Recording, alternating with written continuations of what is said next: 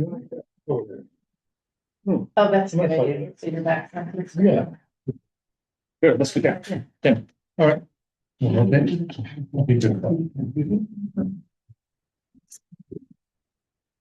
Sorry. Oh. All right, good morning and welcome to the folks who've joined us on the webinar. We're here at the One World Trade Center and about to kick off the Governor's Data Center Advisory Committee. My name is Donna Silverberg. I will be facilitating today and will be responsible for the webinar. The meeting is being recorded, so just so you know and everybody else knows that it's in the room, you're on camera. Wow, you're on camera. And the recording will be available for folks at a later time, probably maybe by the end of the day, but I'm going to say Monday just to be safe. Before we get started, I will turn this over to, actually, let me pull up the slides for right now so we can look at this.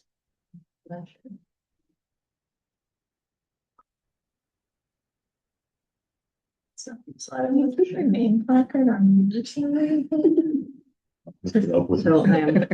being, point of order. Commissioner Doran's placard is on my side of the table. Hoping that the slide that folks are seeing online is the Data Center Advisory Committee first slide. I am not sure how we can double check that in the room, but somebody could. So welcome. Today is the kickoff of a 6-month process. Welcome to what some of us are calling the Data Center University event, where we're really hoping that this committee is going to help to have conversations with a variety of people who are coming in to talk to us about data centers in Oregon and all over the place. So we're going to start today. We're going to do some welcome and introductions. We're going to hear about the charge and the process considerations, and then move into a data center overview. What do we know to set the stage for what we're all going to be learning about over the next 6 months? And then today, we're going to focus on 2 primary substantive areas: economic development and workforce issues. Coming up, there'll be more. So I'll say more about that. But before I move on with the slides, I want to make sure everybody can see what's happening in the room. And I think I'll turn this to our chairs. And then if you would like to turn this to Amy. Yes? So first, thank you. Thank you to our committee members. Thank you to folks who have joined us here in the room today. Thank you to everyone who's participating with us online. I think we're here because we all care about what is going to happen with data centers and with the state of Oregon. I think I will say that it's a conversation that many people are having. But it's also a conversation in which we're not all using the same reference points. We're not all starting from the same common understanding. We're not even using the same words to mean this, the same things. And those conversations can get really tricky. So I hope that what we do as a committee and as an exercise is to develop a shared understanding, develop a common vocabulary, so that we can actually know what someone else means when they're saying something, have a mutual agreement on, what is it that we're talking about here? And that has to be the starting point if we're going to have a productive and useful conversation. With that said, this is a little bit different than how many people expect these kind of exercises maybe to run. And so we are a small group. We are interdisciplinary. Many of us are policy veterans, but none of us are data center experts. And so all of us are here to learn alongside many of you who've joined us here today. So that's our objective and that's our mission. But at the end of the day, we will be developing recommendations. And so we have to learn fast. And we're going to be fortunate because we are learning from some of the best and the brightest in the industry, in the stakeholder community, and in our communities. So with that, Margie, anything you'd like to add? Thank you. I just want to say thank you to everybody who is online with us today and in the room with us today. There's a lot of people that we've worked with for a really long time. I want to say thank you to the governor for her leadership. What we're learning is a lot of states are taking a piecemeal approach to a regulatory environment as it pertains to data centers. So I deeply appreciate the leadership of Governor Kotek in having the opportunity to pause and to create an Oregon strategy that makes sense by Oregonians for Oregon. So I also look forward to, the committee's work being, it's going to be quick. We have 6 meetings in 6 months. But I deeply appreciate the opportunity to have as much public engagement as we can in this process and understand that the recommendations that go to the governor will also be subject to further public process to the extent that there are statutes that need to be changed, bills that need to be passed. So I just wanted to say thank you to the leadership of Governor Kotek for allowing, for convening us to do this work for the state at this particular time. And thank all of my fellow committee members for dedicating their time to do good work. With that, I'll turn it over to Amy Slusher, the Energy Policy Advisor for Governor Kotek. Thank you. Thank you, Co-Chair Hoffman. On behalf, so I'm going to read a written statement from on behalf of Governor Kotek today to launch the start of this, what I hope to be, which I am confident will be incredibly productive and informative for all of Oregon. On behalf of Governor Kotek, I want to thank our co-chairs and advisory committee members for your commitment and willingness to serve, and to the members of the public for tuning in today. The data center industry has transformed rapidly in Oregon. The landscape in 2026 looks fundamentally different from what it did at the start of Governor Kotek's administration just 3 years ago. And yet, as a state, we have only begun to grapple with what our role should be in shaping this industry's growth and presence in Oregon. How Oregon approaches data center development will shape our energy costs, water resources, land use, and economic trajectory for decades to come. Governor Kotek believes we need to have frank, clear-eyed, and honest conversations about the trade-offs involved, because the decisions made in the coming years will have lasting consequences for Oregonians. The governor convened this Data Center Advisory Committee to provide a forum for these conversations. Your charge is to develop actionable recommendations for potential legislative or regulatory action. Recommendations that capture the economic opportunities this industry presents, while preventing lasting environmental impacts and ensuring that utility costs and infrastructure demands remain fair and manageable, especially for low-income residents and families. Governor Kotek expects that this committee will convene solutions-oriented discussions with experts and knowledgeable community members to explore potential impacts and opportunities associated with data center demand for energy, water, and land, often rural agricultural lands. Assessing these issues, along with the economic development opportunities and affordability implications of data center development, will provide an important foundation for future discussions about how we want our state to strategically relate to this growing sector and infrastructure needs. The scope of this initial charge to the committee was intended to help focus your work, given the limited time available and the fact that you are truly volunteering your time to serve our state. That said, we do not intend for that initial charge to arbitrarily limit the scope of issues that the committee may wish to discover during the course of your meetings. If additional policy issues of strategic importance to our state's relationship with data centers are raised during the process, the committee has discretion to explore. Governor Kotek also recognizes that the tax policy implications of data center growth has become an increasingly prominent topic of public conversation, and the interest from the legislature has grown significantly in recent months, and especially in this current legislative session.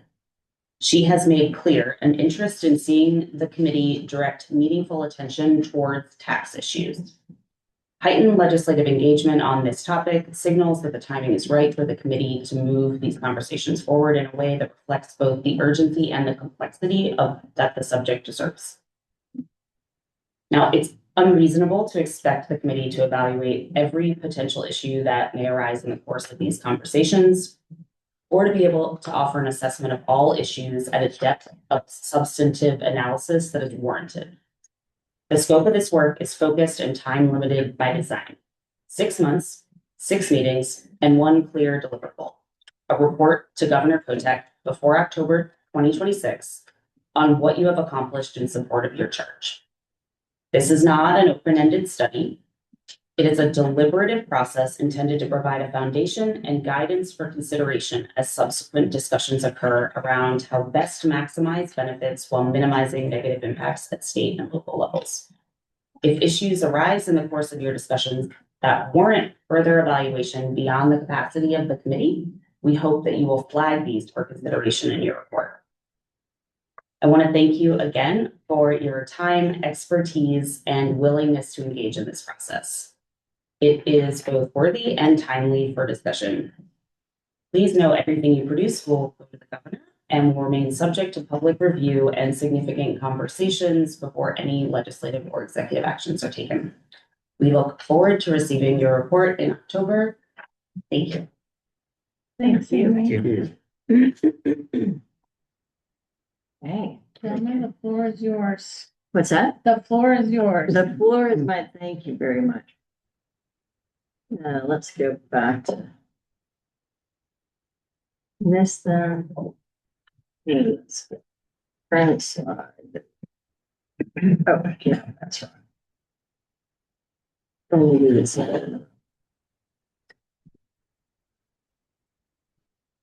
Sorry, little technical issues that will get nailed down.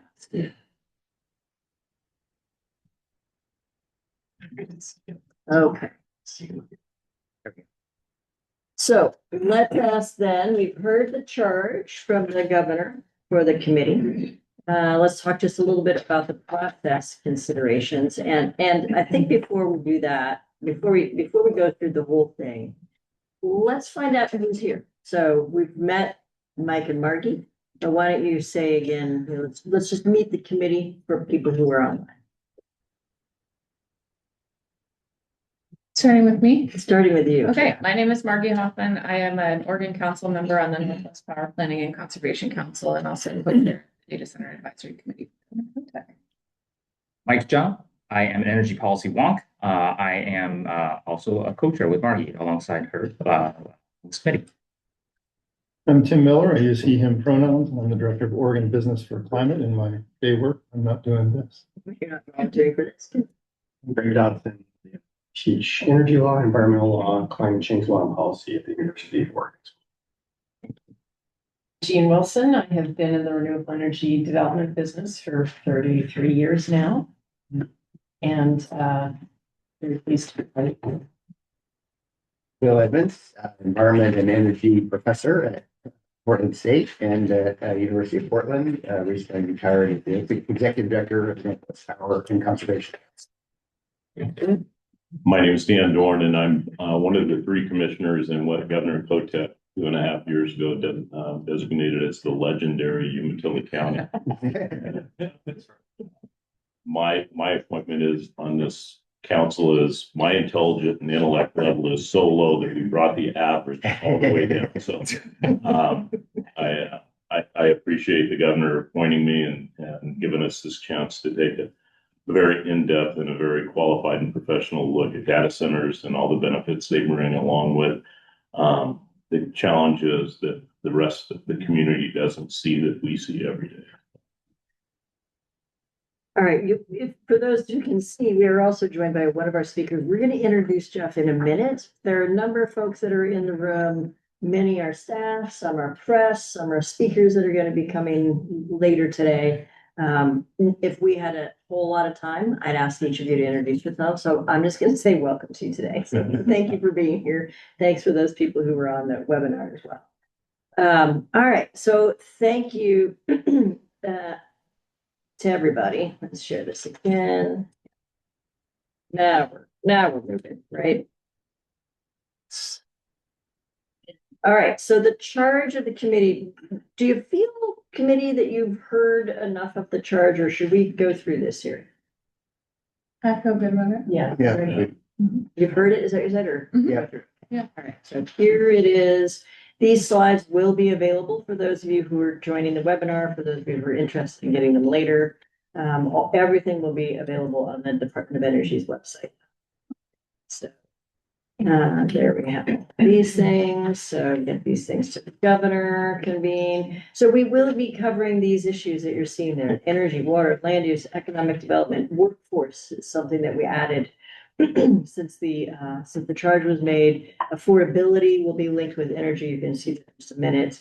And then we've also heard that from Amy just now, that likely we're gonna be talking about tax issues, so tax policy that has to do with this. So the discussion protocols for this conversation and all of the conversations during this process that I shared with the committee, really is just, to treat this conversation as an opportunity to learn, to do it in a way that is respectful, to speak, when you speak as though you're right. I'm just gonna do a couple of the highlights. When you speak as though you're right, and spend the rest of the time listening as though you might be wrong.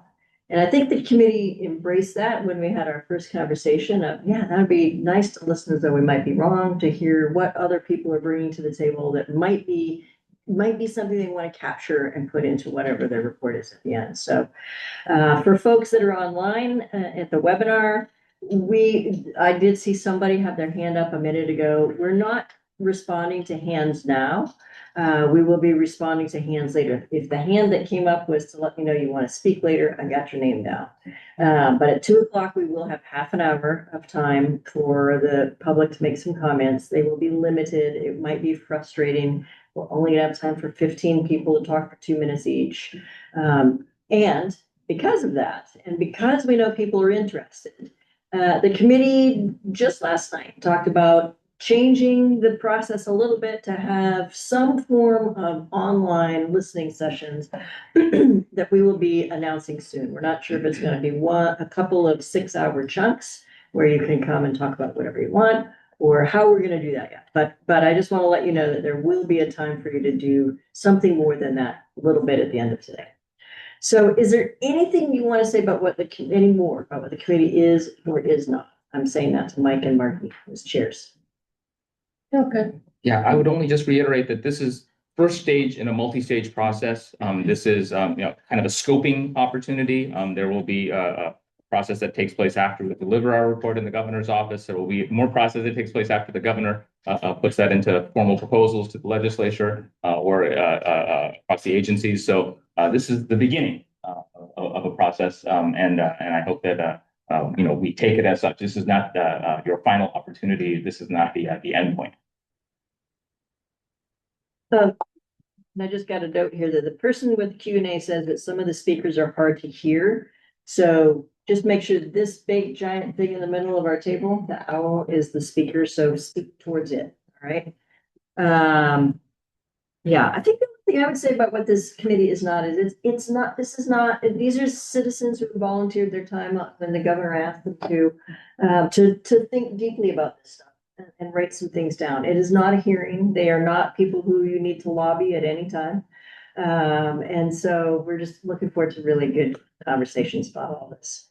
So how the public can stay engaged, watch the committee meetings via the webinar that you're on right now, or recording later. You can send written comments to the data center AC. I think most of you have used that already. Many of you who are here now, but please pass this information along to people who might be interested in participating in this. And then watch for that information about a public listening session in June or July. It may even be earlier. We may do one March, April. So just watch for that information if you're interested. Okay. So here is the way the committee has set up the 6 meetings. Today, economic development and workforce. Each of these are going to be on the last Friday of the month. So in March, we'll be talking about water issues as they are related to data centers. April will be land use issues. May will be energy and affordability. And then we have already reserved that June meeting as a place to listen to what are the trends, listen to what are the questions, what is it that the committee would like to hear more about for that last meeting. So we've got that placeholder there. We do know that we will have tax policy added in here somewhere, perhaps at that June meeting. We're not exactly sure yet. So that one's to be determined, but it will be there soon. And we will note that on July 31st, we are looking to find a way to review as publicly as possible the recommendations that we're going to be putting forward. I don't know if that'll be line by line or if that'll be kind of a summary of the key recommendations. But there will be that final meeting where we're gonna share what we've learned and what we're gonna. Yes, excellent. And in that report will be the public comments that come in, that will all be appendices to that report. So those of you who want to be engaged and stay engaged, there's a way for you to do that, right? Okay, let's see. So, the committee expectations. We expect committee members here to bring their expertise and their objectivity, to keep an open mind, curiosity, and a problem-solving mindset, and to bring the capacity necessary to help this committee make well-considered recommendations to the governor and the state. So those are the expectations we have for this process. We're glad you all are here. And now with that, committee members, am I missing anything? Anything you want to add at this point? Then with that, I believe we are right on schedule, almost close. 20.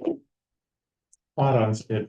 Right, all right. So now we're gonna turn this to the place where our hope is that Jeff is gonna help us to level set everybody. So everybody's looking at the same page here of what are data centers, just do an overview. He's gonna show us some pictures of some data centers. He's gonna talk to us about what he knows about it, and I'm just gonna turn this right over to you. I'm gonna actually switch seats with you so you can be closer to the mic. Oh, that's, I prefer to stand in front of the screen if I can, so I can point at the screen. and That'd be stuff. great. Will that work okay? yeah, I'll do what I can. and I'm gonna get, And Donna, how do we advance the slide? you're gonna tell me when to advance it. Yeah. Yeah. Well, thanks so much for the introduction, Mark and Mike. Thank you for inviting me to present to the committee, and thank you to the committee members for being here, engaging in this work on behalf of the state of Wales. I'm Jeff Olmelchuk. Fun fact, in 2005, I founded the organization that was to be to the electronics world, what the U.S. Green Building Council is to the built environment. I created an organization called the U.S. Green Building Council. Our first office was right here, and I am standing almost exactly where my office was 20 years ago, which is crazy. That organization still exists. It's a nonprofit in Portland, advising the U.S. government on the most sustainable electronic products. But the reason I'm here actually is because for about the last 8 years, I've been the global executive director of an organization called Infrastructure Masons, and we're a global professional society of people in the data center industry. So for about the last 8 years, I've facilitated C-suite level discussions of executives in digital infrastructure from Singapore to Sao Paulo, all over the world. I retired about a little over a year ago, and no longer have any particular commercial ties. And I just want to be clear that my interest here, I've lived in Portland here for about 30 years. My interest is trying to help you all find the right path forward for Oregon. Know the industry fairly well from a particular perspective, but again, I'm not here to promote or denigrate the industry. I'm share what I know about the industry. Next slide, please. So I wanted to just start with a level set as somebody that is, as Donna said, to be sure we'll have kind of a common understanding. What's a data center? Next slide, please. Next slide, sorry. Trying to. So here's a diagram of kind of might be by modern standards, kind of a smallish data center. A data center in this conversation is a unique address, typically a building that exists to house computers. But one of the points of this slide is that in this diagram, the servers, the computers are these teal areas right here. And one of the points of this, and the building outline is this colored area. And so a couple of the points here, the servers make up less than half probably of the overall space. That's why the building exists. But a lot of the rest of this space is power stuff, cooling stuff. The outside pad here is all power and cooling. These are emergency backup generators, big ones, 3.5 kilowatts a piece. That's not that big actually anymore. So this is a pretty typical, data center, might be similar to the ones you'd see in Hillsborough that we have today. Next slide, please. As we all know, data centers use a lot of power. How much depends on who you ask. There's a bunch of different estimates here. But a few things I'd like to say about power. One, data centers, as most of us know, need very reliable, consistent power. They have to stay up there. They're high reliability facilities, so they have to stay up constantly. The size of a data center is denominated in terms of the power it consumes, and it actually not so much the power consumes, the maximum power it's allocated to consume by the utility. So when you hear this is a 100 megawatt data center or 500 megawatts data center, that means they've contracted with the utility to provide that peak amount. So at any one time, data centers are typically not running at their, what their nameplate rated as. But the industry talks about, I have a 500 megawatt data center, mostly because it sounds impressive. They're talking about how big it could be, but often it takes years to kind of build out and fill data centers to that full capacity. The other thing I wanted to mention is data centers to the grid, and from an engineering perspective, are like a big toaster. There is no mechanical work, physical work being done in a data center. So 100 megawatts power into a data center means the data center needs to get rid of 100 megawatts of heat. So power equals heat. So data centers spend a lot of time, a lot of infrastructure, a lot of capital expense cooling the servers, which is kind of why they're in a building to protect them and so you can cool them. Down the next slide. We spend a lot of time, a lot of power actually cooling data centers. So there are measures of data center efficiency, and really the one that's been around the longest, started by, invented, I think, by Christian Vladi at Microsoft, and Chris Malone, who's Google, and then at Facebook, and now the head of compute at OpenAI, I believe. Is one called power usage effectiveness, or PUE. So you'll hear this in the industry a lot. People talk about PUE. And PUE is a ratio. It's the ratio of the amount of power coming into the whole data center divided by the amount of power going to the servers. And so if you think about it, if you're spending as much power to cool the data center as you are to power the servers in the data center, you have a PUE of 2. It's the total power, servers plus cooling and everything else divided by servers. So if you're spending as much cooling and everything else, you'd have a PUE of 2. So PUE ranges from theoretical minimum of 1. That is, you're using all the power to power the servers, which is not really real, but that's as low as it ever could be. Some data centers are down in the 1.06 range, so really close. But 1 is the limit, it's a theoretical limit. And older ones get up to close to 2, and that's uncommon anymore. A similar metric that we use when we think about data centers is WE, water usage effectiveness. And this is the amount of water consumed by the data center divided by the amount of IT power consumption. That's a way of just normalizing water use. So this is a pure number. DUE is a pure number, power divided by power. WE is liters per kilowatt hour. So WE can range from like 0, which means the data center is consuming no water, which is again is a pretty theoretical, doesn't happen in practice. 1.8 liters per kilowatt hour is average, and it can get up to 3-ish for a lot of water consumption. So I bring these up only because the industry uses these terms a lot, and I want to point out that they're quite imperfect. There's a lot of ways to game them, and a lot of ways they don't work very well, but the industry uses them a lot. So if you look at data center brochures and stuff, they're very proud of their they talk about their PUE as an example. So I just wanted to kind of ground us in what those mean.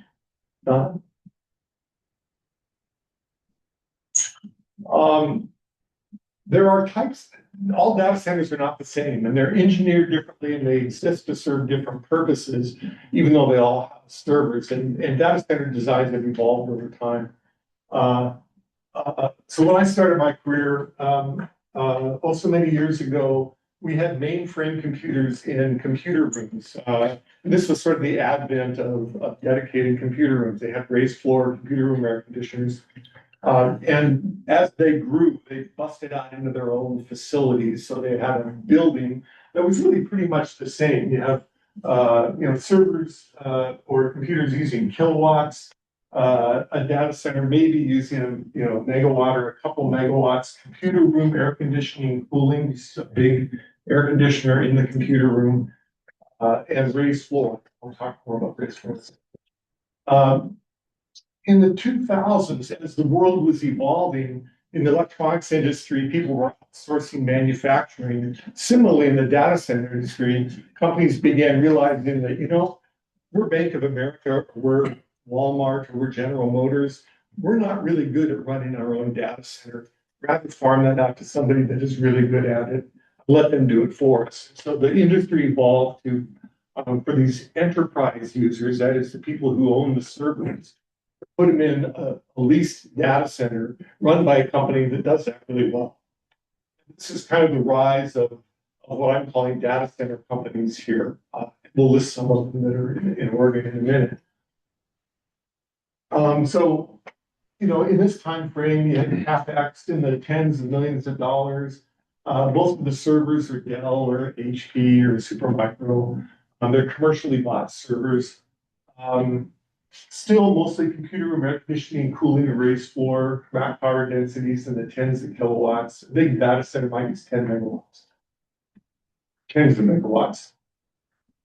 Then in the 2010s, roughly, and this is all approximate, but things evolved again, whereas companies no longer wanted to own their own servers and put them in a data center. They said, we'd rather actually just buy the compute service. So we saw the rise of software as a service, SaaS, and this came to be called kind of cloud computing. So you're using applications, and you no longer even own the servers. You're just buying the services. So you're buying them for somebody like our friends here at AWS or Google Cloud or Microsoft Azure as an example.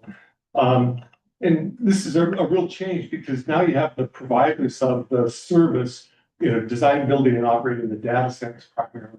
But it's important to realize that a lot of these cloud service providers still hire these specialized data center companies to design, build, and operate data centers for them. So some of these guys, design, build, and operate their own data centers and fill them up with multiple clients. I call them multiple tenant data center. And some of them build a dedicated facility for Microsoft and Amazon as an example. So you'll see examples of this, say in Hillsboro. It'll have somebody's nameplate on it, Aligned or QTS, but it has one tenant. It's one of the hyperscalers called. And then, and these are getting really big data centers. We'll look at examples of these. Now you're talking about hundreds of millions of dollars to a few $1 billion investment in some places, open compute servers, racks on the ground instead of on the raised floor, racks on cement slab instead of a raised floor. And PUE getting really good, 1.05 to 1.2 range. So getting much more efficient as a data center. Quite recently, starting about 2024, really, we started to see the rise of what are now these scale artificial intelligence data centers. These are a new phenomenon. Some of these are massive facilities, massive campuses, hundreds of acres, capital expenditure, tens of billions of dollars. Donna, next slide, please. An example of this is the Abilene campus, Stargate campus, 800 acres, 3 million square feet, 6,000 jobs during construction, 300 during operation. And staggeringly to me, they had the first buildings powered within a year of breaking ground on campus size. Can we go back one slide for one moment? Just want to make sure I read that right. I see a trend of PUEs, in this case, going from, close to 2 to 1.3, 1.8 down to, 1.05, 1.2. Right. And then the last one, I just want to make sure I read that right. Who cares? Yeah, I would say one, I don't know what their PUE is, and they haven't been in operation long enough that I don't know. But my flippant comment there is that these guys are building such massive facilities so fast with so much capital. I'm not sure they're that worried about their. They're not optimizing You for know, it. they're not optimized for it. They may be, but what they really want to do is build fast. Okay. And that's just a bit of a different mindset from, from here. This is a really new phenomenon that there's, only a few in the country. But it's something we need to think about because this is coming. This is the future. Thanks for clarifying. Yeah. There's one term I didn't hear about, rack power densities. Maybe I missed that. Yeah, thank you. So, so these days, computer servers, are in a box, and there's stacked in racks about the size of a refrigerator, a really big refrigerator. And so, in the old days, a server might use, hundreds of watts. A rack might use a few kilowatts. With these kind of facilities, we have a single rack like the size of a refrigerator. May use the new version of GPUs from NVIDIA. They may use 500 kilowatts in a rack this big, consuming 500 kilowatts of electricity. And you fill a data hall of those, and you have a data center that uses 1.2 gigawatts or something. So, and one of the part of your question, one of the interesting things here is because of this increasing rack density, as we kind of go through these concepts of data centers, every successive kind of version of data center obsoletes all the previous ones.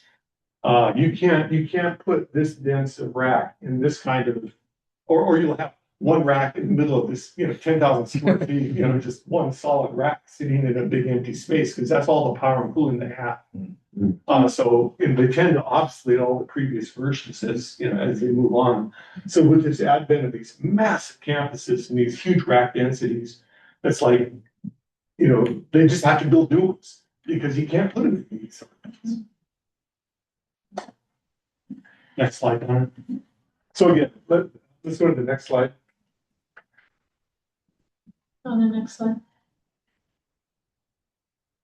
So let's take a look at Oregon with the idea of these different kinds and sizes of data center. Oregon is currently a leading data center market, like number 2, 3, depending on how you slice and dice it, if you consider Oregon under the Northwest as a market. But we're really near the top. We're totally eclipsed by Northern Virginia, which is the data center capital. But behind them, we're pretty good. Next slide. Can I ask a quick I would question? also make the point, one of the points on that slide is that we are currently there, but Texas and other places are building faster than we are, like that Abilene campus. They're growing faster than we are. I'm not sure that's a good or a bad thing. I'm just saying they are. Okay. I'm sorry. There's a Yes, question. it's okay. I'll hold it actually. Okay. Next slide. So data centers in Oregon, I don't know if you can see, this is the state of Oregon. Faded a little bit. So these are where the data centers are in Oregon. And we have versions of the data centers like I talked about a minute ago. We have all of those in Oregon. So we have around 10 internet exchange and telco data centers. These are relatively small, old facilities, usually with a lot of different people stuff in them to make the internet work. We have about 42 data center company owned data centers. They're all in Hillsborough and Portland almost. See, that's this cluster over here. And these are owned and operated by companies like Digital Realty, Stack, Line, QTS, NTT, Flexential are some of the operators that are here in the Portland area. We have about 61 of the cloud hyperscale data centers. We have AWS facilities, Boardman, Hermiston, and Umatilla. We have Apple, Met, and Prineville, and a flock of 5 Google data centers in Dallas. And then, as I said, some of these operators may have colo space or even dedicated data centers in some of these, but you wouldn't know it. They don't advertise that. They're tenants. They're tenants in a line or a stack data center. Maybe the sole. That happens a lot. Next slide. I'm sorry. And if you could go back briefly, that last bullet, Yeah, thank you. Thank you for bringing that up. And as far as we have none of these massive data center campuses that are the recent phenomenon in Oregon. Some of these may have what they consider AI kind of loads and halls in them, but we have no dedicated design build massive data center yet. Next slide.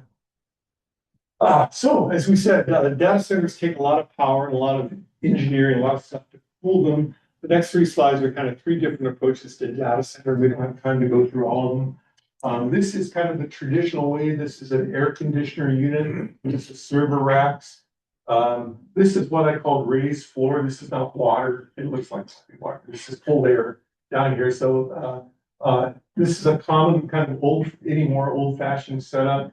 The air conditioner blows cold air into the floor. This is a perforated floor tile. The cold air comes up through the floor tile, gets sucked into the servers. And this is mostly a closed air loop with the air conditioner just cooling all this stuff in here. So this is a Freon loop that goes out to a chiller, or I should say a refrigerant loop that goes out to a chiller.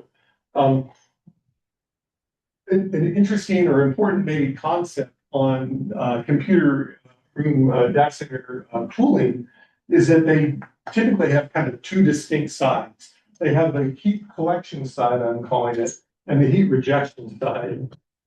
And in this case, the heat collection side is works like this. It rejects heat out to this chiller, and then to get rid of it, we have this heat rejection. In this case, it's a cooling tower that blows this water down through a cooling tower and evaporates water. So you're using the latent heat of evaporation of water to cool the data center.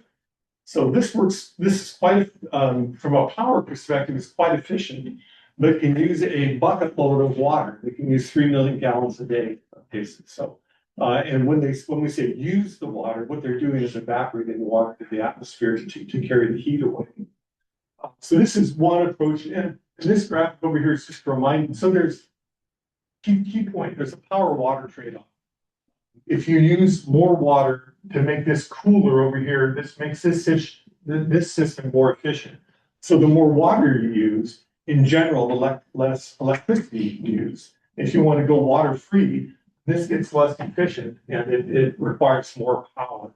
And this graphic here is just to remind us that depending on the source of power that powers the data center, the power generation itself may take water.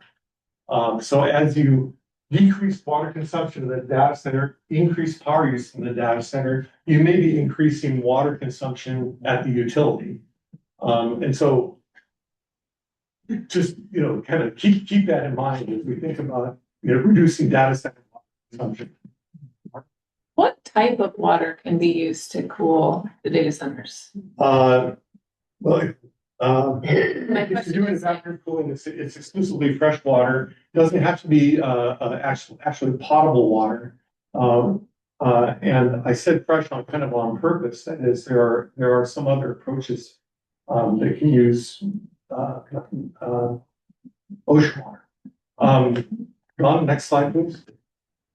So here's another approach. This is the approach used, say, by the Meta facility in Prineville, or some of the Meta facilities in Prineville. Anyway, I had the pleasure of touring its sister facility in Luleå, Sweden. I've never been in the Prineville one, but I've been in its sister in Sweden. This is how they do it. This is called free air cooling. You just blow air from the outside in through the server rooms. The servers have fans, and we got fans. And you just cool it with that. And if it's too warm out to cool the servers, they inject water mist to make it a cooler, more humid air. These are quite efficient. This is a really good way to go. It's quite efficient and uses a lot less water typically than a cooling tower. So these are the facilities that get down to 1.06 PUE as an example. Very efficient. Next slide, please. And then lately in the industry, you've heard, for the last 10 years, we've heard a lot of liquid cooling. And I just want to be clear that the reason liquid cooling is becoming important is the heat produced by the server racks is so high they're so hot, you can't just get rid of the heat, blowing air through it.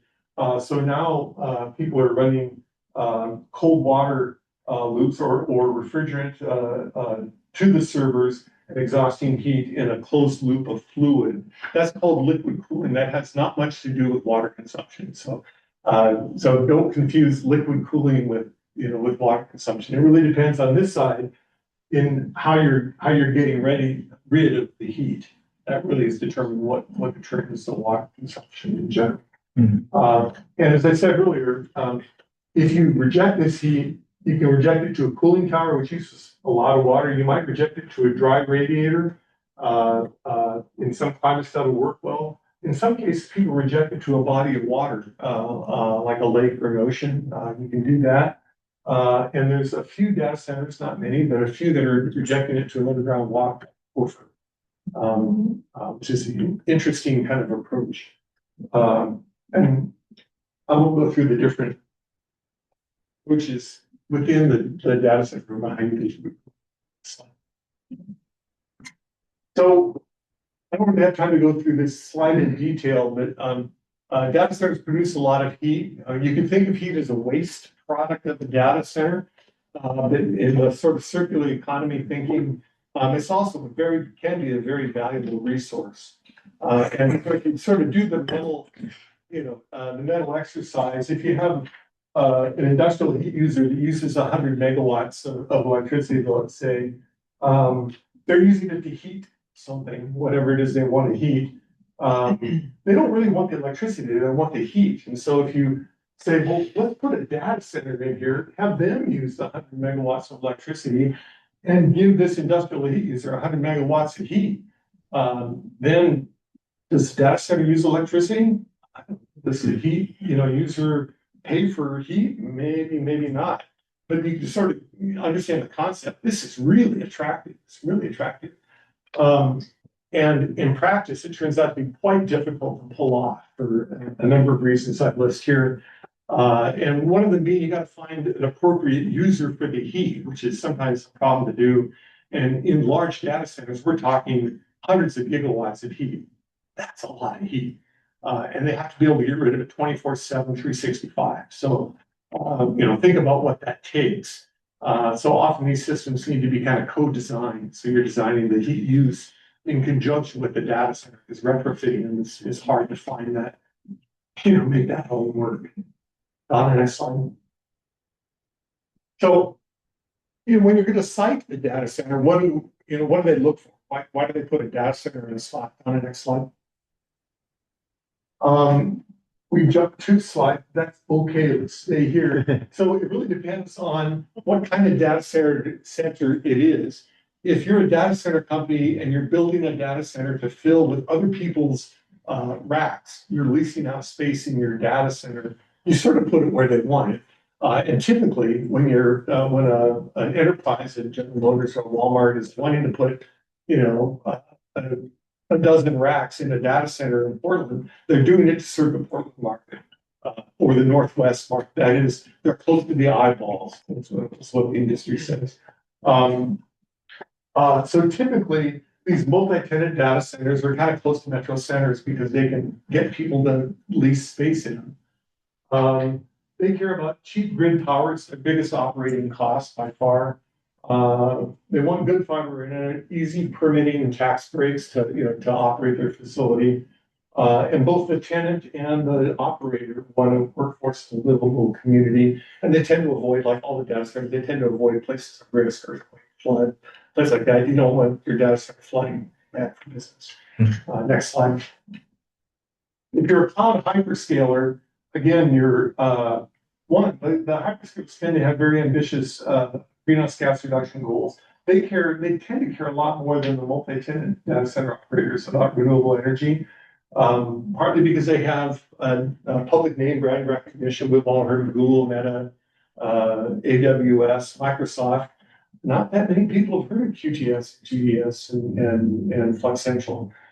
So these guys have really ambitious goals for greenhouse gas reductions. So they care a lot more about renewable energy. Sometimes, they have huge staffs that take care of that. They may be buying it through a PPA. They care about good fiber internet, tax breaks, and reliable permitting. They're gonna be, they know they're gonna be there for 20, 30 years. They don't want things changing, partway through the game. And then these AI hyperscale people, what they seem to want most is speed. They want permit to build now. And they would really like there to be grid power, but these guys are talking gigawatts, and there's not available gigawatts in all that many places. So if there's not available power, they tend to build their own. So you see like that Stargate campus in Adelaide is built right on the Permian Basin, where they produce major natural gas. They just pipe it into that natural gas fired generators, and they'll be running this this gigawatt facility on natural gas generators. They're purpose built to run the facility. I don't know if you know the answer to this question, but in the State of the Union, on Tuesday, President Trump talked about an executive order that was coming. Essentially be bring your own generation for data centers. Do you know if that applies to all classes of data centers, or is that just for the hyperscalers, or like probably not enough information about that? Yeah, I guess I don't know really. My first reaction is, down here, they're even though they're a good sized data center, because of where they're located and everything, it's usually not very practical to bring your own power. And as you get up here, these guys so exceed the capacity of a grid anywhere that's what they're enabling. The president is talking to Elon Musk and others that kind of play in this space, OpenAI and those guys. So I think that's really what they're targeting. Thank you. Donna? So when it comes to site selection, Oregon has good access to APAC fiber. We have 8 fiber optic cables to Asia. This is a map of them. If you can't really see, this is the Canadian and US West Coast. And we have 8 different fiber optic cables to APAC. Interestingly, far more than Washington, which is a surprise. Not as many as California, but we have very good access to APAC fiber. Donna, next slide. So I would say Oregon's strengths in terms of data center site selection are first, the fact that we have a really good, robust base of existing data centers is really a positive. There's a Digital Realty coined a phrase, data gravity. And that really just means that data centers like to clump up. When you get one, they tend to build another one, they tend to build another one, they tend to build another one. And the fact that we have some is reassuring for the community. So that's actually an asset probably. We have low carbon and low cost hydropower, existing wind and solar, good fiber connections to APAC. They just said lots of land in some places. Whether we want to use it for this is a question that you can all answer. But goodness knows we have lots of land. We have ocean, which is a really interesting opportunity for heat rejection, which nobody's doing yet. It's interesting. There's a 1.2 gigawatt renewable energy data center campus on the coast of Portugal, ejecting and rejecting all their heat to the ocean. There are smaller data centers in, it's called Star Campus. If you want to look it up, I can connect you with them if you want. There are interesting data centers in Norway that reject heat to fjords and then farm lobster because of the slightly warmer water. You all know better than I do, but I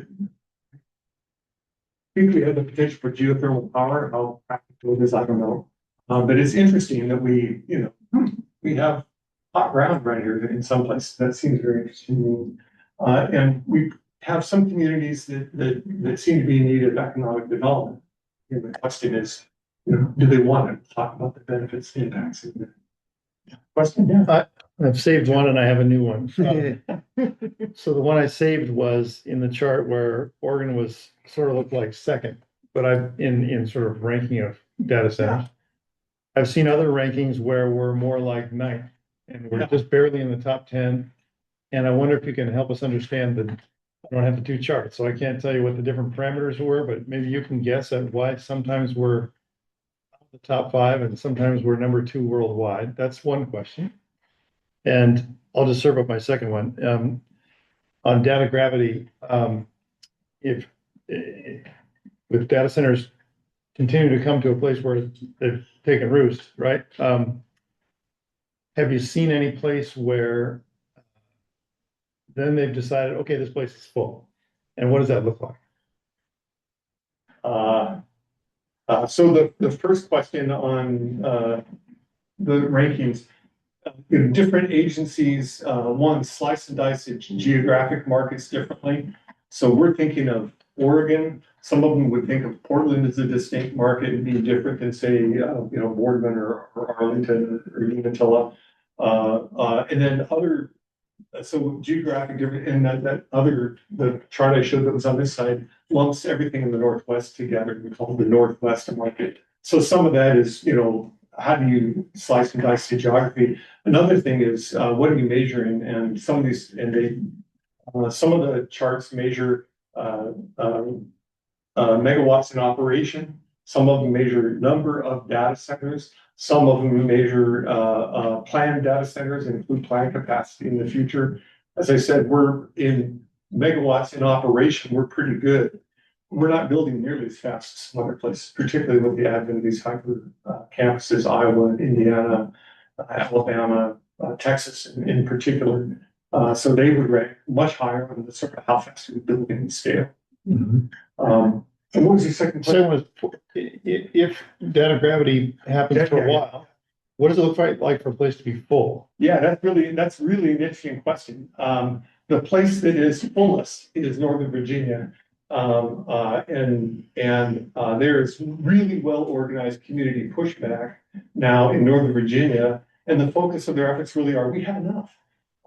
Now that doesn't mean the industry doesn't want to build more. It just seems to be an absolutely insatiable push and demand to build more than them. So my humble, observation is the industry won't stop until you stop it. There's no real logical reason why the industry would say, we're not, we choose not to build a new data center there if conditions are favorable, if they can. And they can lease space in the Virginia data centers, and they're trying to build them as fast as they can, and they're being shot down, fairly regularly now. And a lot of places have put moratorium on data center development, sometimes temporary, until they can figure it out.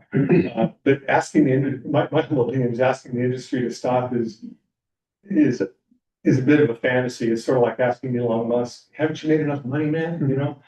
It's like, well, and the industry's not a thing. I mean, they're all competing companies. They're trying to find space. They have clients who want the space. They're delivering on their own missions. So I was thinking more like technically full.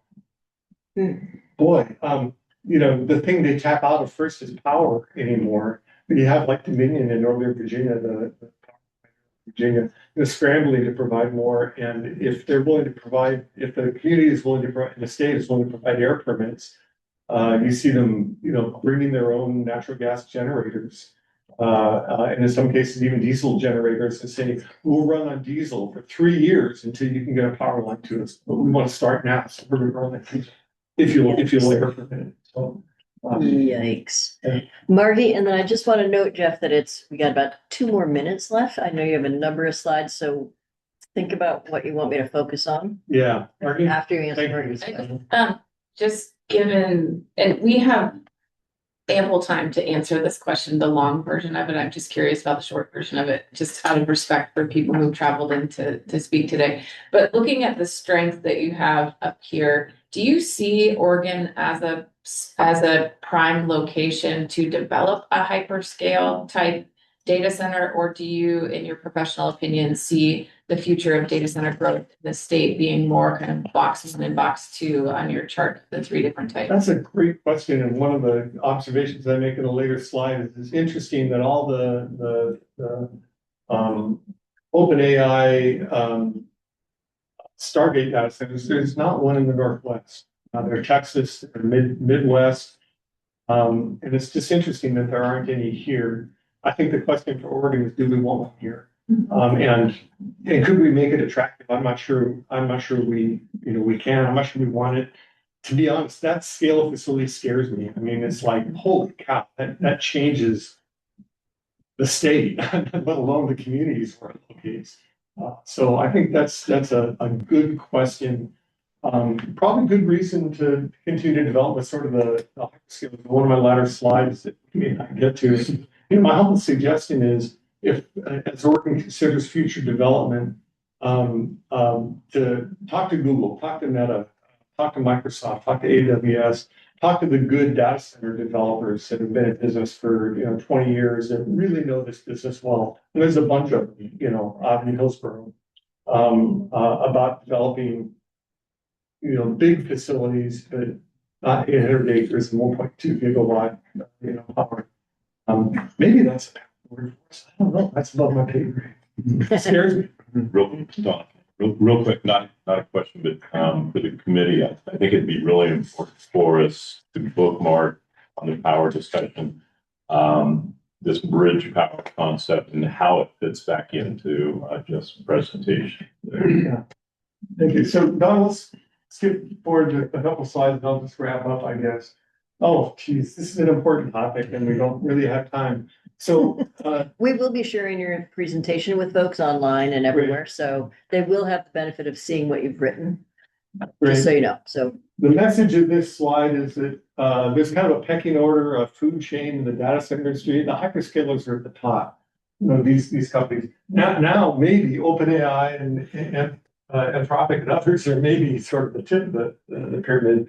And the point here is that these guys' capital budget, as soon as I wrote this, I've been staring at, I think that's wrong. I think Google alone's capital, the 2026 capital budget is 200. Yeah. So this is, read all these things, this is off by a factor of 10. The amount of money that these guys are putting into building entirely drives the industry. And their technical specifications for this is what we want built, drives the industry. So between the money they're putting into it and their technical specifications, that's what drives the industry. These companies exist to serve them, but these are kind of the hub of the industry. Next slide, please. And these data center companies are really interesting, and it's important to understand about them that they are all owned by private equity firms, almost all. These are private businesses. They're big businesses, like Lions. It has some facilities here. They sold last year for $40 billion. These are, big, sophisticated financial operators. They're private, secretive. They're under NDAs with their client hyperscalers, trying to figure out who does what, who's responsible for what, how much water they could consume, how much power they consume. It's sometimes really, really difficult. So, let's skip the next couple of slides. We'll talk more about potential impacts of data centers. There's both positive and negative aspects. The path forward for Oregon, I'm not going to go through all of these. Here's some future trends. One of the points of this slide is that, like always, this industry is changing rapidly. It's always been changing rapidly. So even as we look sort of towards the future beyond the AI data centers, Elon Musk is putting data centers in space. We have the small modular reactors that are kind of on the cusp of coming. That'll change things.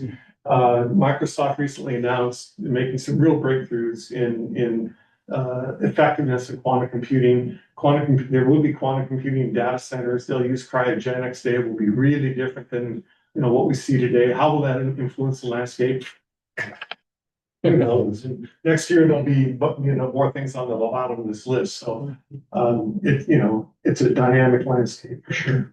Margie, That's it. I know that we're short on time and everyone's very constrained, but I just feel like we could just give him a couple minutes to go through his concern slides. I think it's just skipping it.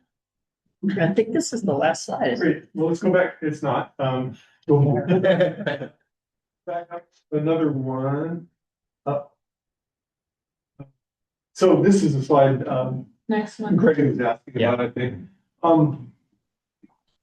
We'll talk more. We have to go from Boardman and Umatilla and they have more experience here. But I think it's worth focusing on the local impacts. And I've put the local impacts in sort of two categories. One is easily quantifiable, the kind of engineering stuff, and kind of classic community concerns. But I would urge us all to focus on the cultural impacts. when you see the pushback in Northern Virginia and Indiana and other places, these are really the issues at the heart of it. And I think those can be better dealt with by better listening and community engagement.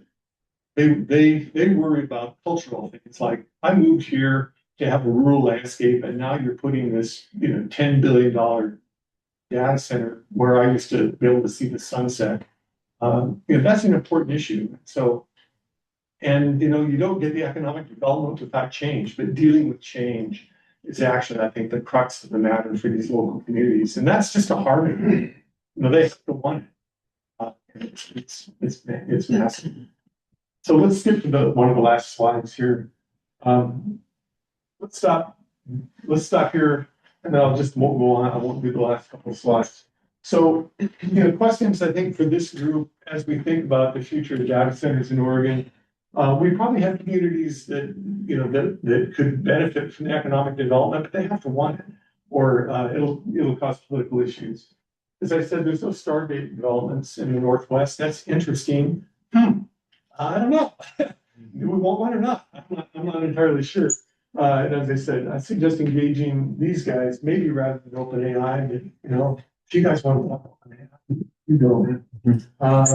They're going to want to build fast.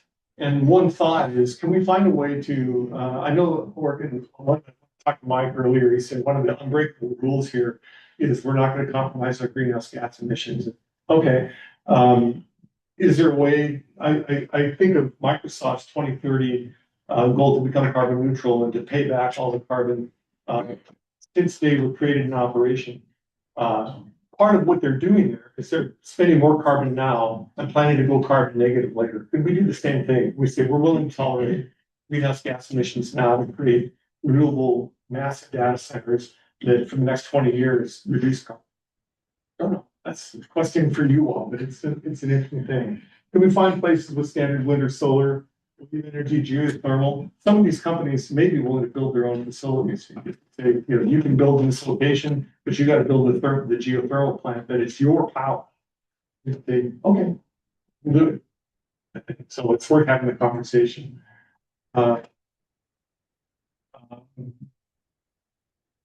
Lastly, you consider the possibility that the bubble of the AI bursts.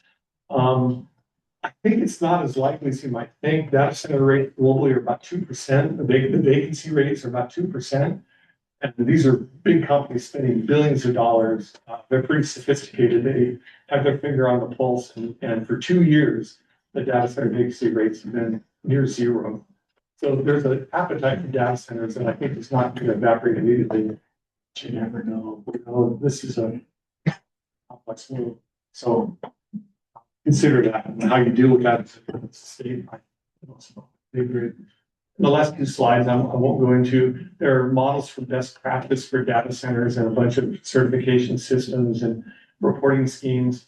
And my final word of advice is don't preach your own. Use something that's out there. The data center world doesn't need yet another reporting scheme. Use the copy of the European Union because we all have that figured out, or use GRESB or something. Don't preach your own. So I'll wrap up there. Thank you for your patience and a lot of us. Thank you, Jeff. You need to find Jeff later. You can probably have a good bet up on Mount Hood where he does patrol, but always a citizen interested in helping the state. So thank you. Yeah. It's fantastic, huh? We're just gonna cut a little into your luncheon instead of having an hour. We're just gonna shorten it a little bit. Eat fast. Eat fast. The food will be here for you, so not to worry about that. But Jeff, that was just a great way to kick everybody off, right? With the vast amount of information that if people didn't know about data centers, they just learned quite a bit. Starting to scratch that surface for it. So thank you for that. So Jeff was, find somebody who knew obviously a ton about this topic, share it with all of us, get us started, get us thinking. And now we're going to dive into the economic development issue. So you might have seen there was a 1 or 2 points on it about economic development. Now we've got some folks We're gonna be joined here, we've got JD, if you want to come on up and join us at the table as well. So JD Truitt from the Confederate Tribes of the Indian Reservation. He's gonna kick us off, and then we'll turn to, because he's got a bunch of questions. Questions, right? And then we'll move to Steve Forrester, who is the Prineville City Manager. And then we're gonna move to Mark Morgan. So Mark, if you want to come and join us now, or whatever you'd like to come up and join us, who's the Assistant City Manager of Hermiston. And then Craig Reeder, who I'm guessing is right here, right? Am I right? Who is the CFO of Madison Ranches. All of them will provide a little different perspective on their experiences and thinking about economic development as it pertains to data centers. So we can move a little bit next for you all to join as our speakers. Do you want to move this? Okay, Yeah. how's everybody doing? And Colby, you, yes, please.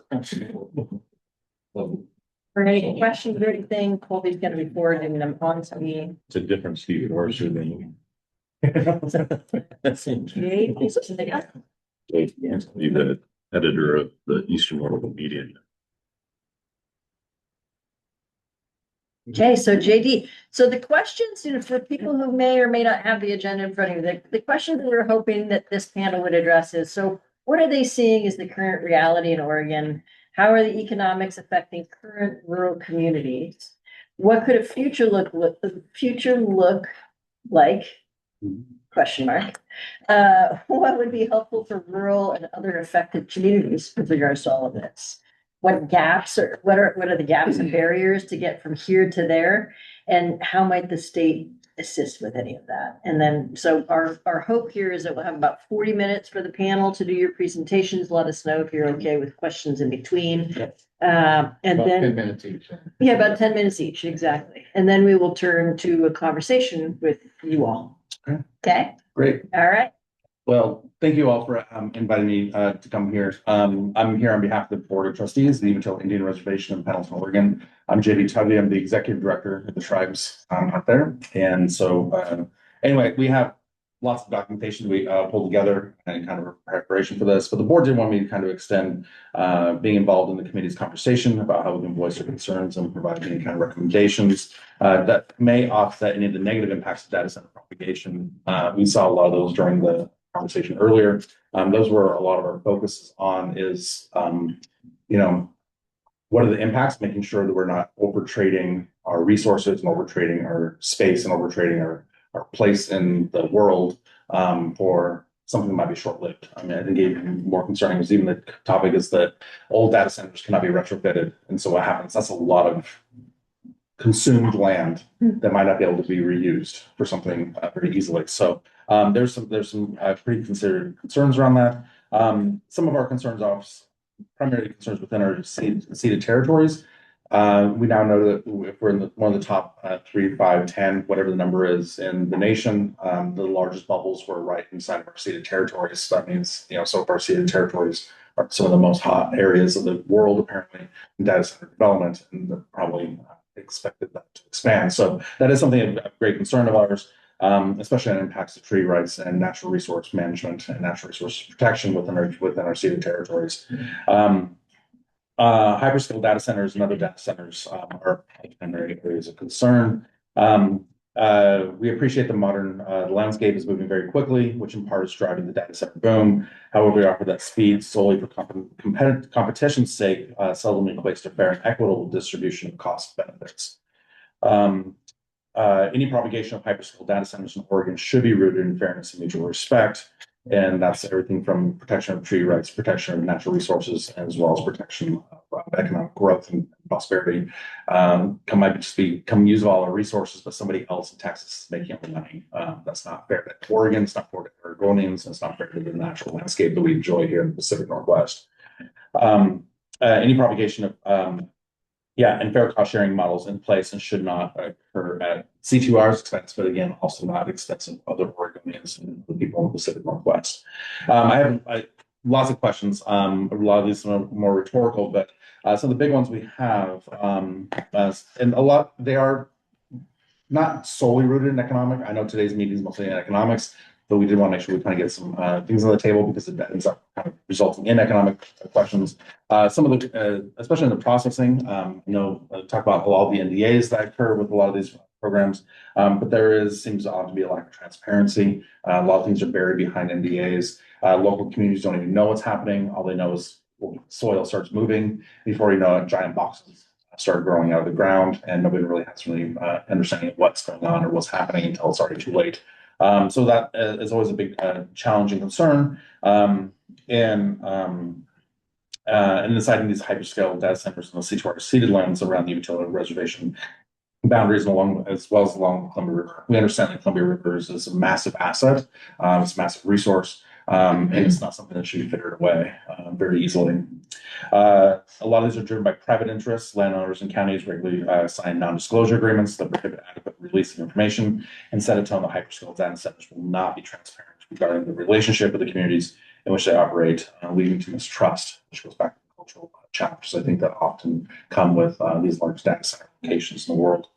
Another item we have is the resulting pollution and noise fans. A lot of the continuation, again, people move to rural areas for rural landscapes and seeing plumes of clouds of, cooling towers or hearing the constant drone of a hum in the background, I think might be not exactly what people necessarily expect from rural areas.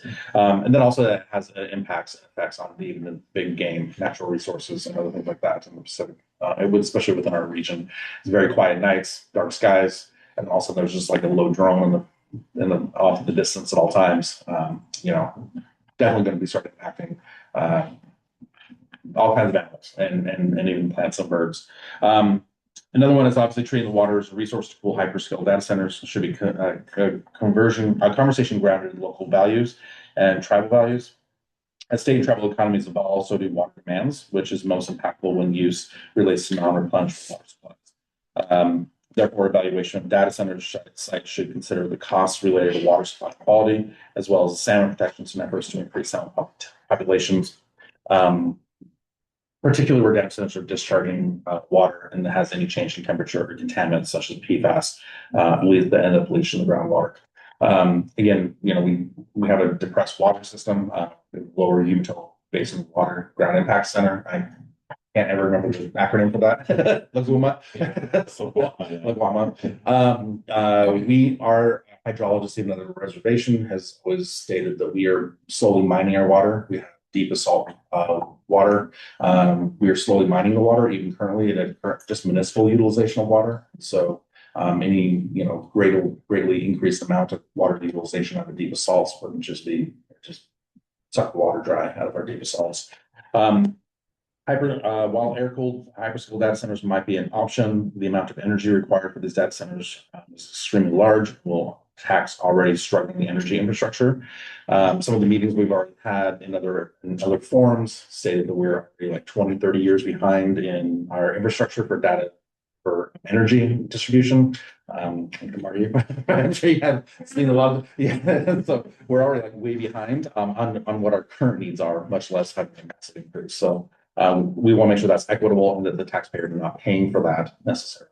If you're going to pay to play, then that's should be the expectation. Tax abatements, and I know there's some of this is going on through the legislature right now. Tax abatements considered should not impact local resident energy rates or infringe upon local services. Exactly what are we selling for tax rates or tax abatements? Is it actually going to end up being net good for the organization, not just net profitable, net good? An increase in hyperscale data centers are driven in part by the increase of use of artificial intelligence. Once built, data centers are extremely hard to repurpose because of the specificities required in the initial construction.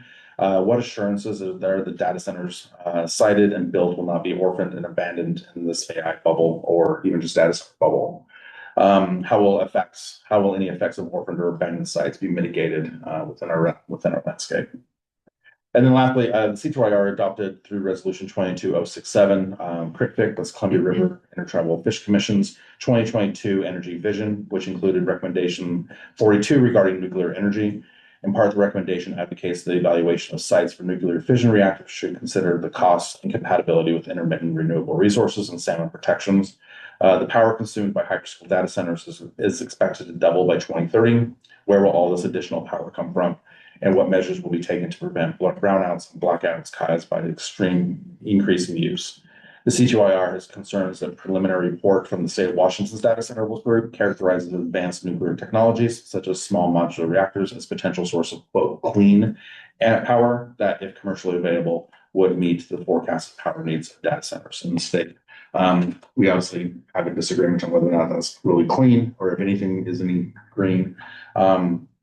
And so there's obviously some great concerns on that, especially with the state of Oregon's current restrictions on data center small modular nuclear reactor production, and some obviously efforts in order to be able to open that up. Some of the areas that we've identified where the governor's recommendations can assist is consideration of cooperative agreements regarding restrictions or parameters citing hyperscale data centers, especially in C2IR ceded territories and along the Columbia River, and or co-management agreements where they can be possible impacts from C2IR first foods such as water, salmon, big game, and gathering resources. Number two is another area of recommendation is requiring MOAs within industry data centers that at a minimum percentage of waste heat be provided for reuse by other local industries. As most relevant, this may also influence siting in a positive way if it's going to happen at all.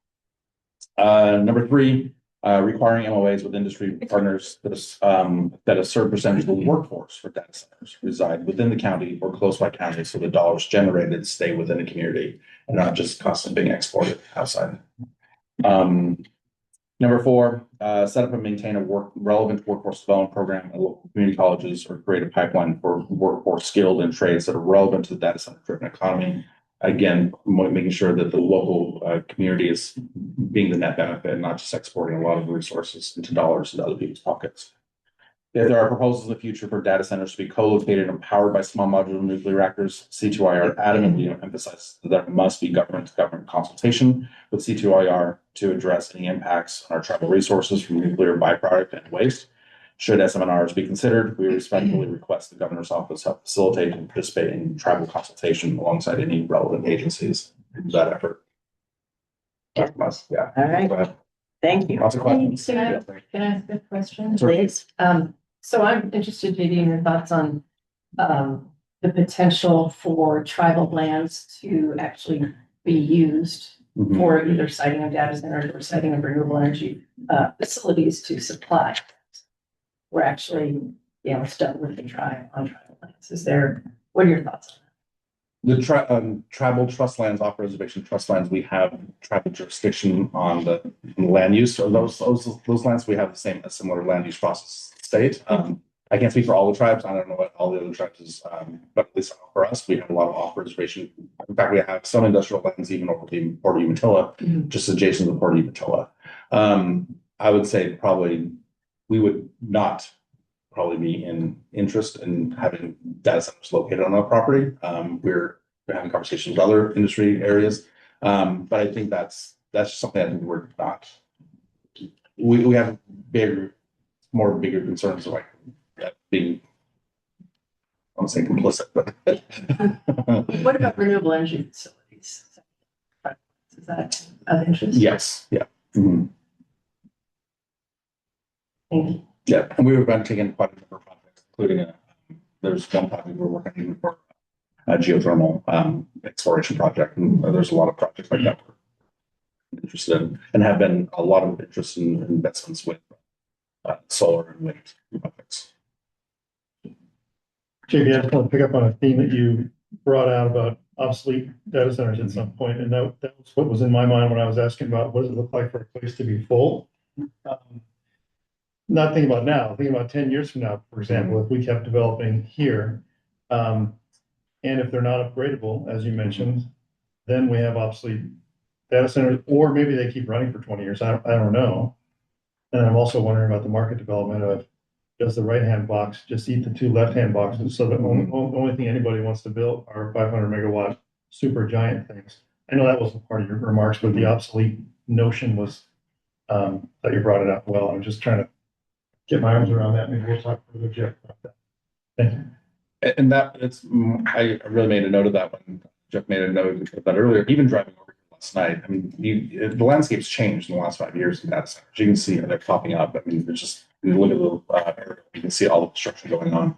And to think that that's just going to be big in boxes at some point. We expect that as technology increases, efficiencies improve, data gets smaller, and before you know it, the whole 100 years, what is taking a whole data center might fit in this table. You know, who knows what's going to happen, especially with quantum computing and other things like that. But what happens to what happens to land? What happens to all the impacts, the roads, the infrastructure, all the security that had to go into it, the moving of the earth, moving the dirt. There's just a lot of impacts there that might not ever be recoverable, or just have to sit there vacant in the landscape that people want to move to. Great. All right, I am gonna move us to say thank you so much, JD. Stay where you are, because I may have more conversation with you. But we're gonna move next to Steve. Yeah, so let me pull up your. Yeah, he just got a couple of slides, so. I'm just gonna move up there. You like the way it worked for Jeff? Yeah, Professor Jeff. Professor Jeff, exactly. And I think we are also online. We've been joined by the mayor as well, so he's going to be joining us as a panelist. And I'd like to acknowledge our mayor's online. I'd also like to acknowledge our council president, Steve Appleman. Steve, raise your hand. Steve, Steve's been involved in city government, Prineville, for over 30 years, so he has been at the forefront of all our issues. So this is a little bit contrary to JDs. And I think there's a reason for that in Prineville, Oregon. Prineville, Oregon is a timber town, an agricultural town, one of the oldest towns in Oregon. And when this process with the data center site selectors coming to our community, we were in big trouble. What I mean by that is we're coming to bedroom community at the end. We had about, we'll get into the slide, but massive unemployment. We lost our timber industry, and Prineville was really struggling. So different circumstance than what we're talking about today. We built these things in our state, and certainly in Prineville, and the impacts we'll go over in a second. But I just want to make it clear that we were in a spot when this first happened to us, when this development started, that we really didn't have anywhere to go with that. And so it was really timely for our community. So let's go to the next slide real quick. This is what we were faced with in 2009. So we had 20% unemployment. We our county of Crook County, named after George Crook. We lost about 1,500 people out of only about 25,000, just because there wasn't any jobs. Home values plummeted. Very, very tough situation. And of course, what's that affect? Your schools, your hospitals, your roads, your parks, all those kind of things. So today, this is where we're at today.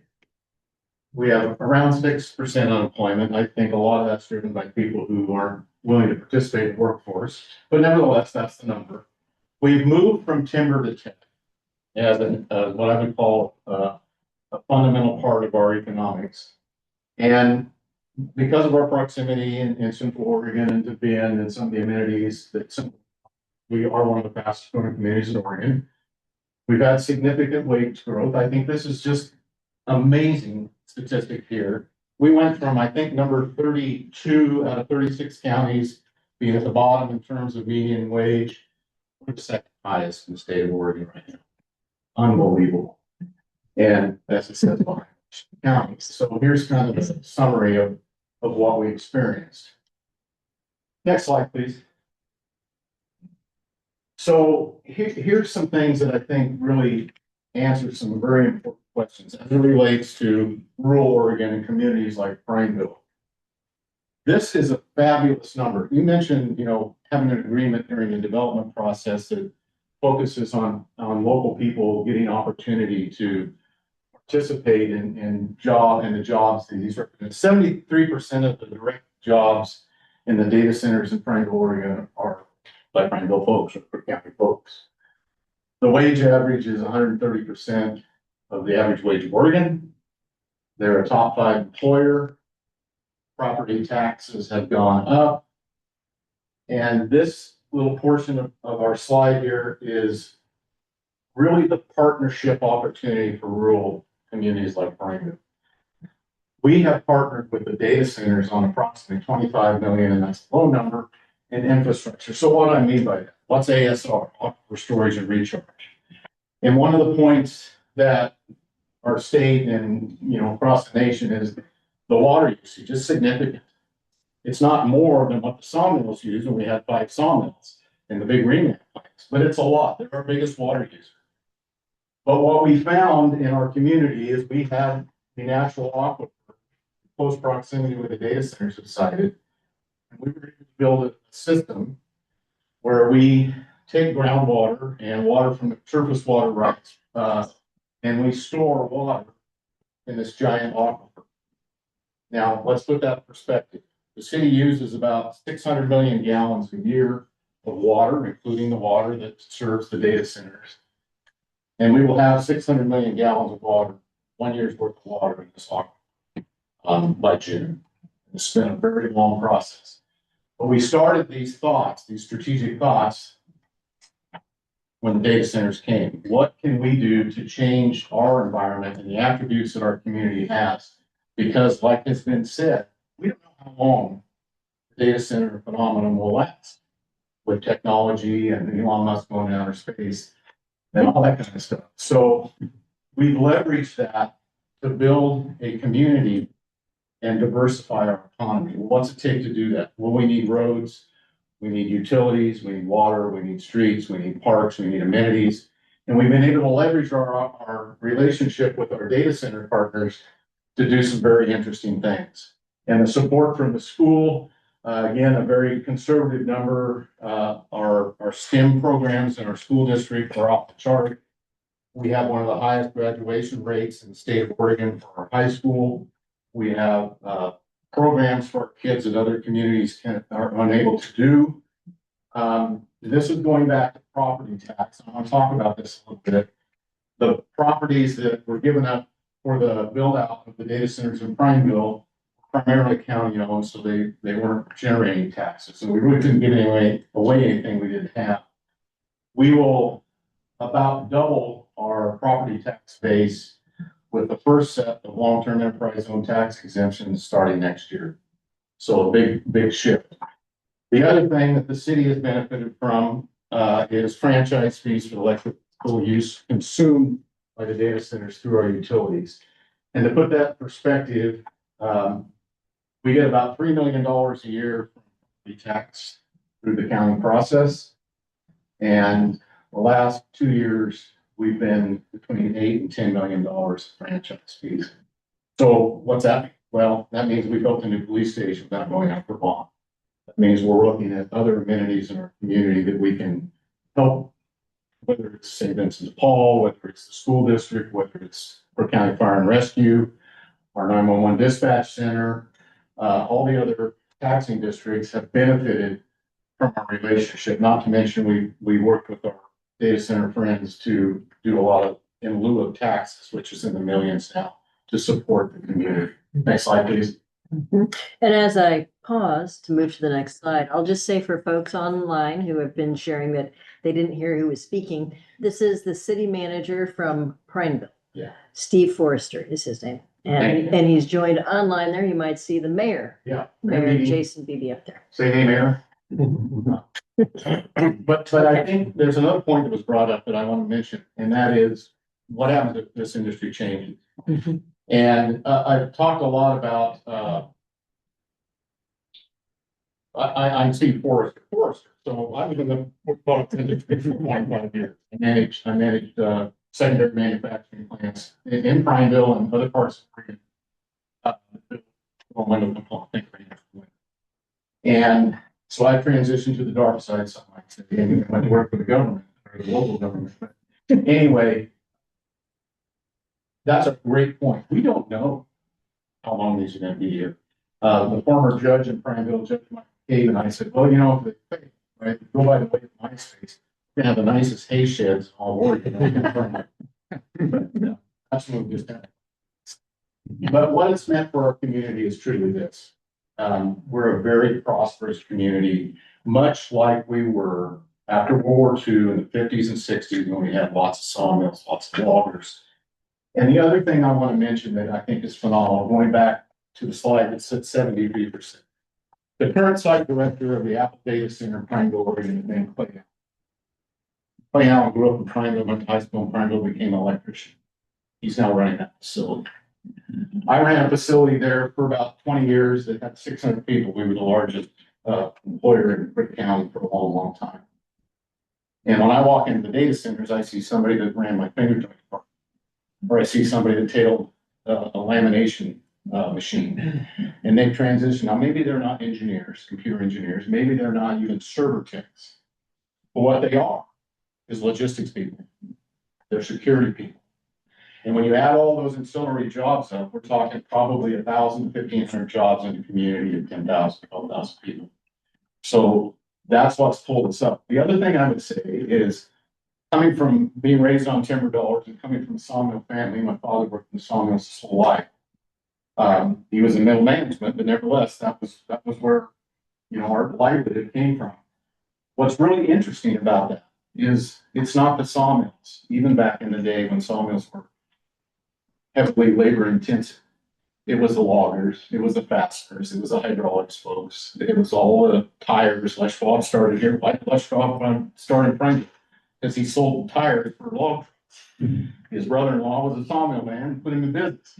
And that ancillary effect is in place here. Some of the fabricators in our community that supported the timber industry are now supporting this industry. And what I mean by that, they're building shields, they're building stairs, they're building gizmos to facilitate the operations here. We have Oaf Electric, we have Rosen Electric now because of data centers. We have rental companies now as data centers. And here's the thing. We've got lots of other non-related business that came to Prineville because we had an environment that people wanted to invest in. We had streets, we had roads, we had new parks, we had all these amenities. We had a great school. We have great schools now that are fully funded. All those things generate people, mom pops, medium-sized companies coming in and employing. We just recruited CD International, a high-tech metallurgy company that brought 70 jobs to our community just this last year. And where are they at? Right next to these. So the ancillary effect of these have been phenomenal, and it's been very good for our community. So that's what this is about. I think there's one more slide. So gaps and barriers, kind of following along with your agenda. We've talked about this. Professor Jeff talked about this a lot. This is a big deal, and we're at the limits in the Central Oregon, what we call the Central Oregon bubble with Pacific Power and CEC. We can't have any more large load folks come in for anything, whether it's a data center or anybody else, because we don't have the power. I think there's an opportunity for our state in this area. We made a hard run at biomass. We've got too much juniper. We have, in my opinion, ignored our forest health. We have opportunities that we could have some local generation that would supplement and maybe provide opportunity for data centers or other large load users to come in and provide jobs. We have limited availability for large lots. Back to your point, sir, on how many big companies do we want to come in? What's that do to the landscape? And we have had people in our community that hated these guys at first. Now they said, gee, we can't throw a rock and not hit somebody that doesn't work, benefit from the data centers being here. And now our community is kind of saying, I don't know, how many more of these do we want? How big does this need to be? How dependent are we?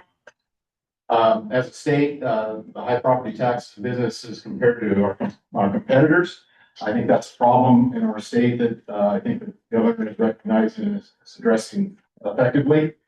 Overall business climate in Oregon, again, not perceived to be very good. And I don't think that needs to be specific to just the data centers, it's just in general. And how can the state assist? And I think those speak for themselves. And I think that's kind of it for my presentation. But for our community at the time, it's been a huge benefit. And I want to say a couple other things. So I've been to Harney County very recently. Mr. Ruffleman and I toured there, and they're looking for some kind of a incentivized process or incubator process, I should say, and they're thinking, God, can we put a small data center in Burns and get the ancillary effect that they've seen happen in Franklin, to where they're fully funded in their local governments, they have some opportunity to improve their community and set it up for future growth, be it data centers or any other job creators. So with that, I wanted to give the mayor opportunity to say a few words, or Steve, if that's okay, Don. So Mayor, do you have anything you want to add that I missed? I went pretty fast. No, Steve, the only thing I could add is, again, you covered a lot. You covered everything. We have a short amount of time. If we had a couple hours or 8 hours, we could probably give you the entire rundown of it. But I think you covered everything. Yes, I'm also one of those living proof people that started in the tire industry and got into the data center industry, and I'm now work for a global company, and I right here out of Prineville. So my wife also works. So it's changed Prineville. It's changed it for the good, and we're now, and Mr. Uffelman may have the same, some words, but we're now in a position where we're seeing that benefit. The investment we made 15 years ago is now coming back to us, and we're seeing it. And it's been there, but we're now really seeing the investment that we made, and it's going to affect my children and grandchildren and be a positive impact to our community. Steve, do you have anything? The only thing I would add. Close to that. Yes. Yes. Yeah.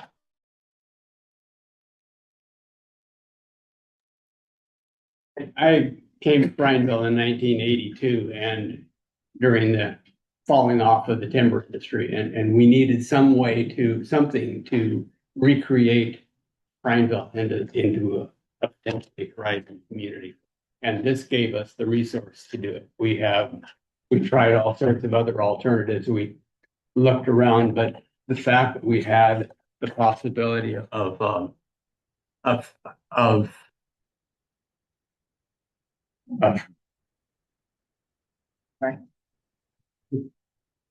if we had some sort of an incentive to be able to bring industry into the community, that's what we were after. And the fact that we were able to use that as one of the tools to attract the data centers. But they found us because of the climate. Thank goodness that they did, because it has been a huge benefit. Just one minor point, just as an example of what we have been able to do. We have a railroad, and we have a grant that we have to come up with a $400,000 match. We also needed a Vector truck replacement because ours worn out. Well, last Tuesday night at our city council meeting, we decided we would take $400,000 out of cash for making the grant match for the railroad, and we needed $600,000 for the Vector truck. And we said, okay, well, we'll just pay cash for it. We had the ability to be able to do that. And, a few years back, can we keep the heat on? This is a whole different paradigm that we're working in. Thank you to the data. And on my way back, one other point I think will fit in nicely is when we were talking about power usage, water usage, and things like that. Water usage in particular for a municipality. We have to build a system to hit those peak days. And one of the things that when we talked about PUE, that Jeff talks about PUE, Eastern Oregon in the high desert plateau, their water usage today is nothing. The heat of the summer during the day, it's tremendous. At night, during those 100-degree days in Prineville, Oregon, when we go down to 55, 60 degrees, we go neutral again. So the problem for municipalities is building that system to peak. And you have to have that system to peak. It's not so much that the demand is unmanageable, the amount of water, especially if you could spread it over time. You can't. You have to have it when they want it. So my point is, for this state, which I love just as much as everybody in this room, is there are opportunities in rural Oregon that are really struggling, that have the climate that produces some of the best PUEs, that metric for the data centers in the world. And Prineville happens to be one of those places. So other communities, Lakeview, Burns, Hines, John Day. I believe that those communities could benefit from something like this. Maybe not hyperscale, maybe smaller scale, but would make a difference. Our climate in Eastern Oregon is perfect for it. Thank you for your time. Thank you. One, Thank you very much. one Questions? quick question for Steve. Questions and then Mark. Steve, you talked about being capped out on the power front in terms of adding another data center. What does your strategic plan say about how you keep growing like you've grown before? Well, so we work very closely with utilities, and there is a line, I think it's called Project Blueprint. So there's another 500 kV line coming in, but what we're really focused on is local generation. We did a study clear back in about 2011 or 12 when the city recognized, hey, there's an end to the power capacity we have. So we worked with BPA in that case and the utilities and said, well, what's the best solution? And that study came back after about a year and said local generation.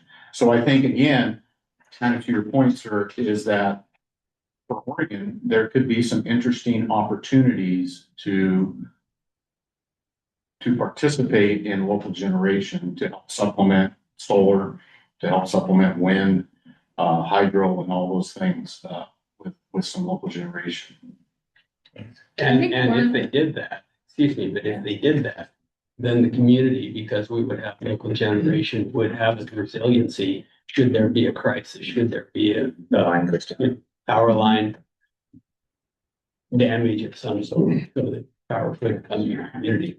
Yeah, one of the projects that I worked on in North Unity Irrigation District, which is not the same as Ocho Irrigation District, was enabled. So I think there are a lot of times in rural places where we don't have the tax base or the revenue stream to make the infrastructure upgrades that are necessary to provide housing and clean water and basic services to people.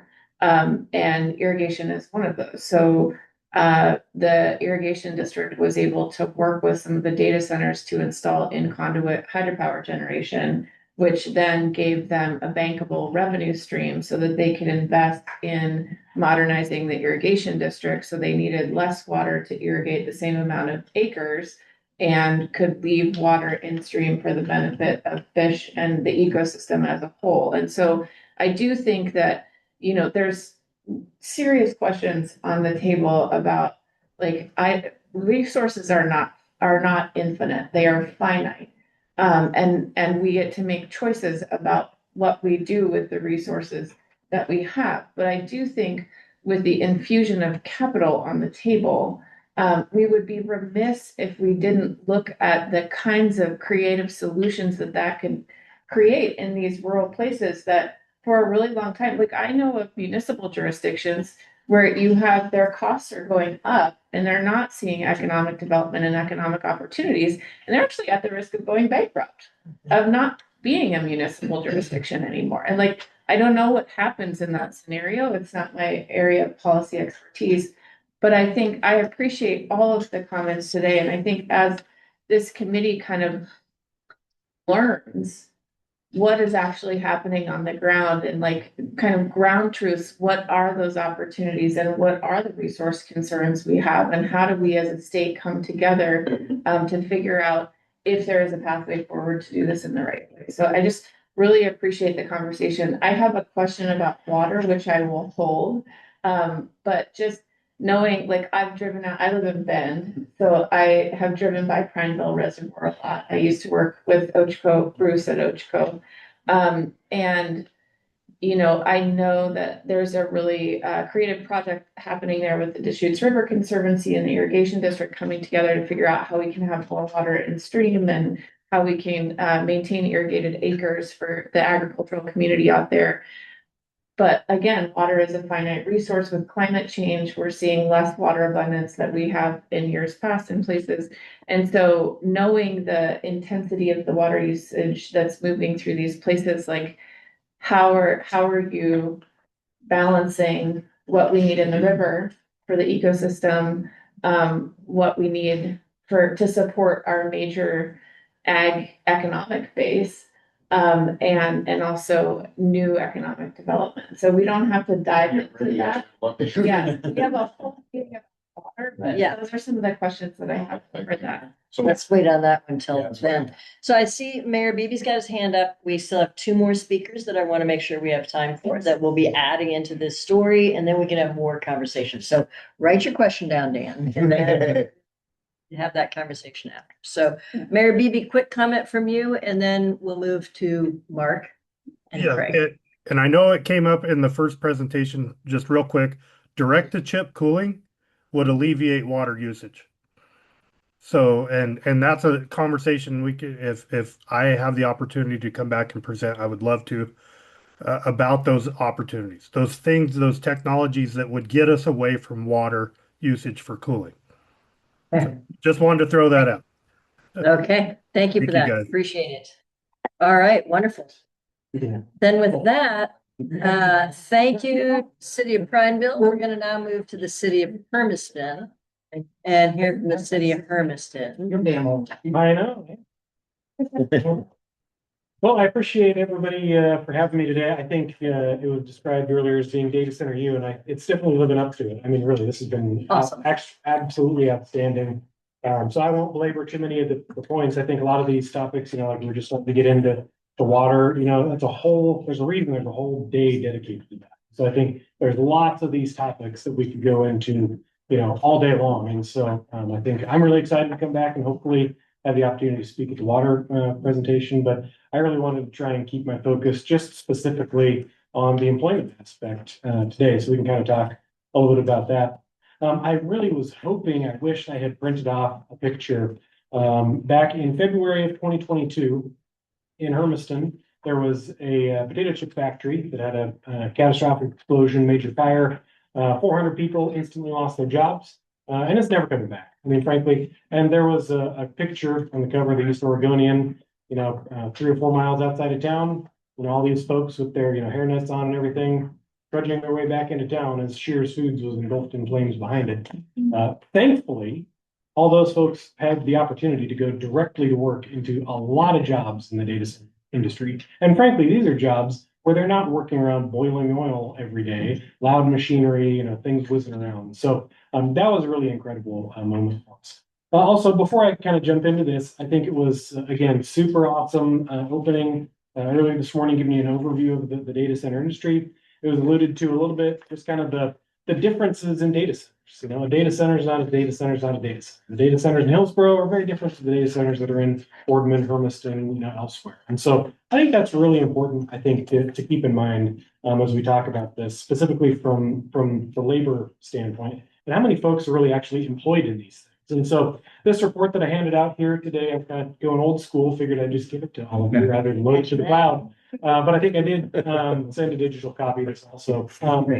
But what I compiled with this is, we're always, it was mentioned earlier, faced with the challenge of, there's always secrecy involved with employment numbers. The state of Oregon itself, even when we look at the employment numbers in Morrow County, when they're reporting data on the information sector, the state of Oregon itself does not report data on the information sector. They stopped in 2016 because it had hockey sticked so much that it was too easy to easily identify, who was employing folks in that industry. So the state itself is prohibited from divulging a certain amount of information. The companies, they try their best to kind of share some of that information. And then just locally, we just have anecdotal information about, how many people are working in these things. And so trying to triangulate all of that, this report uses some software that the city we utilize, we pay a lot for, but it was originally developed for like the retail industry, folks wanting to know who's coming and going out of the retail stores. And so this data is all really third-party data just based off of cell phone analysis. And so it looks at who's actually live humans coming and going from, we can geofence just the data centers themselves. We can identify really how many people are actually coming and going. It has its own, data challenges like any data does, but really using that information to triangulate against the state's information, what we're hearing from the companies, and then just what we know anecdotally really gives us a really good kind of set of information here. So I think also important to keep in mind, folks want to talk about construction.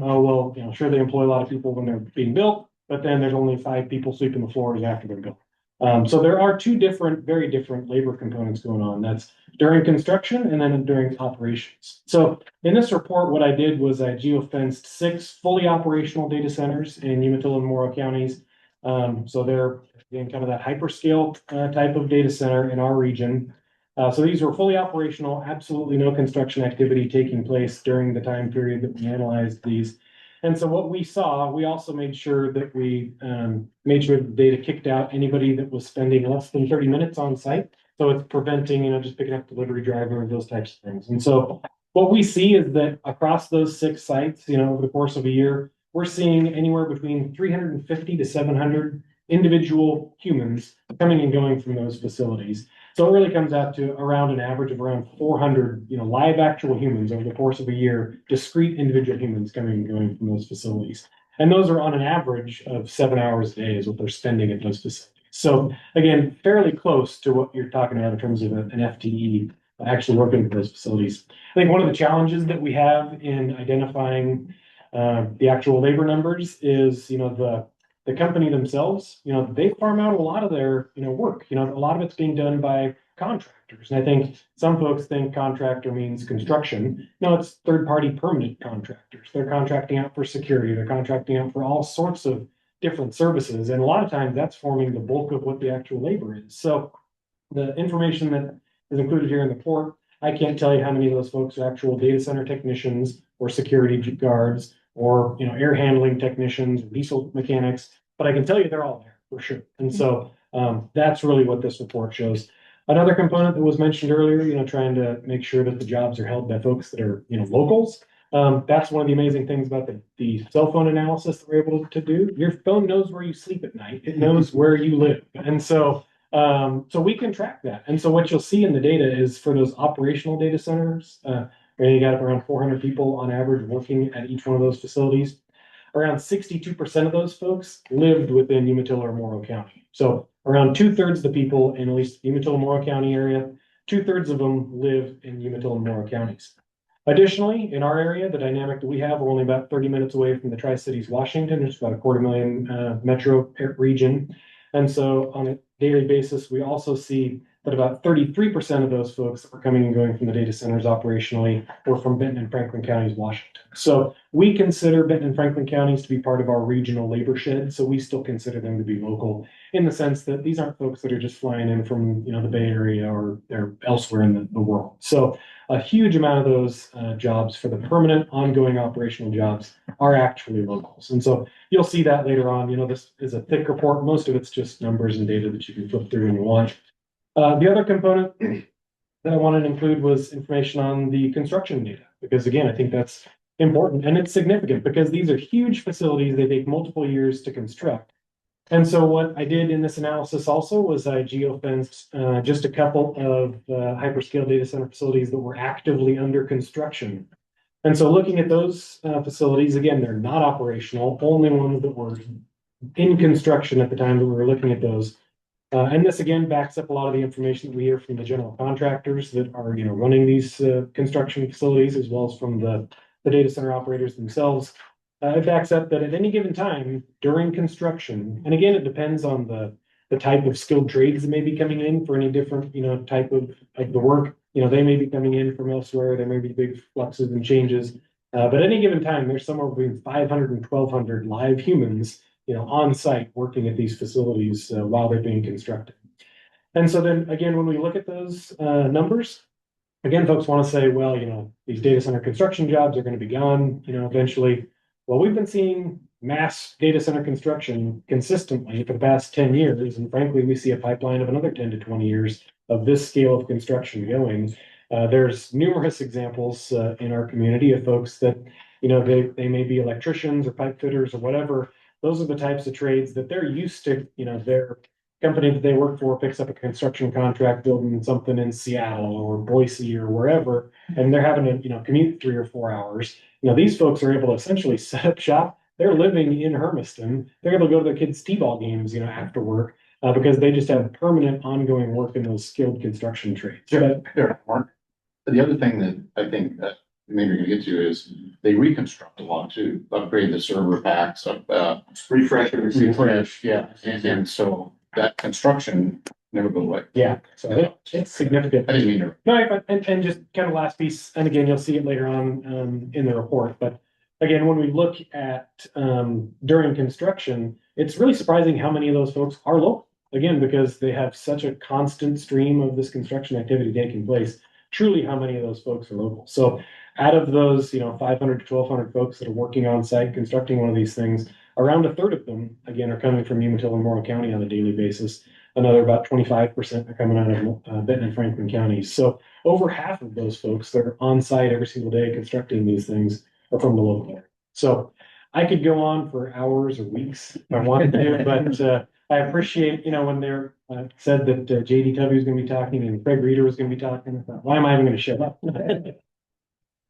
Because you had really interesting. Yeah, I hope you'll invite me back to talk about some water. Yes, thank you. Okay. I- Questions now? Yeah. Yeah, first of all, Mark puts a lot of time into these stats and, I really appreciate Mark's ability to take data and go through the analytics and create usable information. I try to explain Mark's information and 2.5 hours later, I just call up Mark because I can't do it. But it's all very foundational information. It's information that our partners in the data center world probably don't even have that they borrow from Mark. And so I am glad that Mark's here for sure. Well, TD's gonna go. Good. They didn't want to hear me. Please click OK. Just say, yeah. No, that's not it. Is there another remote? Mark,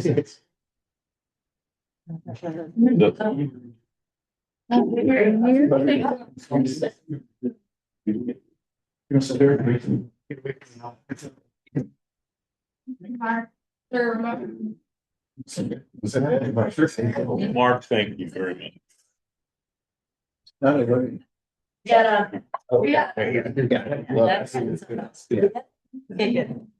Yeah. Minor, near disastrous technical glitch. All right, so we are going to move the owl again close to Craig Reeder, with our next speaker. He's got a boomer, got a booming voice. There we go. All right. All right. So Craig Reeder, thank you so much for joining us. Yeah. Craig, do you want to just say who you are? I will, yes, Why indeed. you're here? And- Indeed, I have the spiel on that as well. First off, a lot of thank you. So first off, thank you for holding this in the roundup room. So I am on the roundup board of directors.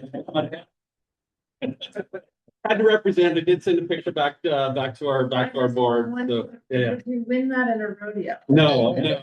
I won that by overcommitting myself to the roundup board. Yeah, exactly. I do have one that I won in the rodeo. It was for mutton busting.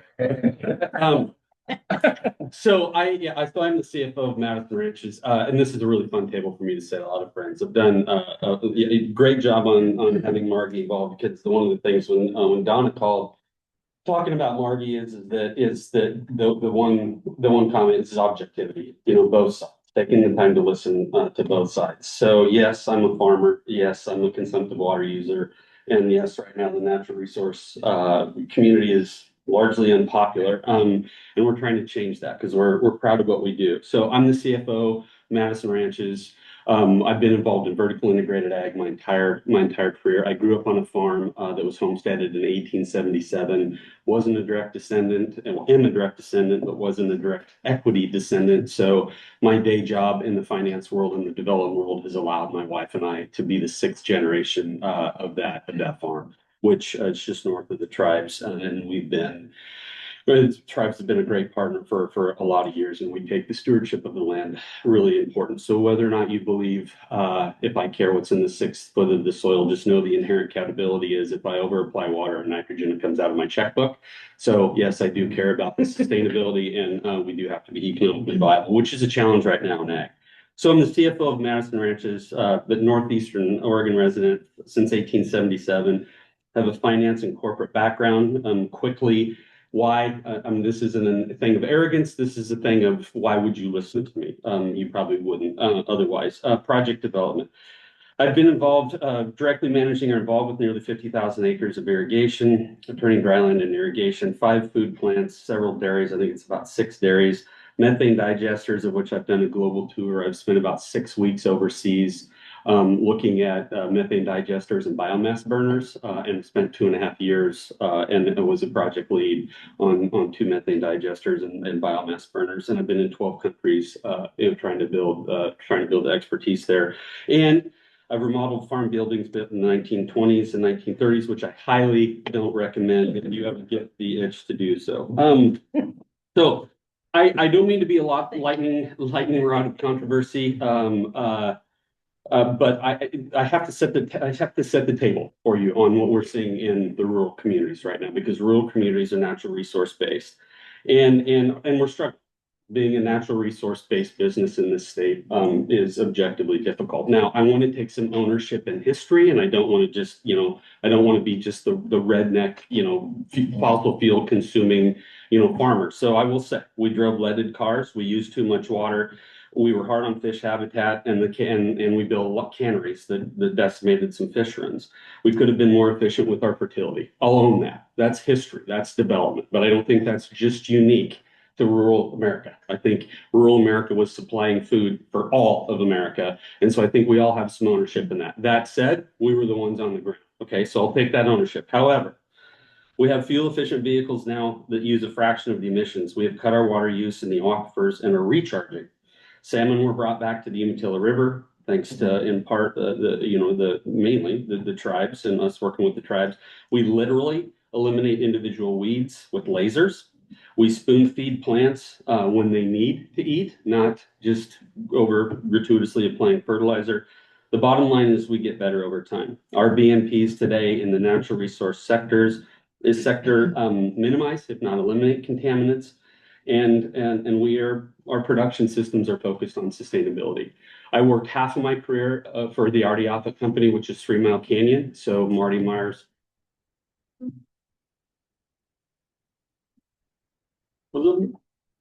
Was a mentor. And I worked the other half of my career under Bob Hale. Both Bob and Marty have passed recently. But believe me, they were champions of sustainability. And that is the core of what we do. Okay.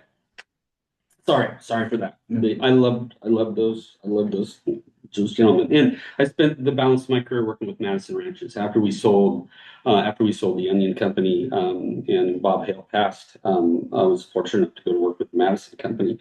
Our communities are struggling. Some examples: our plants are shutting down. We just lost another timber facility. Wood Grain shut down the facility in Pilot Rock. Our water rights are being restricted. Our cost of operation on key elements have been driven up by 3 to 4 times our competition. Reuse systems mainly to support, food processing businesses, mainly natural resource mills and anything that consumes natural resources. Conversion process that converts it from raw product, a natural resource-based raw product, into a finished good. It's really challenging in this state right now. New preventative rules are created with insufficient timelines to comply, and violations are issued, and they're sensationalized. They're just sensationalized, and we oftentimes find ourselves being the bad guy, and we create open wounds, creating battles in the court of public opinion in a literal court. And if you want to know the worst way to extract money out of quote unquote the people who have money, to put the money in the hands of the people who are going to fix the problems, the most inefficient way to do that is through the court. The most efficient way to do that is through tables like this. So thank you for this table. Thank you to the data center people for an alternative to pump life back into our rural communities. Thank you to the governor for the leadership on setting this up, and for your time for participating, because this is the table that gets it done. The courts are just grossly ineffective, and they create generational wounds that don't heal. So, if you want a healthy planet, and you want healthy natural resource-based businesses, and you want growth, if you want those 3, The objective truth is right now that the EQ and the OWRD in the state are ineffectively regulating that. And I'm not saying they're ineffectively stewarding the resource. If you want a balance of those three things, right? Healthy businesses, natural resource business growth, we are struggling in the state right now. That's just the objective fact. I'm not taking a swipe at anybody. I'm just telling you, we are losing natural resource-based businesses. We have a neighbor who just built a very large production facility. It's a very well-known Oregon brand. They built a facility in the Midwest to make their product, and they have put a formal halt on any expansion here and are planning the potential to move. A very well-known brand that you would hate to lose. Okay, we have been told directly by the regulatory agencies, we're not concerned about your economics. And again, I'm not taking a swipe. I'm just saying that that's the environment that we're trying to run these natural resource-based businesses in. And I'm not saying they're doing an ineffective job of stewarding the resource. I'm just saying that is the objective facts of what we deal with day in and day out on ag and natural resource conversion businesses. Okay, so that's a hard fix. Some people may firmly disagree with some of the comments that I've made. I've tried to keep them objective and not taking a swipe and just focus on objective. So what do we do? What do we do? We mitigate with alternatives like data centers and renewables. That's what we do. That's what we have. We have land, that's a natural resource. So we have renewables. Quick note, Umatilla County is fortunate. We have a couple anomalies that really pump life into, especially the Pendleton area and the Hermiston area outside of data centers. We have a vibrant tribe that is just knocking the ball out of the park. They're wonderful community members, vibrant business, and they're a wonderful partner to have. And we have the Pendleton Roundup. I mean, that does $70 million for the turnover. We'd love to host you. We'd love to, and I know the care of our athletes, and we call the animals our athletes as well. Care of our athletes may be controversial, but we'd love to host you and show how we can turn that into scholarship opportunities and economic benefit. And then we have a wonderful Happy Canyon and Pendleton Roundup have a wonderful partnership with the tribes as well. Okay, so or data centers or something like data centers. Right. So here's the numbers behind the data centers. So Amazon alone, Amazon has spent $39.2 billion in Moron, Umatilla County in the last 10, 11 years. Okay. Last year, 2024, $54.2 million of property tax. And that property tax has a relatively low impact to the surrounding resources. Once these things are built, there's people that go in and out of it, but it's not like when you have, and again, back to the natural resource space, you're hauling raw product into a facility, you're turning it. So you're hauling raw product in, finished goods out. Here you pipe energy in and you pipe data out, right? And so it's relatively low impact to the infrastructure for especially, so if there's an efficiency ratio that you can use on that, they're very efficient as far as how they, how their impact to the infrastructure once they're there and running. Employs 1,700 people.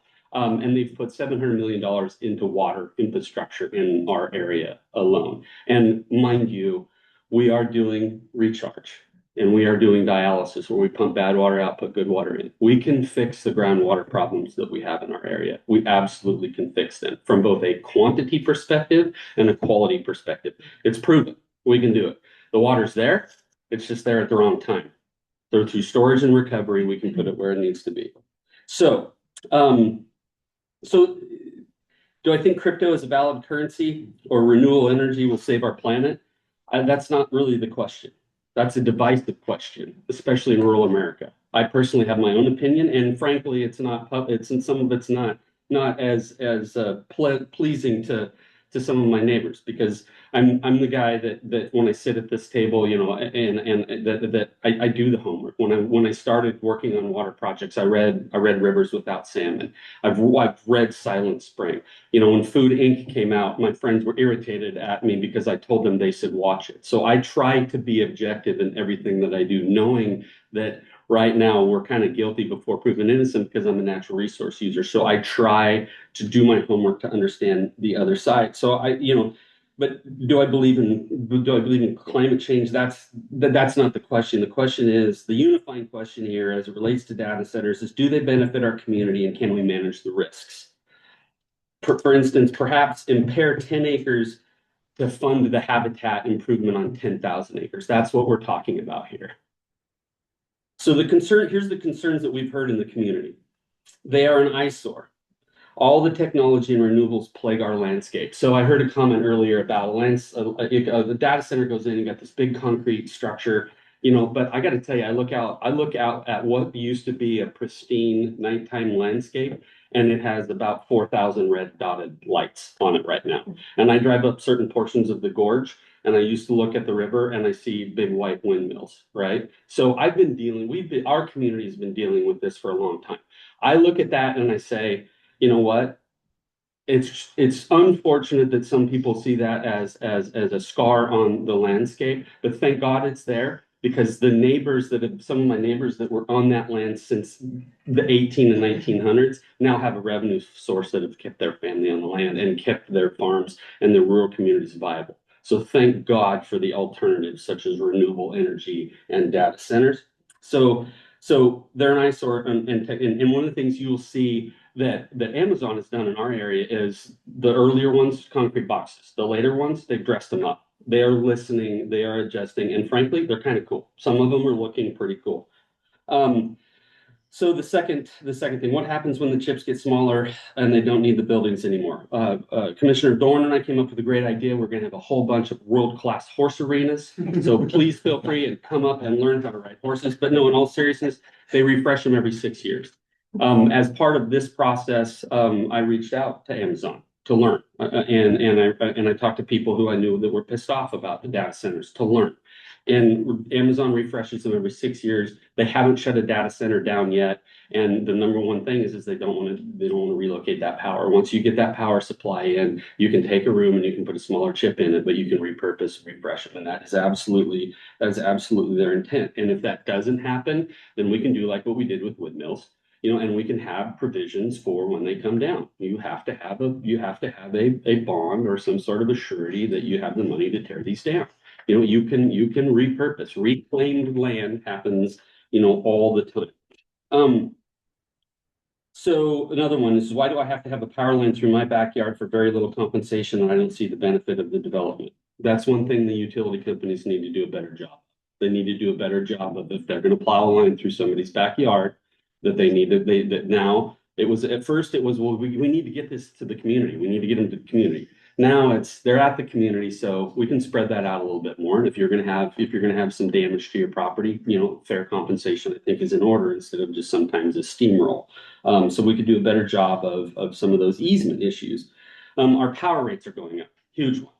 So we've done a lot of work with UEC, irrigators in the area. So Umatilla Electric Cooperative. In our area, there's 2 utilities that serve Pacific Power and UEC. The electric co-op was plus or minus 1 billion kilowatt hours 10 years ago, of which ag was a third, industrial was a third, residential was a third. Today, we're still a third, but we're a third of 10%.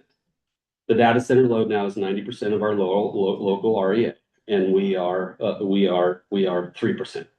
That's a big change, and that has created some fear. Now, the UEC is doing a good job of talking about that, but our power rates on the irrigation side went up by 19% last year. Okay, so they say it's not related, but the optics of that is absolutely related, and so we need to do a really good job of convincing the existing users and the ratepayers, of exactly how it's really affected and what that's going to look like long term. So that's something we hear. Water use. What's in the water? Is it a consumptive use, and issues around volumes and treatment plants? You have another meeting for water. I will table that. I've done water my entire professional career. It's where I met Margie. I've spent oodles of time down in here begging for water and water changes. System ever. Yes. So I would love to come back, because water is not something that I will pontificate on. Now, you have done a great job by setting aside a day for water, and you should have 2 days for water. That said, the data centers will have a surprising lack of impact, and it's a trade-off, right? If you want to cool it with electricity or you want to cool it with air, you just need more electricity. So, and in our area, it's not necessarily a consumptive use. There's 2 more. They will control everything. That's regulation. That's fair and effective regulation, because even though Amazon has proven in our area to be a wonderful partner, you got to provide for that. We've gone from 0 to 90%. in less than 10 years. That's a big change, and that needs to be thought of. Tying up labor. Good news, bad news.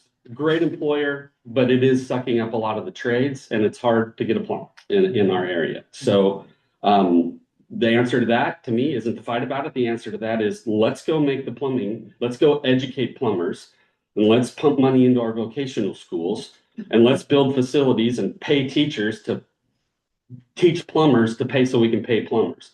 That's a win-win-win-win-win to me. And so I'm excited about that. Okay, so here's what we need. Here's my takes on what we need. Just a few bullet points. We need to support our champions. Data centers are our champions for rural economies. I truly believe this. Okay, and I'm going to qualify that later on. So don't think I'm here as just a blind cheerleader for data centers. But when Rolling Stone magazine takes a proverbial swing and kind of perverts reality, we need to support clarification of that, and we need to support what's really going on in our communities. And if you don't know of that, I recommend that you see what Rolling Stone wrote about data centers and their impact on groundwater quality, because it was not true. Improved optics of benefit. So, for instance, we need some signs in its most literal sense. We need some signs that say this new road or this new community center is brought to you by. And we need to plaster this stuff everywhere. That way, the person who maybe doesn't get out much, who lives in Ukiah, Oregon, drives down the road and doesn't necessarily notice the road they're driving on is a lot smoother than it used to be, but knows that that road was paid for as they drive by the data centers and cuts the data centers that road was paid for. Optics are important. You guys remember the signs, the ag signs? This is a ryegrass field. Oregon Women for Ag did that. We got a lot of compliments about stuff like that. Never underestimate the value of some of those optics. We can have all the community meetings that we want, but we have to find some creative ways to say there's $54 million being pumped into your community on land that provided $75 of revenue from wheat 10 years ago, and you're driving on new roads because of it. Now we need to do two things. We need to make sure that we have new roads, and we need to make sure that that people know the footprint is there. You can't be humble and be in the background. You got to be visible. Okay, you got to be you got to buy animals at the fair. You got to be on the booster club sign in the gyms. You got to be there, and they are. But we just need to make sure that people know about it. Okay. We need to incubate opportunities such as alternative sources of reliable energy, biomass burners. Go to LeGrand and drive to Ukiah and look at the forest turning red because of the beetles. I am not a forester, but I've been around forests my whole life, and I have done some consulting with a large landowner. Our forests in Eastern Oregon are not healthy, and the way to healthy forests is to have an active pulp market. And an active pulp market is what it takes to pull good timber and keep the forests thinned and keep the forests healthy. Biomass burners are clean burning. They are awesome. They are using them in Europe right now to clean up a lot of their forests. Go to Germany and look at the biomass burners. And then we need those here, and we need to hook them onto some data centers, and we need to clean up our forests. We need to put some of these things in the Pilot Rocks and Ukiahs of the world, and the Prinevilles or some of the ancillary towns there. And we need to have another win-win-win-win. Okay, small nuclear, industrial symbiosis, turning heat into good heat. Okay, there's a new wave right now of industrial heat pumps where you can take hot water and multiply that hot water and turn it into steam. Steam you can use industrial. Copious amounts of hot water doesn't necessarily do you much good. Steam does. And so there's this new technology coming out where you can multiply a whole bunch of hot water into steam. It's awesome. And we need to incubate that. Okay, so the last two I think are the most important that the state can provide. Thorough planning with crisp timelines that are insulated from stalemate lawsuits and the axe grinder syndrome. Okay, there may be some people that, albeit good intention, slow the process down. And when you assemble groups like this of capable people who can make a decision, you need to put the keys in their hands to make those decisions and make those recommendations, and you need to insulate them from the bullshit. I'm sorry, you do. That's how you move forward. Okay, because we have in our state a lot of stuff where the process stops, and when and that may be a good check and balance. But when the process stops and doesn't have a timeline to be kicked back on, it's a permanent stalemate and it does nobody any good. As a matter of fact, it stales forward progress. That's a flaw. Fine, you have an issue, bring the issue. But that issue has to be addressed. Now, the good news is a lot of people say, well, that costs money. You tie up the DOJ, it costs money. You guys, we got a revenue source here. These things are kicking off some cash. So if we need to take some money and set it aside for dispute resolution, let's do it. Let's do it. We've got money here. You've got the proverbial goose laying the golden egg. Okay. Now here's the last one, which I believe is important. Every time I say this, people around the room look at me and they say, are you calling me stupid? No, I'm not. We need world-class leadership and guidance. Our commissioners need outside board members. Very few people have managed Fortune 500 caliber issues. Okay. I've had the pleasure of working in corporations. I hated it because I'm kind of a jackass. Okay. It did not go well for me, but I loved it because, and one of the things I got to see I got to see world-class leadership. I got to see the difference between good leaders and great leaders. And there's a difference. There is a difference. You can say what you want to say, but there's a difference between me and Jeff Bezos. Okay. There is. And some of the people are talented and gifted. We have consultants. I mean, we've got Dawn here, perfect example. You reached out, you brought her to the table to facilitate this work group. We need the same in these rural communities that are on a growth trajectory. Umatilla and Morrow County got $39 billion of infrastructure in the last 2 years. You know how many people in Morrow and Umatilla County have dealt with going from $2 to $39 billion in 10 years? None. You know how many people in the globe have dealt with that? Very few. So we need leadership. We need outside leadership from people who are well-intentioned, who are not dumb. They just don't have the experience. Okay, and we need to bring that experience to the table and help make sure all the stakeholders are taken advantage, are taken included into the process, and who can make effective decisions and think of the long-term implications, both good and bad, and provide mitigations and provisions for that. We are growing really, really fast. But the difference between this growth with data centers and some of the growth in the past is everybody says, well, it costs money. Well, yeah. Guess what? We got money. These things make money. This is a big deal. We've got the money to fund education for not only the workforce, but for the leadership. And that to me is the number one thing that we need moving forward is more Donnas in the room. And the old saying, those who can do, those who can't consult, not true. Not true. The most effective committees I've been on, the Oregon Solutions Committee for Water, they've all had a group of smart people that are appointed by the governor. Kitzhaber did the first one that I was on that had a world-class facilitator, and we got stuff done. So we need that at a more local level. Oregon Solutions on steroids is what we really need. But please don't take recent MBA grads and think, we're going to give them, and they learned it at Harvard, so they're going to give a checklist. And it's not like that. We need real world business people. Losing Commissioner Dorn, because he's going to retire, the loser, with his business experience and his business acumen and his care for the community. Those are the tribal leaders, both figurative and literal, that we need, and they need to be supported. So that's my number one thing. So in closing, you show me a better way to support my community, my family, and my neighbor, and I will do the same thing that I did here. I'll pick up the phone and I'll learn before forming my opinion, but I will look into it. And that's what my journey on data centers has been. There is no better way. There's no better way to support my community and my neighbor right now than to learn about data centers and learn how we can protect from any of the fables of this growth, but embrace this and drive this buggy. There is no better way to revitalize our rural communities. Okay. Rural communities need to be a champion of this champion while effectively managing the long game and the zealousness that growth and cash flow bring. Okay. We need to manage the zealousness that this income stream will bring. Okay. And that's a really important thing. That's why you need world-class leaders, very smart people, and you need more work groups like this, because we need to be able to have hard conversations about the what ifs, and we need to come up with mitigation plans, and we need to have checks and balances. But please don't blow this golden egg laying goose up.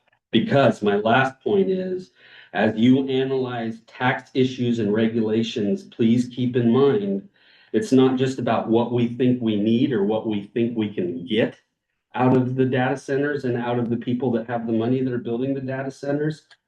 It's equally about what they can get elsewhere. So please factor in your competition. Okay, they're here, we're attracted to them, but I've heard a lot of talk that we're not getting enough tax revenue. We can get more. They're here, we can drive it up. It's not just about what we think we can get. It's about what they can get elsewhere. And it will not be difficult for them to pivot to someplace else if we don't have a sustainable, well thought out, but very attractive welcome. And that is my plea to you. So from a development perspective, from a water perspective, I have done a lot of work on all of those. I'm not a data center expert, but I know just about every inch of our 2 counties over there and have developed a lot of that ground. I understand the electrical infrastructure. So I'd be happy to help this group any way I can. But thank you for this. Thank you for allowing us to speak. And man, what a great opportunity that you guys have to be the future of our rural communities. We need some help. And thank you for taking the time to do this, because this will be this is one of the things that will potentially be our salvation. And the absolute last point, I make this plug because I've been working on it my whole career. One of the things that hopefully we can do out of this too is get the tribal water rights settlement completed. And that's a huge deal for that area. And if you get the tribal concerns addressed, and one of the last remaining things is that tribal water rights piece, if this can somehow facilitate that, then we will have our cake and eat it too. So thank you very, very much. Thank you, Craig, very, very much. Don't leave yet, because now is the time for conversation with committee members, questions from any of the people who've been speaking last day. So thank you all so much for thank you. making the trip in, for being here to have conversations with us. Marty, is that a hand? Yeah. No, it was, I thank you all for coming all this way today to be with us. I really have enjoyed the conversation and the comments.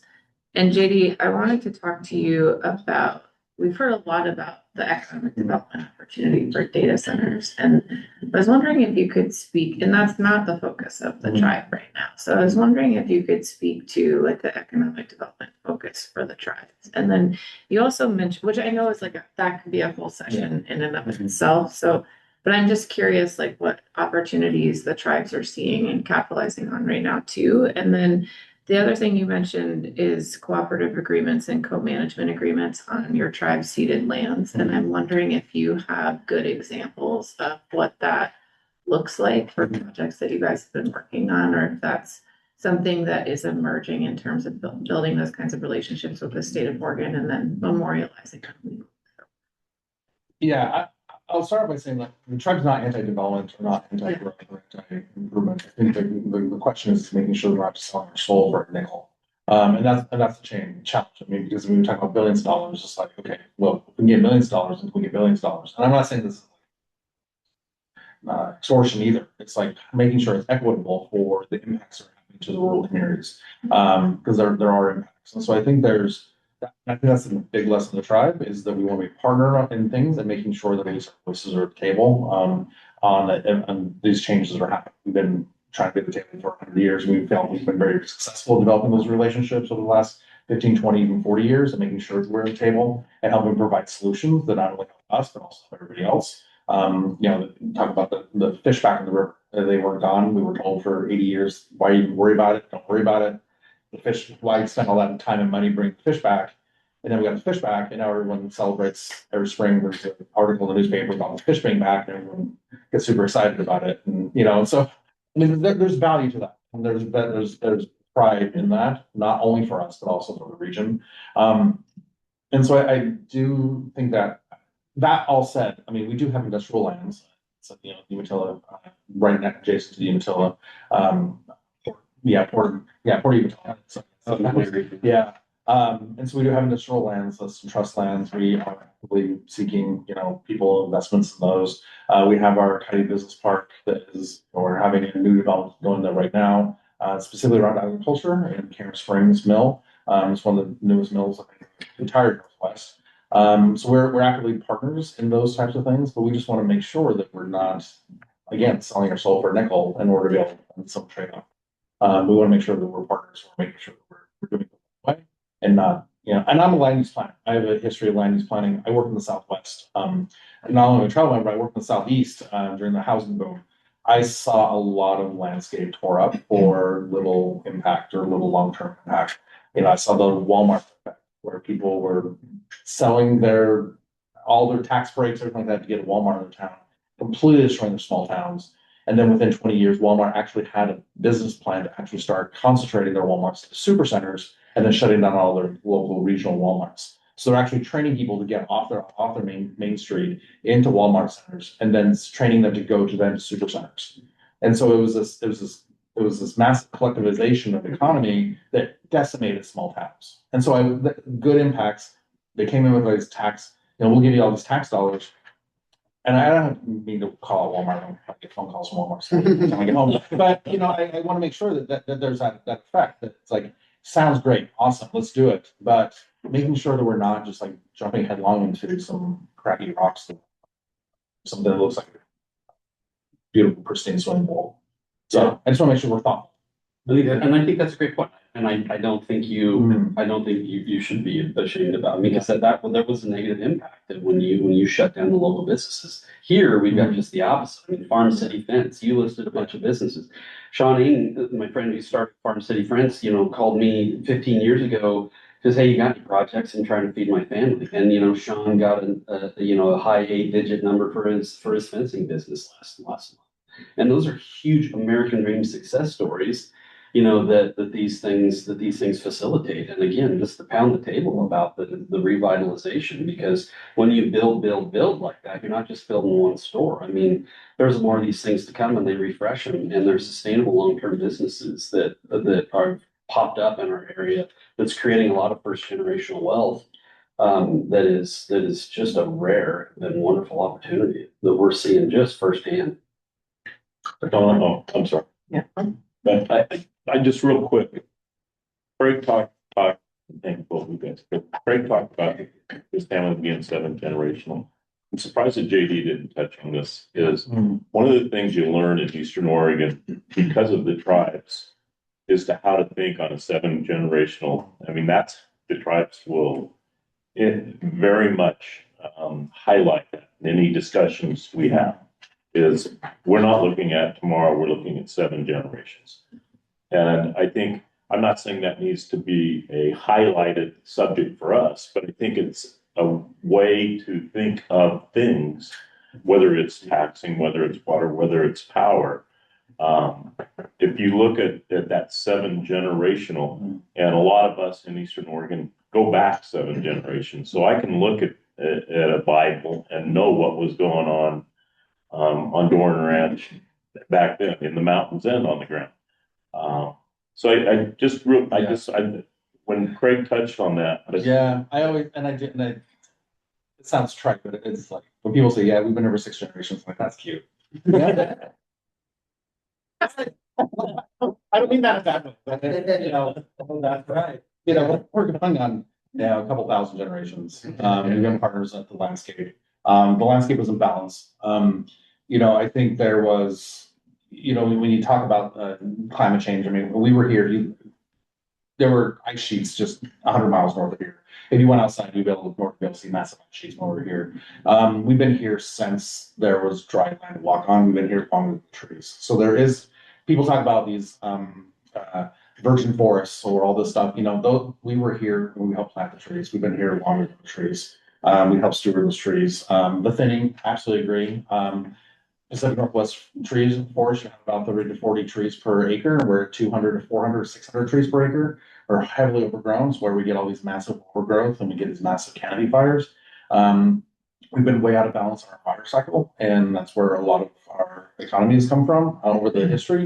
You get a lot of the loss of the biodiversity, which is a lot of another resource that we're not really ever exploring. Is like there is a biodiversity there in medicines, foods, and other things that we're all completely focusing on just what the timber provide. So I think there's how are we doing it better, not just making more money out of it, And so there's a lot of first opportunity, not first second impact. They can be learned from the long term, the long term. But you guys could take it and make a subcommittee on this biomass, and have another work group on these biomass, because they're clean burning and I'm not an expert in, but I've been all over the coast. We have a company local and be awesome. Yes. I have a couple of things. The first one is really for the committee chairs, which is, and I don't mean this is any insult to Mark, but can we just ask the data centers how many people they employ? I mean, to me, it seems kind of crazy that we're going to base our understanding on cell phone data that has been interpreted by someone. I mean, it just seems to me like we should just ask them. They might tell us, we're not going to tell you, but they might just tell us, and then we would have actual information. Yeah, can I just jump in real quick? Sure. So when the data centers like the ones in Prineville, so you have Meta and Apple, they're both under long-term enterprise zone. So they do have a reporting responsibility, but it's for their direct people. And I think that's where, Mark's data has some significant merit, is because the ancillary, food service, backup batteries, backup generations, all landscaping, all the ancillary impact is really hard to pin. So I think that's where your data really has a specific amount of. Presumably they would know. They do know, and they do, and in our case, they do report it. The answer to your question is yes. One of them sitting in the room. Exactly. But they're very transparent and they will absolutely give you crisp numbers. That'd be great. I think that, Sorry to speak for you, Shino, but. so they do report out, they put out an annual report that shows exactly those numbers, and they come out very close to them. I just always like to third party. So I really do I'll take the number. But because they're trying to, look at what those other. Let's share that there's an organization called the Data Center Coalition, it's kind of a trade association for the hyperscalers. And they've done a lot of economic analysis, and they come up that there's about a 6 or 7 fold number of people that are associated with the data center to the employees in the data center. Multiplier. Six or 7x multiplier of the economic benefit to people in the community. Okay, From restaurants and trades and that stuff. great. Thank you, Jeff. Yeah, right, finish that up and then Tim. Yeah, and this is not, I don't know if this is really a question, it's just something in my mind, it's not quite jiving, but Prineville, Umatilla, you guys have told amazing stories. I mean, what town would not be envious of $39 billion of investment? Right. Going from 20% unemployment to being the second highest wage earning area. We're number 2 in the world for data centers today. And,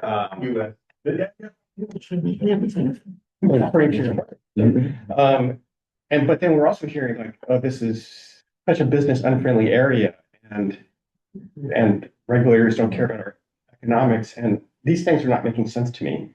We're seeing incredible success, but then the overall message is, but things are really oppressive. So I'll clarify my comment. My comment was natural resource-based business. It is, and I'd be happy to take this offline and provide you numerous examples. Before I came in here, I was on a phone call because we got the fastest docket speed ever of a class action lawsuit for water quality in Umatilla County. And that was created by some sensationalization on what's been going on with some of the water regulation over there. So I can give you some very specific examples of it.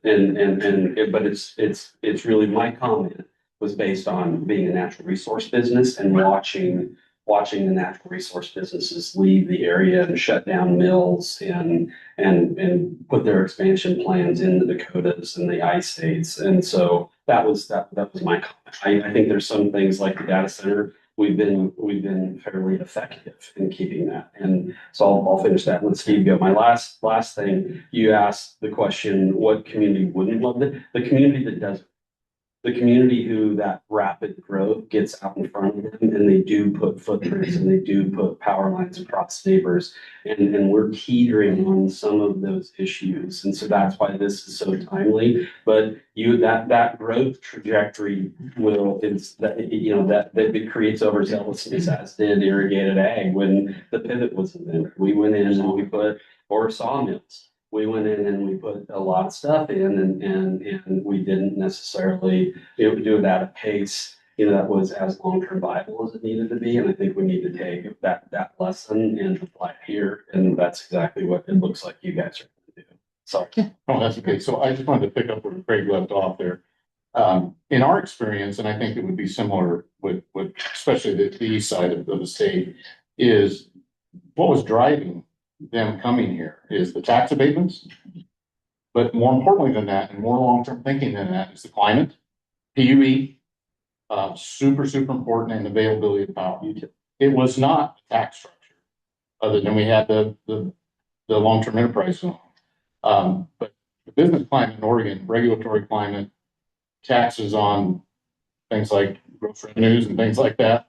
I got to be, and Steve, and I don't know if Jason's still on, but we got to be very close with a guy named Terry Ryan, who's the vice president of all things taxes for Apple Company, hired by Steve Jobs.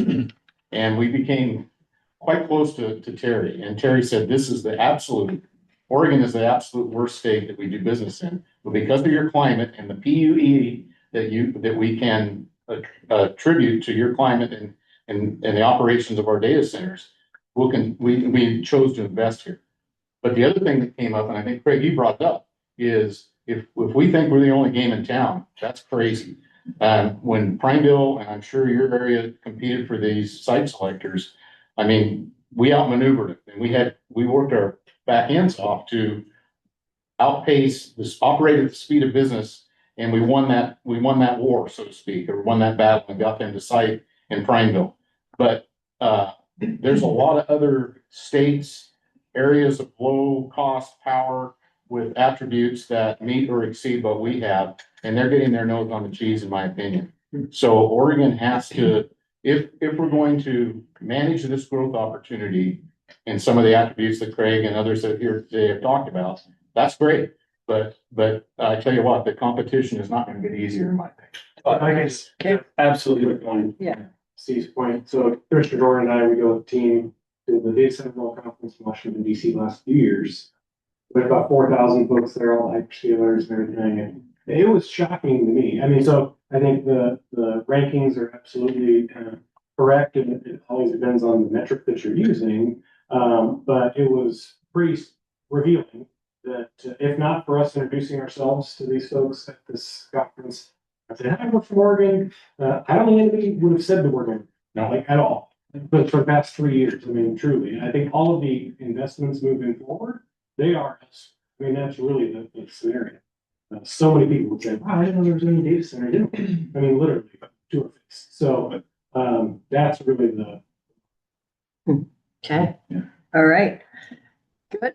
For now, Tim, you're next, and then we'll take a break for lunch. Yeah. Oh, you got a question? No, you need. I just have a quick one. Please, Yeah. please go first.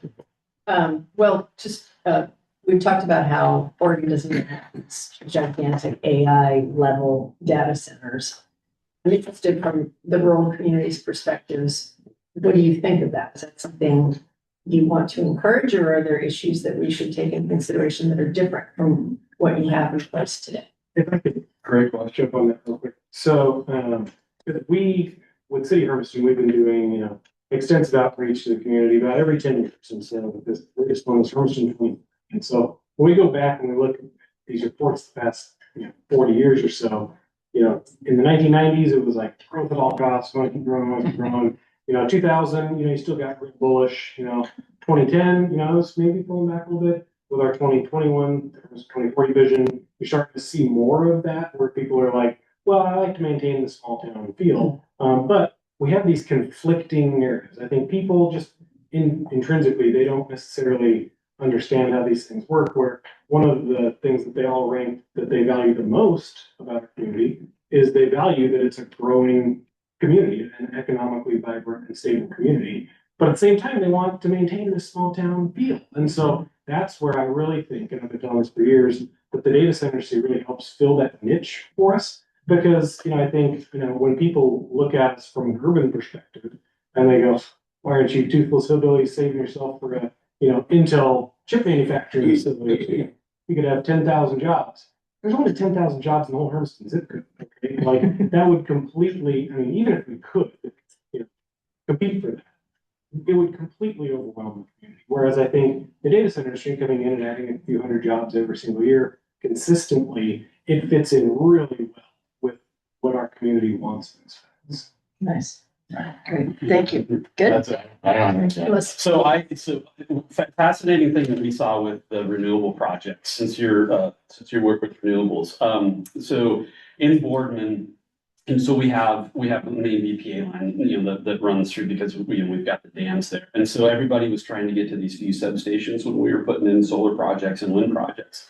And I feel the same way about data center construction as I feel about watching the renewable projects go in, because what happened is that you had these substations that were in like Boardman and Umatilla and populous areas. So everybody was trying to get to them. So the people that were getting the contracts were plowing over top of their neighbors, who were in between the substation and them.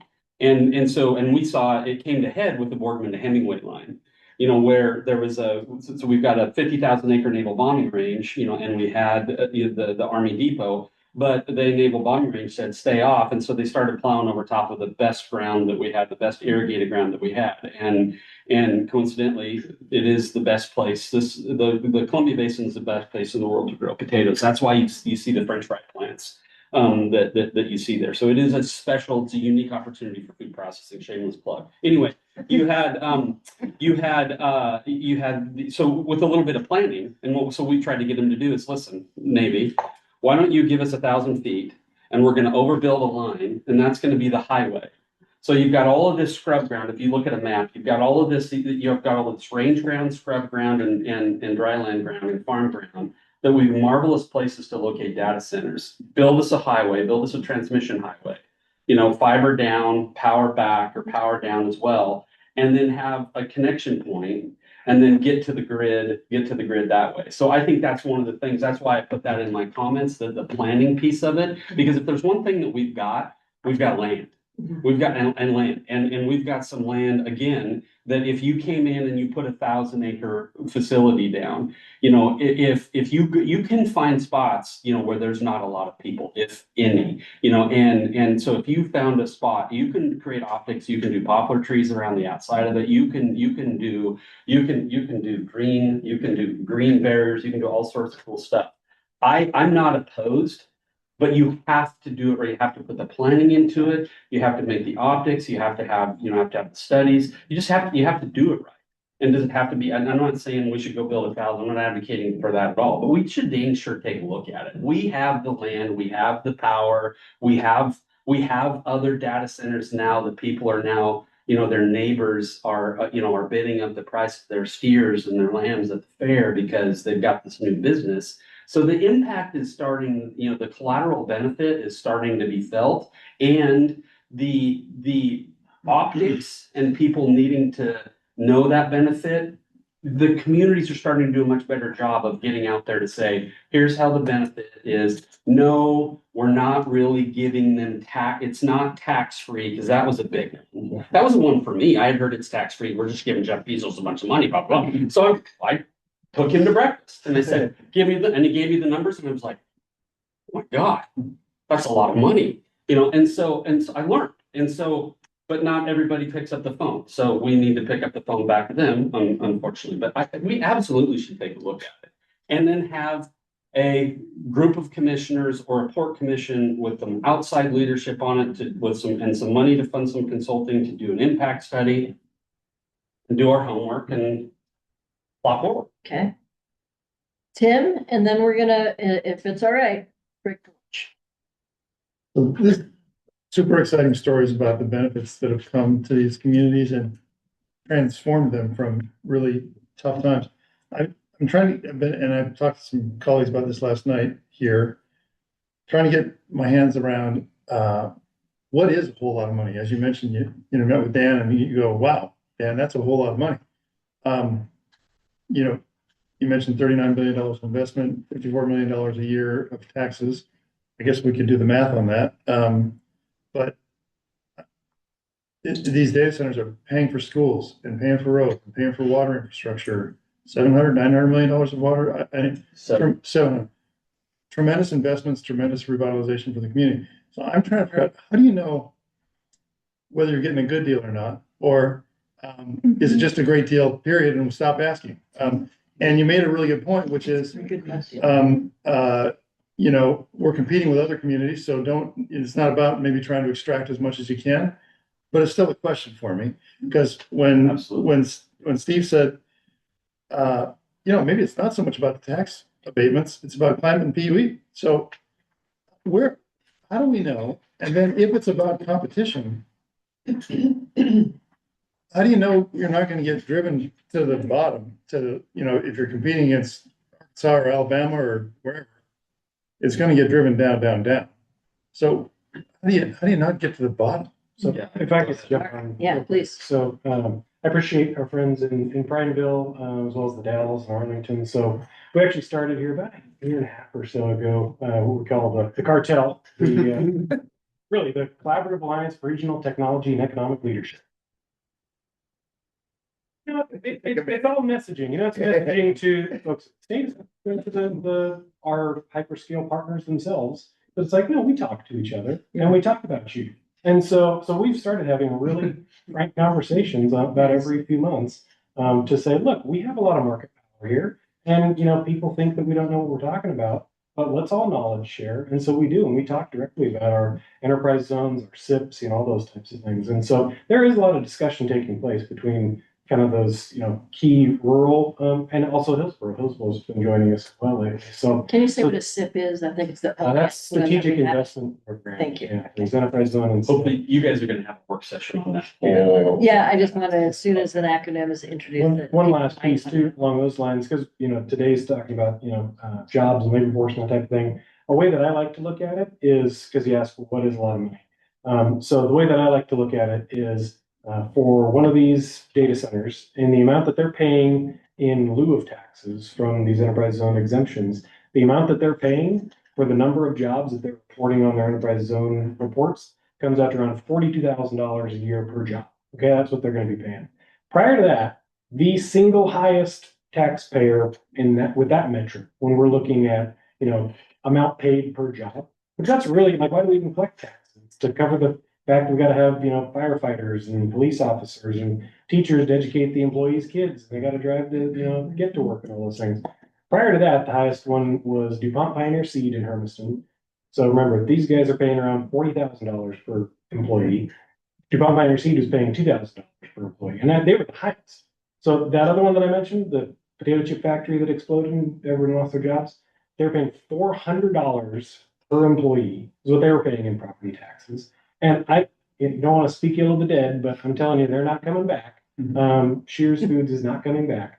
They would have paid less than minimum wage if they could have got away with it. I mean, these were, you know, they took anybody who had a pulse that had, you know, they couldn't work at Lamb Weston because they'd gotten fired. They couldn't work at Hermiston Foods because they'd gotten fired.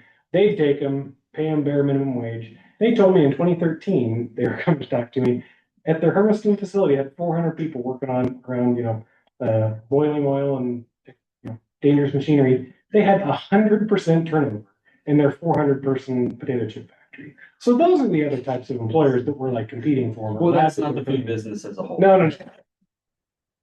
They were at the bottom of the barrel one, yes.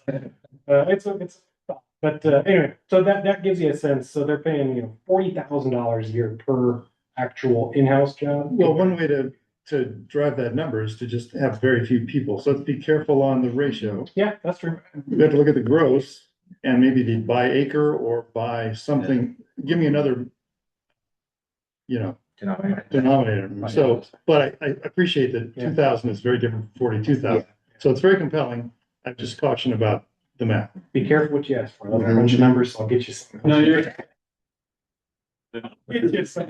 So my answer to that is that you just heard it say, except for the food business piece, but what you heard is good leadership. And that there's just no substitute for doing your homework. So you reference your local economy and you reference what the competition is doing, and you make a good business decision. And so the problem that I see with have the people on the other side of the table or the negotiators is that there's some very capable, very smart people, you know, in AWS and in the alphabets. And so you need to put people on the other side. that are capable. And that's not that a school teacher from Milton Water isn't capable, they just don't have the experience. And so when somebody like Commissioner Dorn, who has a robust and successful business background, is replaced by a school teacher from Milton Water, you've got a leadership vacuum there. And so when you have a municipality like a city that has a city manager who's very capable and very intelligent versus a county, you got different leadership structures in these different municipalities. And you have to be careful with that when you're negotiating, world-class deals. And so that's super important because there is no substitute for doing the homework. And the answer to your question is each municipality that locates that and wants to have them needs to do the homework to assess the landscape and then needs to put together the economic package. And the state, in my opinion, can provide some guidance on here's what we're seeing across the state as far as the deals. Here's what we're seeing as far as the risks, and here's the list of consultants that have been engaged to assist in that process. And those consulting groups, those subject matter experts can be that common denominator as the commissioners or the board members turn over. There can be that consistency, in that leadership piece from either the state or that subject matter expert group and help give them those reference points from which to make a decision. Okay. Thank you. I am getting signs from folks in this room that they've been in this room long enough that we need to have a break. We haven't had a break since we started at 9 o'clock. It's really, really interesting. There's so many things. Want to invite you all to stay. We're going to have the workforce conversation starting at 12:30. I know those folks have shown up. We do have lunches for the committee, but I'm going to stop now unless either of our co-chairs want to say anything at this point. I'll just say, this has been the tip of the iceberg, I can tell. And this is one of many ways in which we will be collecting information. So I hope that, you don't mind if we bug you, because I know that there are more questions and we have more to learn. Thank you, guys. This is the exact right way to make sausage. And I just, thank you. This is awesome. And it's really not only an honor to be able to be here, but my esteemed colleagues here this is a great work group, and the fact that you're willing to listen and do this work. We're going to do one better. We're planning to come out your way at some point. So just I'd love to host you, and I would be shamed if I didn't say you could come out the second full week in September to the roundup as well. Yeah. No. Yeah, Steve. Good friends with Phil Howe. Yes. Yeah. And Bill, when he came to an event like this, he'd give us a little bottle of, let her buck. So So I have that. I have it in my pickup. I did no doubt. I brought little bottles, but I didn't know if it was appropriate. Well, thank you. But I think you. yeah, thank you. Okay, so let me, if I can just shut this down and then we'll get to that. I'm gonna put the folks here on the webinar. I'm gonna put you on pause for recording and I'm gonna turn off everything. We'll be back to the webinar in half an hour. The rest of the conversation we might have here, don't worry, it's gonna be about like, where can people find the bathroom and the food? So thanks for being here. Thank you for doing We'll see you at 12:30. Okay, Excuse me. that's true. What's your name? Sure. All right. So welcome everyone to the afternoon of the Data Center Advisory Committee. We're here in the Governor's Conference Room in Portland. Happy to be here. I want to welcome the presenters who have taken time out of your day to join us this afternoon to talk about workforce issues. Thank you so much. This morning, the committee, who's sitting down here at this end, heard a wonderful explanation. I don't know where Jeff went. He might have left already. About data centers generally, just kind of an overview of data centers, all the different kinds of data centers that are out there and what that's all looking like. And then that was followed by a panel on economic development possibilities, concerns, things that the committee ought to be thinking about. So you all now are bringing us into the workforce. We actually had some comments online about what about the workers? When are you say something about the workers? Well, you're here to say things about the workers. So, and I know that we have online Mark Browning, who's president of the Blue Mountain Community College. And he's going to be leading us off. So this particular panel is what workforce benefits and or concerns do data centers present for Oregon? So Mark is going to kick us off as the president of the Blue Mountain Community College. Robert Camarillo and Zach, and I'm guessing Zach, just because of your shirt, right? Zach and Howard are going to be talking first about their experiences, and then we're going to move to Chris Carpenter and his folks from IBEW to be talking about their experiences. The questions for this panel, for people who are listening and might not have the agenda in front of you, are: what effect do data centers have on Oregon's workforce? What could a future look like that improves benefits to Oregon's workforce? And what are the gaps and barriers to get from here to there? And how might the state help with that from your perspective? So with no further ado, Mark, I'm going to turn it over to you. And we'll see how this goes sound wise. And we're going to hope it works just really well. So Mark, take it away. Thank you so much for joining us.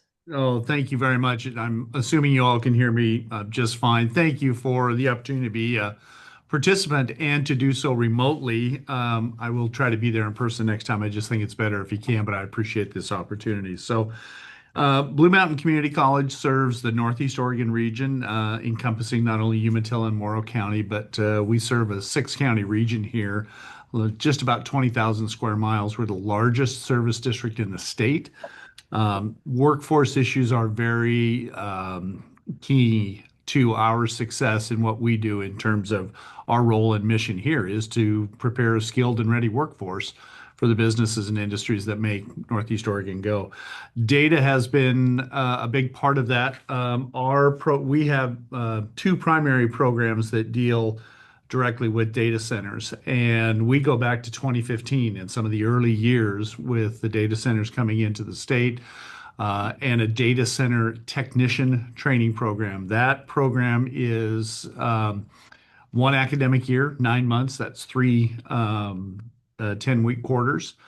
It is an academic certificate program, and it has had waves of popularity and some waning, but it has always had enough interest and participation that it makes it a very viable program for us from the college's perspective. What that program does is take an individual through and prepares them for a career where they manage the actual server, the data inside that comes into the center. We've now developed a second program where it really works on the infrastructure of the plant. We heard a lot this morning about managing airflow and heat and cooling and water and other alternatives, and the logistics of how you manage the actual physical plant. And these are large plants in clusters. We now do a program very similar with that. One of our biggest challenges, quite frankly, over the past few years has been completion. And we'll get we start a cohort of 25 and we'll lose half by the time we get to the finish line. And it's not because they drop out to go do other things, it's because they get employed. And at the moment where they are ready to do anything, they're so anxious to get into the workforce, away they go. Those who complete all the way through obviously start at a little higher rate and do a little better. And tracking that, they tend to progress a little bit faster within some of these companies. So we always try to make that pitch to the students. But it is a completion issue. We take a hit for that with the state and the feds on a completion rate. But we're always going to side with the student on what they feel is best for them and what's best for their current situation, regardless of what the numbers in Salem or DC might say about us.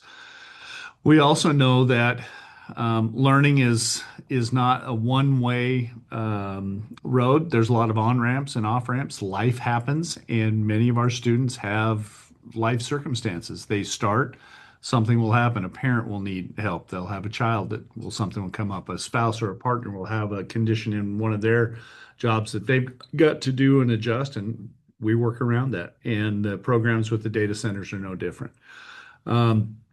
One of the challenges that, if I'm looking at the question, it says, what effect do data centers have on the workforce? It's a huge demand. As we heard this morning, the demand on the construction side is incredible, and it's almost insatiable.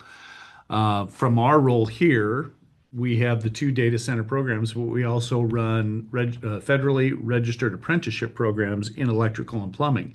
Those programs are full. They have waiting lists. Everybody is out and working through those programs. One of the effects is that there's such a demand that we need more capacity. And there are some limitations to what we can do. There's some state limitations on the ratio of instructors to students. And, we look forward to working with all the parties that we might take a look at that. You want to make sure that the key to excellent training and preparation is to make sure they have all the attention and the expertise they need from their instructor. But we've got to be able to move beyond where we're at because we're not meeting the need. We're not satisfying the need from the employers for the contractors who are trying to get to these jobs and get them completed. I think the other question becomes of how do you pay for it? And we've been very fortunate, not in the data center area, but in other areas where we've done and are doing projects with, I see Dan sitting back there, Umatilla County has been a great partner with us on doing workforce training in the Hispanic arena, Spanish speaking to English and English to Spanish. And that's been a program we've been working the last couple of years that's building all the time. We need that kind of partnership out of folks that can help us because paying for the instruction, not only from the institution standpoint, but from the student standpoint, one of the reasons that we keep it as an academic certificate program is so they have access to federal financial aid.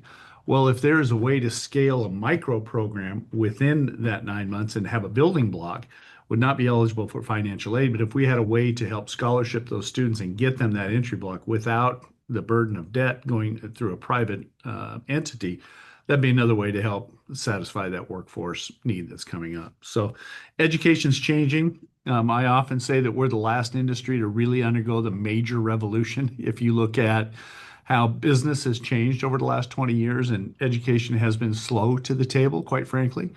We've not adapted as quickly, especially in public education. And there are various reasons for that in terms of transparency and making sure that, we're accountable and responsible as a fiduciary with public monies. But we also have a responsibility to our industries. And here at Blue Mountain, we're one of the schools in the state that is primarily funded by our local taxpayers. Our budget comes 47% from the taxpayers of Morrow, Umatilla, and Baker County. So we're most beholden to them and the industries that pay that freight. Being able to supply the right kind of workforce in a timely manner, that's how we measure ourselves. So we're excited for the conversation. I think this is long overdue. I want to go back to what Craig said this morning about really looking at the supply chain, and in our role in that is making sure that we have the skilled worker there and ready to go. And it's time we have this conversation, and I agree with Craig and others that have said this is the best way to do it. Let's get folks in a room and figure it out and set the agendas and egos to the side and look at what's best for Oregon, because we don't, we're a Northeast Oregon school, but our competitor is not Columbia Gorge Community College, or it's not Central where they have data centers. It's not Treasure Valley. It's not Eastern Oregon University. Our students compete with jobs with students all over the world. And our biggest competition here is that we have folks in our region who do not see the need for training beyond high school to be able to have a successful career path. And re-evaluating that from degree to training, your training might be 9 months to become a data center technician. But then you're probably going to come back to us in a couple of years and say, okay, I want to do this, or I've learned that I like this part of it. We're ready to go with that. You might come through our diesel technician program and be a service person who keeps the diesel generators going as the backup for these. And then you say, I want to start my own firm rather than work for someone else. You need business training for that. Okay, let's do that.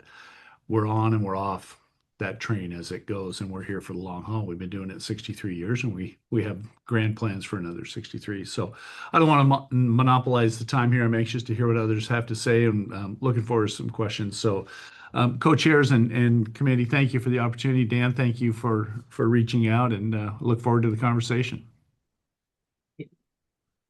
Thank you. Anybody, or shall we move on? Keep going. You got a question?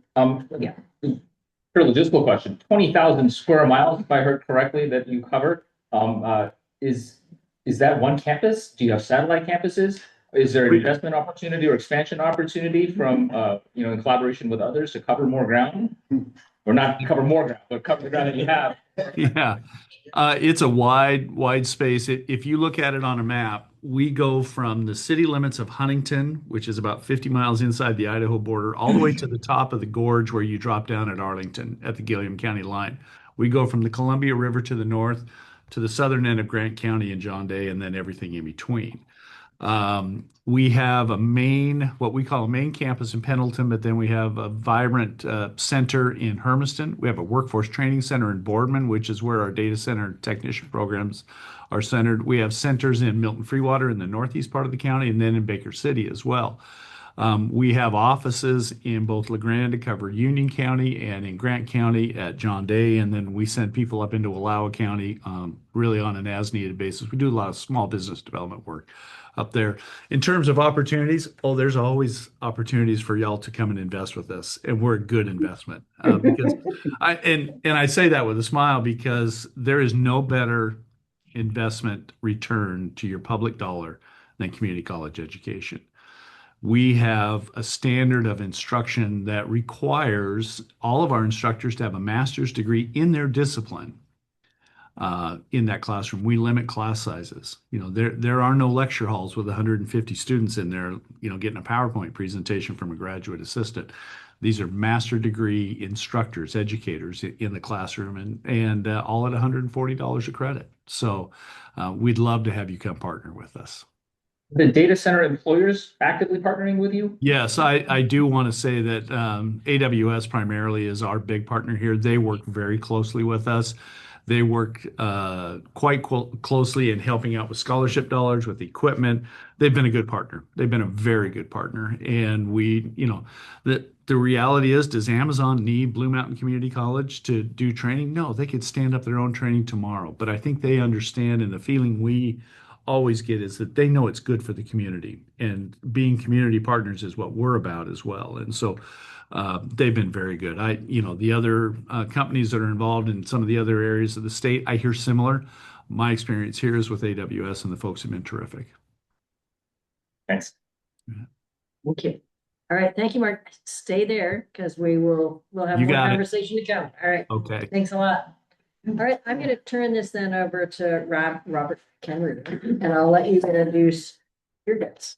Thank you, Donna. Good afternoon, everyone.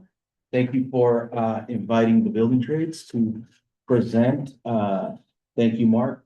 Great presentation. I see a lot of similarities in our programs and what you're doing. It sounds like we're focused on two different workforces. Our focus is on the building and construction side and maintenance side of things. And it sounds like Mark is focused more on maybe once the facilities get turned over, maintaining the facility in that aspect. But thank you. Today I got with me a few of our affiliates. We have LIUNA Local 737, OPIU Local 11, and Chris from IBW Local 48.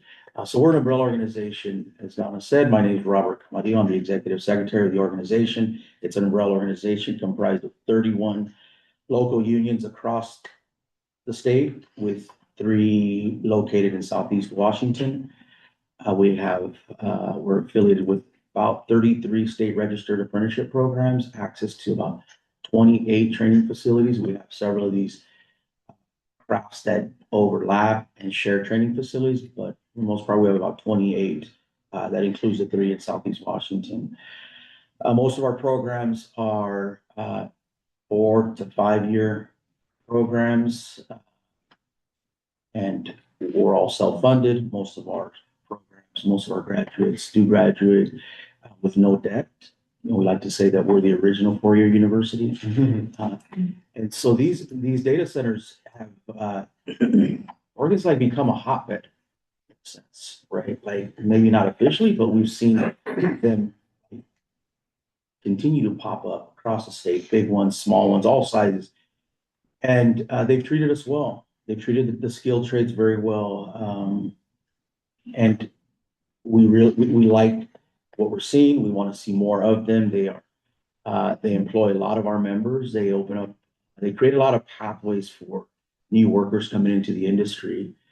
These are what we consider multi-craft projects where they employ up to 20 different crafts, from plasters, union workers to, laborers union to office professional employee workers to, it's a lot of crafts, right? These aren't projects that only create jobs for 2 or 3 crafts like some projects do. Not that we don't enjoy those projects as well, but these are really good projects. These we want to see more of them. These help these local economies, as I think Mark said, in that rural area. They've created a lot of good paying jobs in that area. Like, people are able to stay close to home, work close to home, and put this money back into the local economy. What we don't like is when we see these out-of-state contractors come into town and take this work. These are good jobs that should stay local. Right? So that's what we fight every day, is to ensure that these local communities where these projects are using the workers that live in these communities. We do a really good job of building a workforce wherever these projects are. We don't need training centers in every community. It's just like colleges and universities. We train the workers and then they go to work, wherever the work may be. So I think I'm going to try to just stop there and then ask some, answer some questions, but I want to make sure that they have enough time to share kind of from their lens and what their scope of work entails on some of these projects. But again, it could be, we could have, several hundred workers at peak on some of these projects for several months. I've heard of some of our crafts, on these projects up to 2 years, right? So that's some stability there, right? That brings workers certainty, right? That's what they want to do. And our industry is based, like, most of our workers make their career stringing several temporary jobs, right? And that's how they string their career for 25, 30 years, is that they finish one job, they move on to the next. People that don't come from our industry think that we're temporary workers, but that's the nature of our industry. That's how we make a living. We string hundreds of these temporary jobs over the life of career, and it works out well. We're able to earn a decent retirement, benefits, take care of families, and just enjoy what every human wants, right? A decent lifestyle.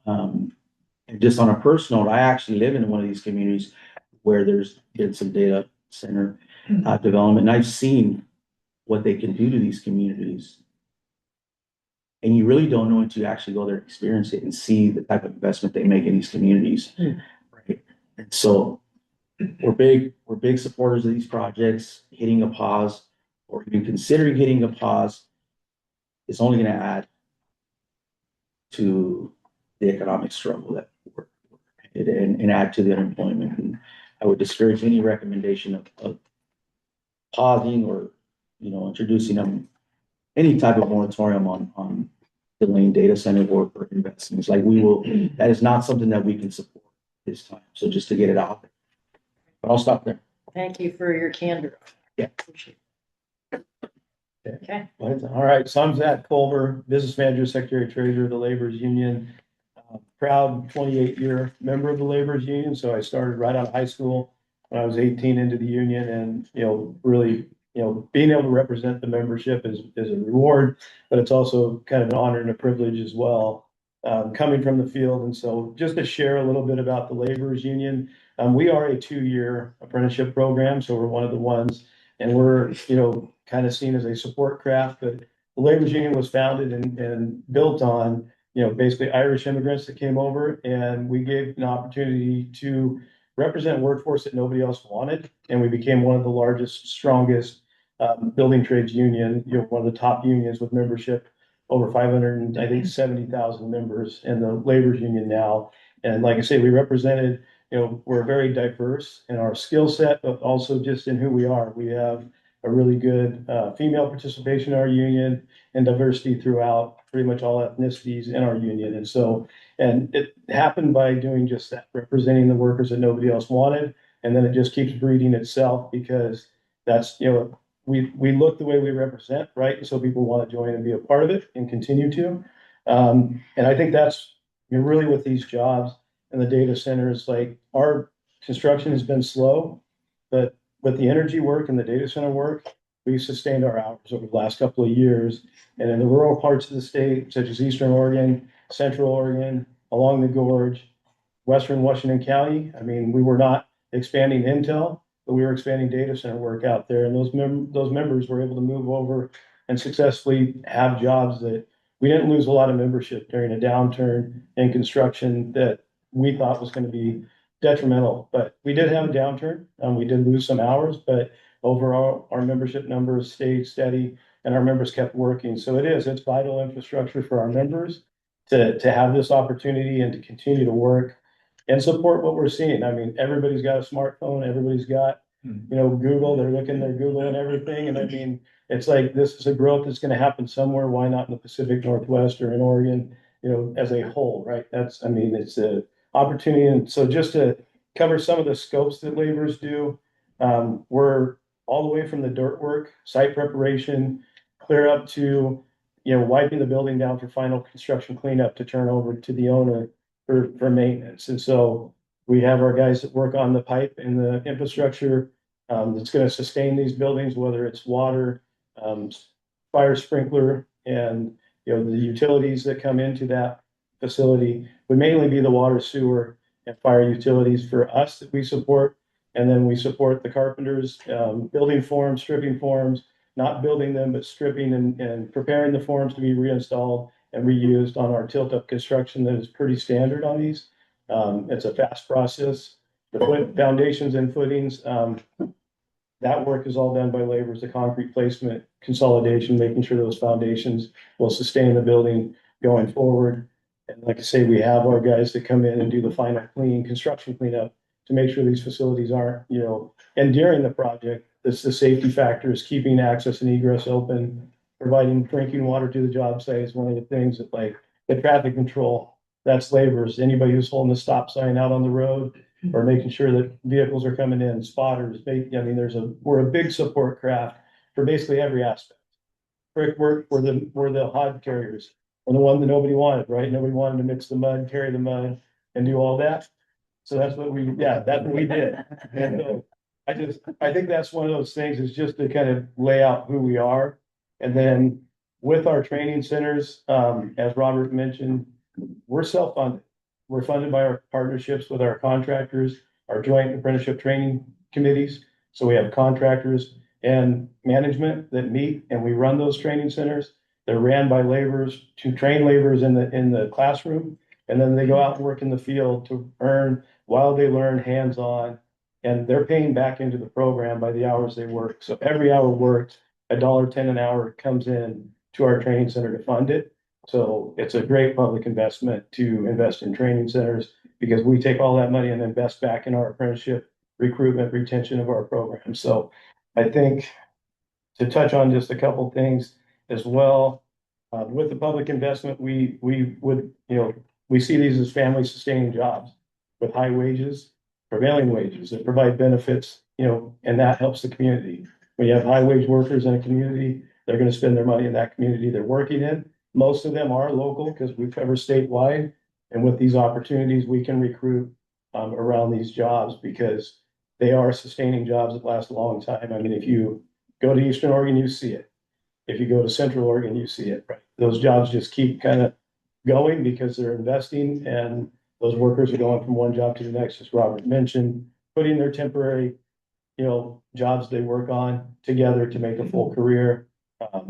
And just to brag a little bit, the construction industry is the best industry to work in.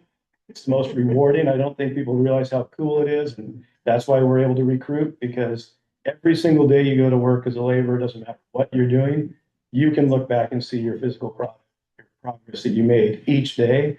And there's not a whole lot of jobs that you can do that. And that's what I miss in the job that I have now. And that's why I'm so passionate about the job I have now, is because I need more of those job opportunities for my members.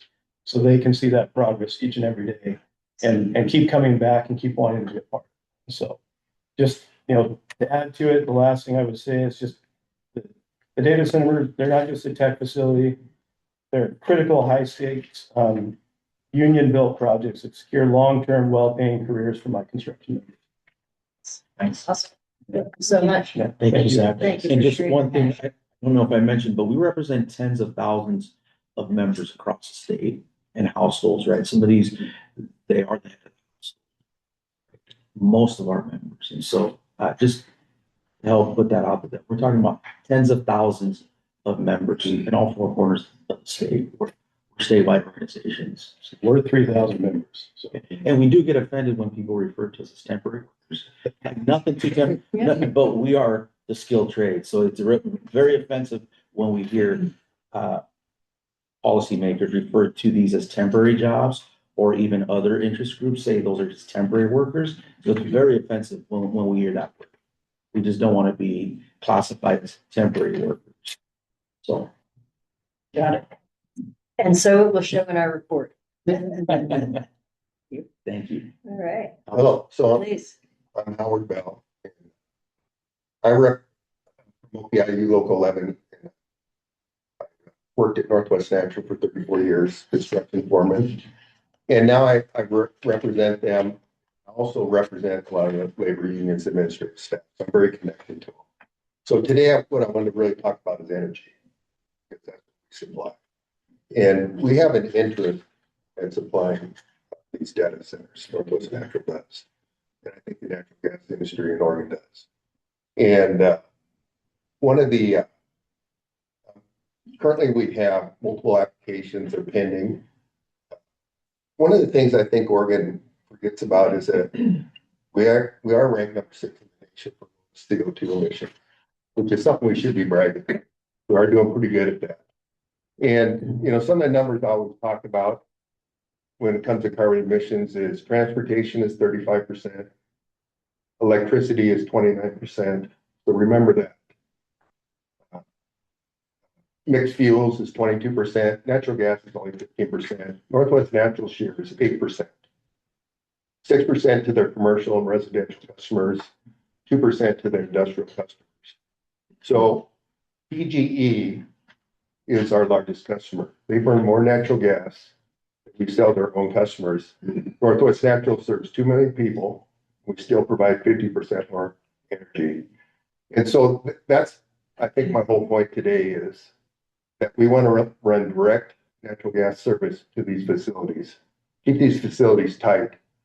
We're interested in natural gas, hydrogen, to lower the carbon emissions. We're interested in chilling absorbers and then battery backup. That's what we're looking at. Keep things nice and tight, because a lot of the issues we're hearing, like from Farmland First out in Hillsborough area, it's a massive land grab. So we think we can keep these tight. And one of the things with these generators is the fact that there's a lot of instrument work, electrical work, piping work, and that's what Local 290 does, the pipe work. Local 48 does the electrical work, and we're going to be part of the maintenance. We want that long-term work, right? So that's one of the key concerns. Now, there's a group of us traveling to Denmark here in April, bringing some politicians along, and we're specifically going to their data centers because they have these kind of things in place. And one of the things I'm sitting here looking at Michael Chung right now, and I'm like a third grader when it comes to hydrogen to him. So he knows this stuff way better than me, but that's what we want to do. We want to have this long-term relationship with this. That's one of our goals. Now, what's our roadblock?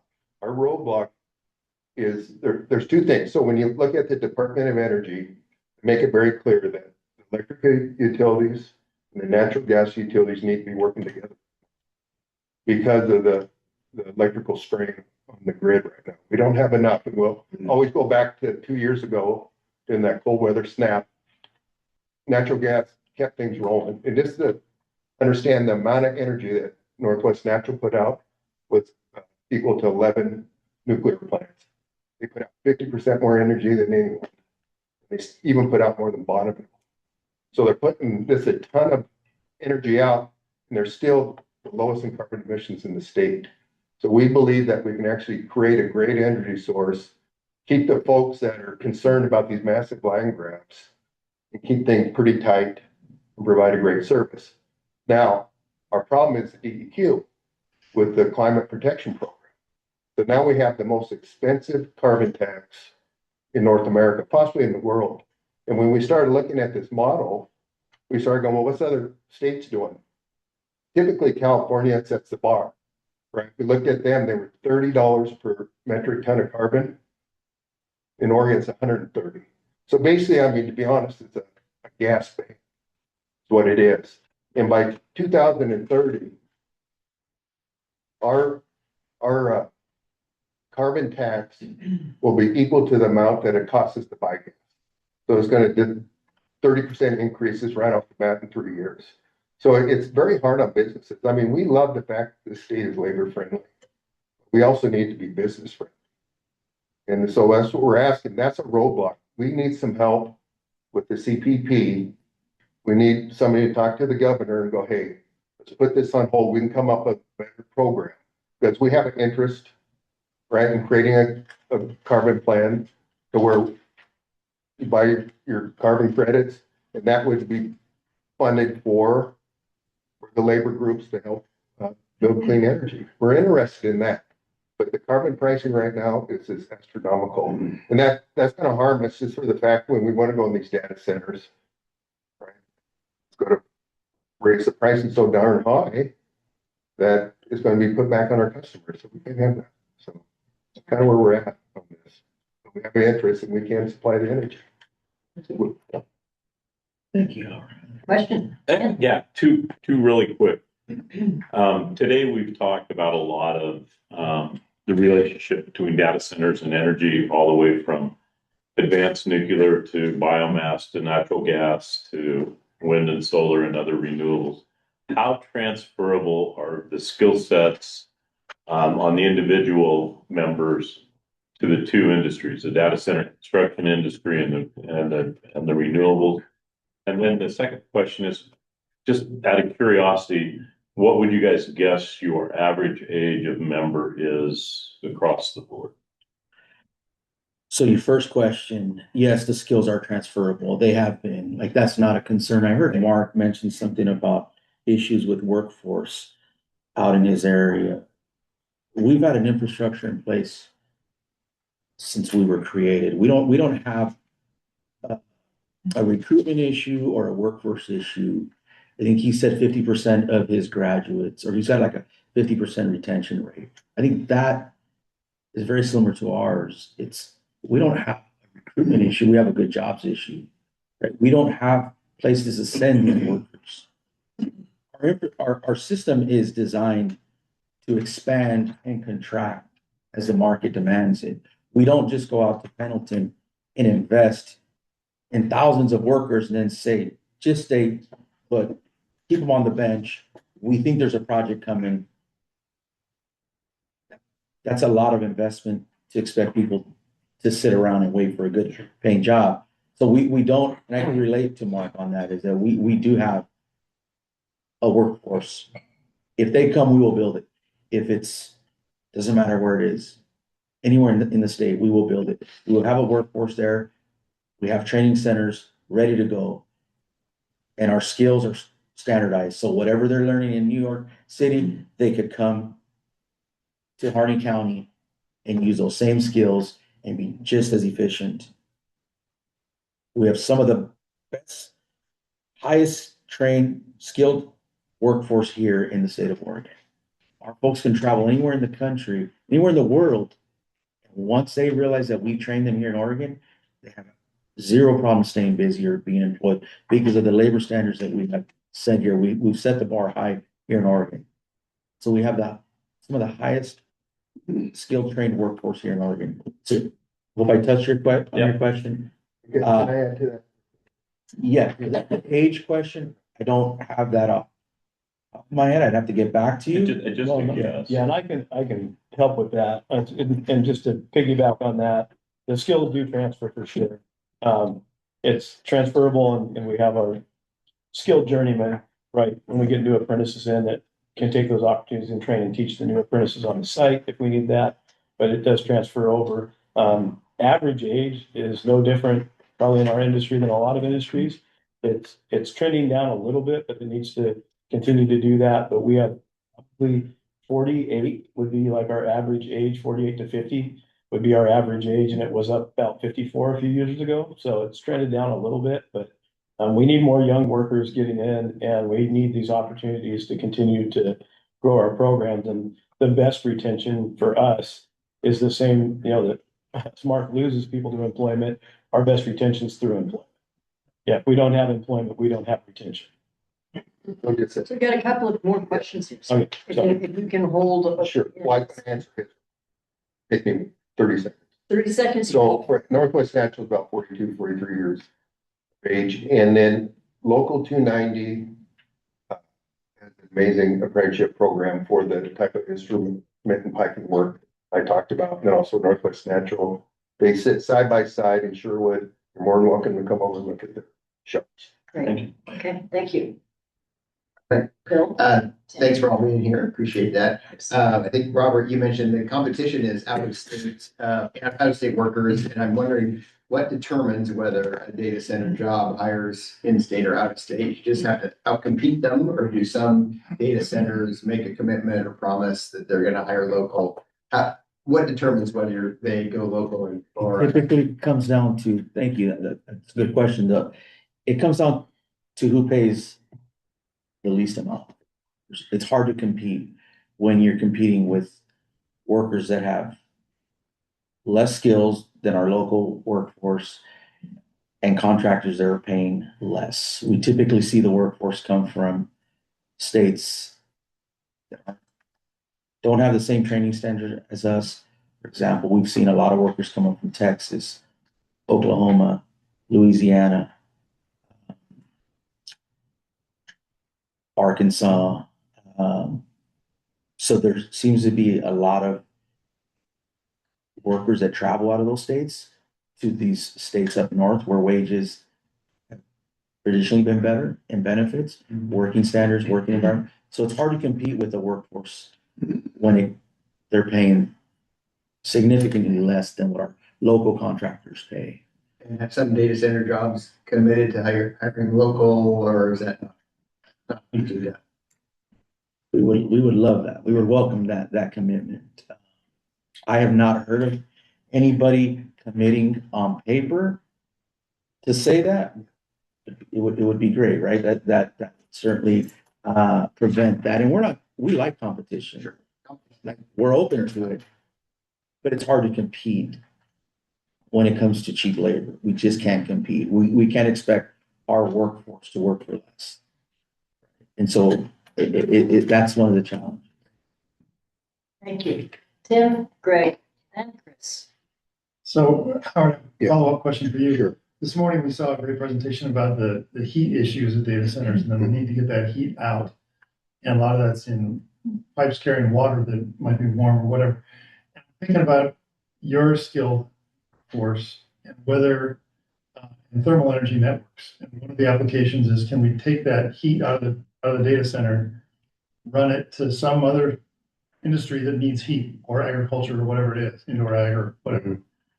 Would your trade be involved in running water that's warm, maybe in insulated pipes and whatnot? Yeah, so that would be a combination between Local 290 and us. So the combined heat and power systems are for that, right? So that they can actually, I'm specifically thinking about the data center. Beyond the Northwest Yes. team, but the whole Yeah. skill. Yes, absolutely. Yeah, that's like geothermal. Very similar. We have the ability, the skill set to do that. And 290. It would definitely be in the building trades, depends on where you're at in the state. We represent multiple United Association of Plumbers, Steam Fitters, Pipe Fitters, that perform that work. So when he's saying local union 290, he's referring to the local union that has jurisdiction in this area. But as you go east, we have a local that's out of the Tri-Cities that covers the entire eastern part of the state. And then we also have a local based out of Boise that covers the southeastern corner of Oregon. So it depends where you're at. It's gonna most likely be one of those locals. But it's also gonna include other crafts, right? We also have the heat and frost insulators who also perform a lot of the insulation work on that piping and some of the other stuff, not to get into the weeds. I gotta be careful not to award any of that work to any craft. But it's gonna require multiple crafts, right? So, and that's where I have to be careful because I represent them all. Yeah. Right, and so 290 is one of our bigger UA locals that's based out of the Portland area. But there's two others that also have some work jurisdiction in the state of Oregon. But we have. Right. We do. Great, please. Thank you all for your presentation. Very informative. I just want to follow up on it, since climate's come up, and we're talking about the climate protection program, we're gonna have a whole energy session. I think we'll probably get into this in more detail, but, typically, my understanding, you have diesel backup generators at many facilities. A few hours a year, perhaps those generators run outage or just perhaps you have an agreement with Portland General Electric to back up the grid because they're in particular shortage. What you're describing though sounds different to me because you're saying natural gas is going into a facility and it doesn't, I mean, if you're just talking about commodity price for something that runs a couple hours a year, it doesn't really seem like that big of a deal. What I think you're describing something different. I just would like to understand. Yeah, so it would be, they would be generating electricity on site. There'd be turbines in there. Constant. Yeah. Could be fuel cells. Yes. Like a bloom system or something like that. Yeah, that would be the idea. And that, that's one of the things we're gonna be looking at in Denmark, but it's in place. But not I don't know a whole lot about that. I don't think we have a data center big enough that would like make that pencil.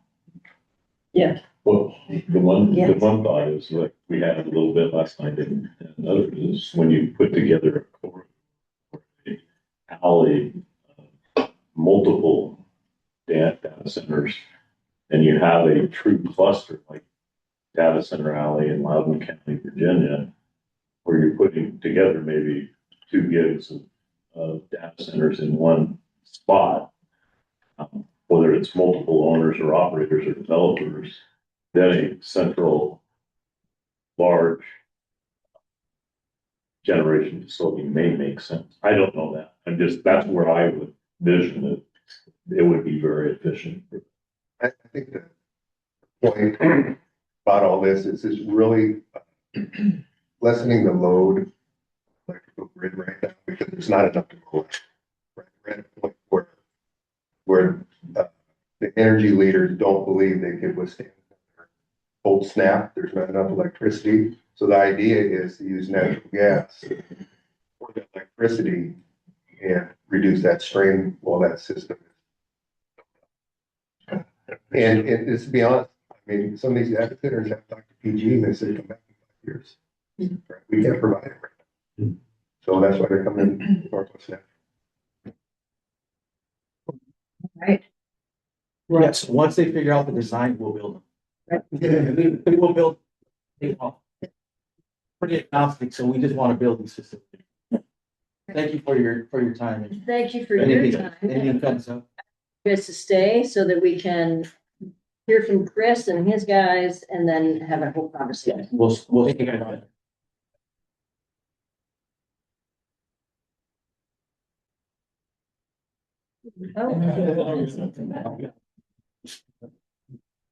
Who's this? Yes. How are you? Hi, Bill. Want us to just get into it? Well, I'll just say welcome to our IBW and yeah, let's just get into it. Let's jump on in there, Chris. Great, thanks, everybody. Appreciate it. My name is Chris Carpenter. I'm the political director with IBW Local 48. I'm Derek Bill and Bill Jepson from IBW Local 125. Them kind of, so just as kind of a quick overview, Local 48, we cover Oregon, kind of out towards the coast, Southwest Washington, Portland, up the coast, Southwest Washington, out towards Sherman County. We kind of cut off out there towards Wasco County, but we cover kind of that region with Portland, Vancouver, kind of the greater area. Our electricians, we're inside electricians. We do a lot of the construction, maintenance, et cetera. Local 125, they cover utility and linemen, a lot of that, but I'll let Bill and Derek talk about that a little bit. So a couple of different scopes there on the electric. I think before I kind of dive into some of the stuff, I wanted to follow up quickly on a couple of the questions that came up, partially on the transferability of the skills here.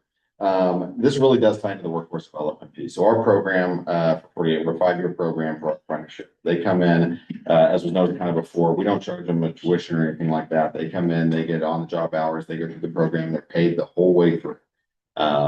They come out of that where they can go into, they come out as a general journeyman, they can work on energy, they can work on data centers. They can do pretty much whatever they want in the electrical industry. I think a really good example of this and where the data center industry specifically has impacted the electrical industry and our ability to get folks through the program. One of our sister locals, IBEW Local 280, they're down out of Lane County in Tangent, and they go all the way out over into Central Oregon. I was just talking to their business manager last week who wished he could be here, but he was out of state. Out east of the mountains, they had about, I think it was something like 40 electricians out there in their local. Due to data center work, they're a little bit over 500 now. They just built a brand spanking new training center out there in Central Oregon. They got about 500 electricians that are now working in multiple markets, whether that's residential, energy, et cetera. But that workforce build really largely because of the data center investments that have happened and the work they've been able to do out there. So in terms of how all this ties in, yes, the transferability of skills is very much there, and those folks can go on to other projects and a whole bunch of things. And to Robert's point, for us, that's what our entire career is about, right? It's going from one to the next, whether that is in energy or data centers, et cetera. So there is a really big piece there. And the only reason they were able to develop those markets really efficiently like that was because of some of the work that's come out of these things. I also wanted to just touch briefly on a question that came up a little bit around sort of the competition. Robert covered it really well as well, but the competition around the local workforce. I mean, that is really it. It's how do they bid that work? And it's sort of what we believe is that should be built on safety, efficiency, quality of work. Without having some sort of a core baseline on that, what you can see is it's really sort of a race to the bottom because the bidding happens on the backs of the workers. It's on the wages, right? They say, hey, cool, I'm going to save 20, 30 bucks an hour by shipping workforce in instead of using the actual workforce that came through our program. So that also doesn't help us develop the workforce, right? Because if we can't bid the work, we can't get our members on the jobs. If we can't get them on the jobs, we can't fulfill sort of our end of the bargain in the apprenticeship, which is, look, we're going to train you and we're going to get you work and we're going to help assign you and get you out there. So just wanted to touch on a couple of those things there really quick, kind of as we dive into this. In terms of the workforce development, I think I kind of touched on this a little bit, but having projects like this is what lets us keep our programs moving forward. When we actually have the work going. Right now, I think everybody's sort of probably aware, work is slowed down in construction in a lot of ways in Oregon. When we have industries that are willing to develop here and they're willing to put hundreds of our folks to work out on these projects, that's something we can't ignore, right? If we can get people out there and working on these, we know that our workers in a down cycle can keep working. For IBEW Local 48, we've got right now in our system, I think it's just over 900 apprentices. We represent right around 6,000 members overall. We have 900 current apprentices going through. It's hard for us to take folks and train new electricians if we don't have, if we don't know that we have work on the back end. So we take them into a program and say, here you go. Bummer, you don't have a job because we don't have any projects getting built. Most of the training that they get is on the job. There's classroom hours as well, but I think that it's true for most crafts. A lot of what they do is they go out and they do the work on the job, and that's where they get the bulk of their training. I think that the other big kind of piece here is around, and this is where I'll probably start to segue towards Bill and Derek, is around the energy side of this. Howard touched on it as well, and so did Zach. There is the energy component of this. For IBEW, we're excited. We have folks that do, again, they could go from a data center for a year and then they go out and they're working on a solar farm, or they're working on a wind farm, or they're working on hydrogen or thermal energy or whatever it is. They move around to those different pieces. We are aware, I think everybody's in you, and I know y'all are gonna have more dedicated sessions on the energy side of things. We are aware of like, there's a strain on the grid, there's a capacity issue that we're gonna have to deal with here. You know, for us, that is really kind of an exciting opportunity. I mean, it's stressful. It's also exciting because I mean, that is potentially a lot of work that we know is gonna need to happen, and we've known it needed to happen for decades. I think that there's probably a mixture here, and where our members come down, you know, it's gonna be a mixture of work, whether that's on-site generation, or other efficiency mechanisms, kind of like Howard was talking about, and you know, what sort of other tech do we look at on site for this stuff, as well as where it bleeds into transmission and other utility scale generation that's going to have to happen. We're at a sort of an interesting point right now, I think, in terms of the workforce and the market development on this, because we do have, you know, our grid does fully, I mean, we rely so heavily on natural gas and hydroelectric, right, for the entire region. We're excited about opportunities with the hydrogen. It was really exciting a couple of years ago before a lot of hydrogen funding got axed, but you know, here we are. Hydrogen, geothermal. I think that as we start to look at all those different options, you know, it's really exciting. Nuclear is a conversation that obviously is a little bit different in Oregon than it is in other states, but it's one that I think we have to look at if we want to really start to tackle this. And all of that means work for the trades across the board, right? All of these pieces are things that we're going to be able to have members out and working and getting that workforce up and built. The last thing that I'll kind of say is that it is sort of an interesting thing, and especially when we're looking at an industry as it starts to come in, to Robert's point, I think slowing things down on this, we want to be very thoughtful as we do this, but we want to make sure that this industry continues to develop. I think that, you know, just a couple years ago, folks were like, hey, we don't have enough electricians, right? We don't have enough electricians to do anything. And that's, to an extent, we do have to continue training electricians, and we cannot train electricians unless we have industries to actually train them in. So I think having those standards and making sure that those folks are out there is not only important for this industry and also for the responsible development and construction of this industry, but it goes way beyond that. Anyway, I'll kind of leave it there for now. So Derek Dill, I've been an IBW member for 30 years now. I know I only look 30, so. But journeyman lineman by trade. I've been a journeyman lineman since 2004. I'm currently PGE employee. I've been with them since 1994. So I know a lot about the electrical utility business. Did a little bit of time as a manager, but then went back to the tools, and now I'm working for Travis Erie and IBW Local 125. I'm not really sure. I'm more of a problem solver. So if you guys have questions for me, I'm more than happy to ask, but I'm not a really good salesman. So I don't know what you guys are looking to buy. But I do know that Information is all we're. okay, I have lots of information. Yeah, how much time you got? Yeah. But there's a strain on the labor force from our side. We are struggling at getting qualified applicants to come in and learn the trades, come into our apprenticeship programs with the expectations of what we need them to do, which is timeliness, being able to do math without a calculator is a big one. We've been working with some of the local high schools to try to get these trades back into the high schools, informing their students on what they need in order to get into the trades, because I don't think we're preparing them the right way to come over and take an apprenticeship. So that's going on right now behind the scenes, working with 5, 6 different high schools to try to work with that work group to come over as, 48 or come over to 125 to do electrical work. So if you have any questions for me, I'm more than happy to answer. Just very quickly, are you on the transmission or distribution side? So journeyman lineman, I do both. Okay. So we do everything from, the 120, 240 service that goes into the house all the way up to the 500,000 for the transmission. So that's what's really unique about Portland General Electric is their linemen do it all. They're not specific to one voltage or one craft. They pretty much do all of it. You bet. Very much. I'm Bill Jepson, journeyman wireman for 26 years. So I started at Local 48 on the inside program for 11 years, and then went contracting out of Local 125 on the high voltage side for substations, contractor for BPA for 4 years, and then I got on with Portland General Electric as a substation wireman 8 years ago, and I've been in the union hall for 4 years.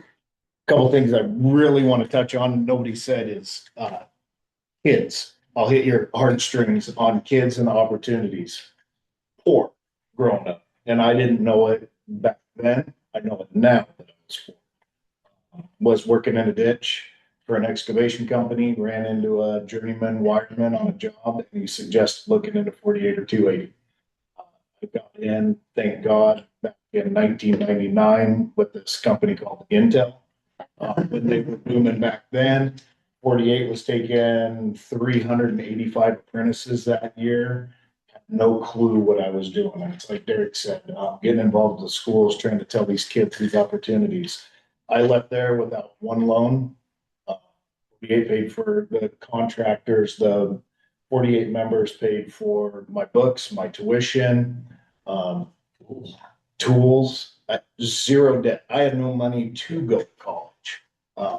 So it was a great opportunity for me. Since then, I've made one heck of a living for myself and my family. We bring this work into this community that allows these kids in our communities, whether it's over in Central Oregon, Eastern Oregon, Hermiston, Boardman, Portland, Hillsboro, it gives all these kids opportunities to make a living. It gives them a chance. So that's heartstring. You know, that's what it was for me. That's the opportunities that are going to be given to the younger generation. You were talking about bringing in out-of-state work. Not a big fan of that, or out-of-state workers. That does not provide an opportunity for any of our local kids. The reason they bring them in and they get a deal on them and they can outbid us is there's no guarantee for wages, benefits, or working conditions. So that is something that everybody that is part of a union is guaranteed to have. They'll bring them in without benefits, they'll bring them in with wage cuts, or they'll make 4 of them stay in a hotel room together. Always willing to do the work. We can go anywhere. Once you journeyman, lineman, wireman, train us. We want to be trained. We'll provide you with whatever service, whether it's laborers, carpenters. Let us know what you need. We're here for you. We'll work for you. We have top of the line training facilities everywhere. Just built a new one in Battleground. As far as utilities go, they have their own internal apprenticeships. 48 has a great training hall. We're right next to Liuna over off in North Portland there. And safety. Safety, number one. I think that is the number one thing that everybody's taught through is safety, how to perform a job safely. Always provided with the right tools, equipment to do the work. Can I add briefly, when you say safety, do you mean worker safety? Do you mean public safety? Do you mean both? All. It's all provided. Everybody's put through OSHA 10, OSHA 30. Safety is always number one. Like I said, working conditions, huge. Huge for us. We always have the opportunity to stop a job if something's not right. Never feel threatened by anybody to get a job done if it doesn't feel right. So yeah, it's go ahead. We got another question right here. Tim. I think, here in Local 48, we're down on construction, or that's folks who aren't busy, right? Versus in 125 outdoor, y'all are you full tilt or no? I'm trying to get a sense of whether, at least maybe in the data center space or more broadly, you know, our need to run more power or to have more power. Are y'all more busy now or less busy? How's that comparing across the state? I know it's maybe not for just the local, but you've got a sense of the statewide. Yeah, we have 4,500 members out of 125. So 125 covers all of Oregon, a little bit into Washington, except for a sliver of 659 down the coast, and even go into Northern California. A little bit slow right now. Permitting's a big thing. We're getting Boardman to Hemingway. We got a big job going. And we're waiting on permitting, 20 years. You got shovels in the ground. Well, yeah, it's not full blown going yet. But that's what a lot of our guys, once it booms, it'll boom. But that's, I mean, we're waiting on it to take off. But yeah, shovels in the grounds, we have people staged. We have staging equipment in Baker and in Idaho, so. Hurry up and wait.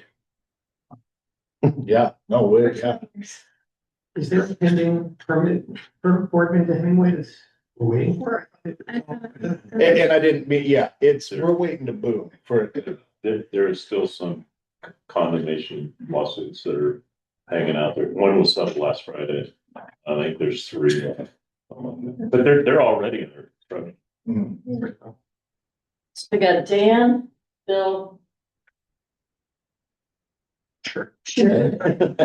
I real quickly, and I guess I'd just like to put this into perspective and make sure that I heard what you said. So you're in the middle of Intel's boom, and really you had 380 apprentices working at that time. No, they took 385 apprentices that year. That was how many we brought Okay. in new.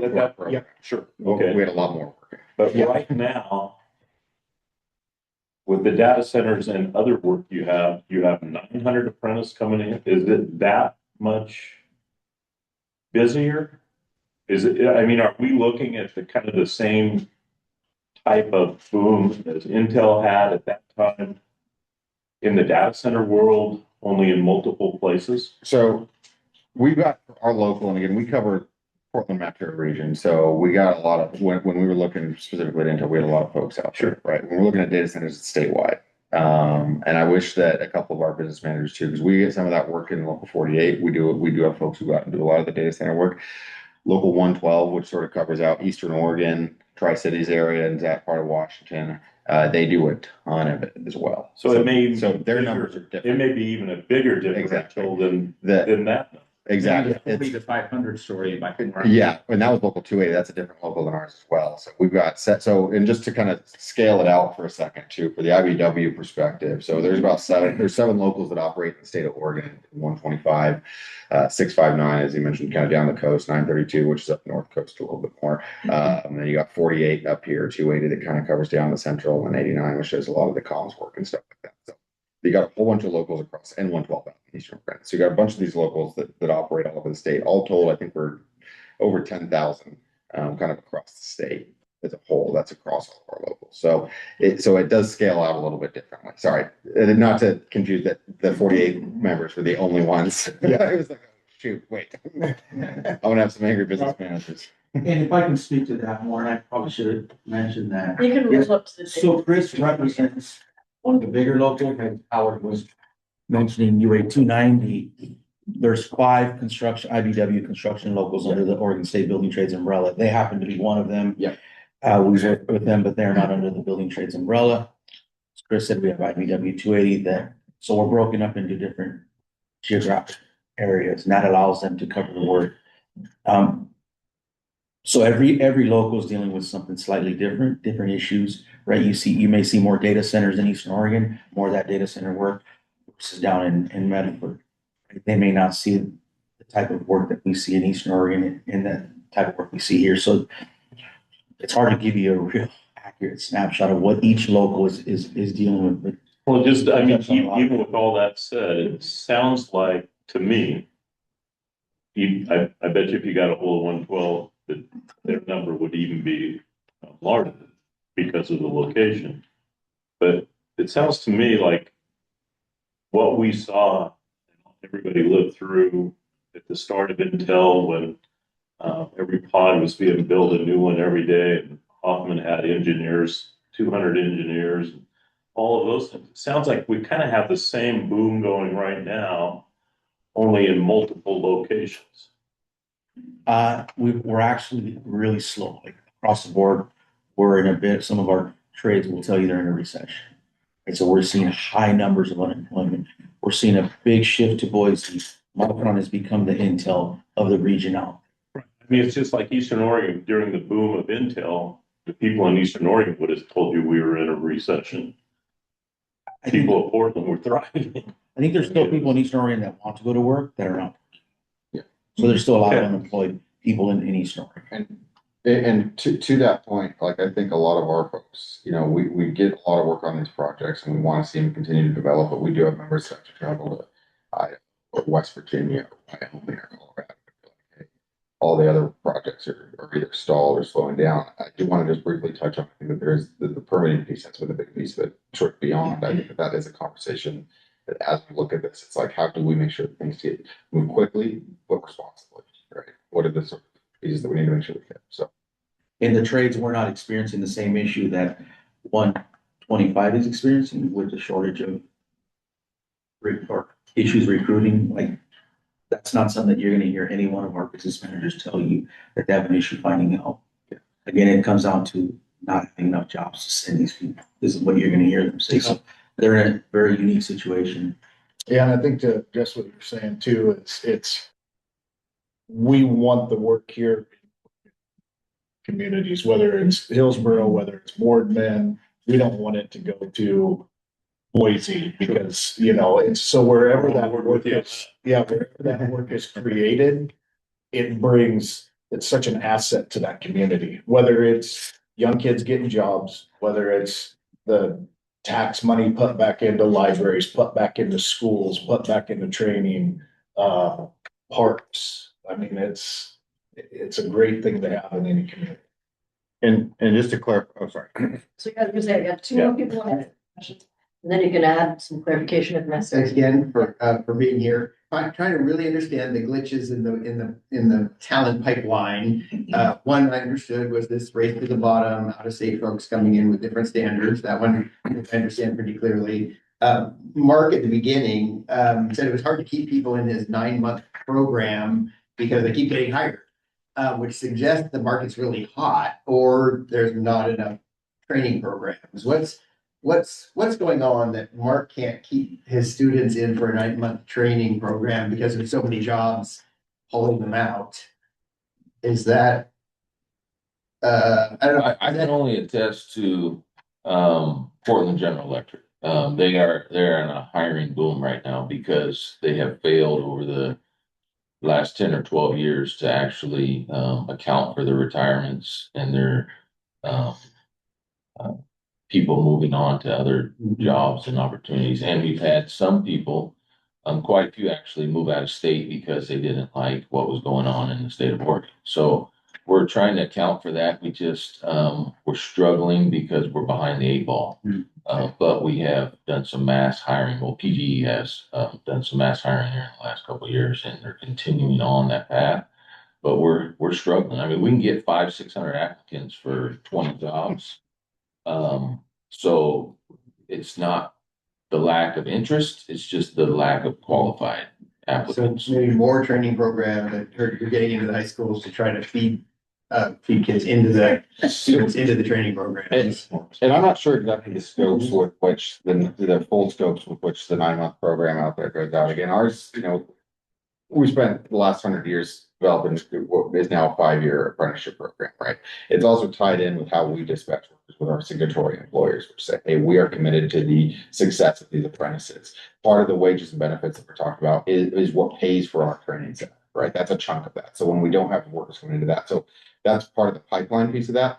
But I think that as we're looking at it and we see projects dry up, that's where it's like, where can we actually dispatch those workers to from our program, right? And then it's the problem of like, okay, say we've got, you know, 100 people, it's more than that, but say we've got 100 people looking for work, and then there's 5 jobs that come up on a given whatever that project is. So that was data center techs. You're talking about, you know, 4 or 5 year skill. What was your question again? And Mark has chimed in up here to maybe answer your question as well, so.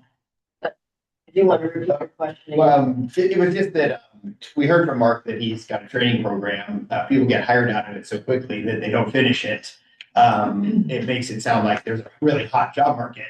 And you all are sort of talking about a need for a bigger pipeline of talent. So I'm just trying to piece together what's going on. No, I don't think that was not from us. We don't need a bigger pipeline. We have a full pipeline of applicants coming in. We don't have a pipeline of jobs to send them, as you heard them say they have a project in East Oregon that's on hold. So permitting is a major issue, right? These data centers seem to move along much quicker, so we're able to put people to work a lot quicker on these data centers versus some of these other energy projects. Energy projects have been a challenge, and as you know, renewable energy is also on the decline now, right? We're finishing up some projects that David knows, he's in that industry.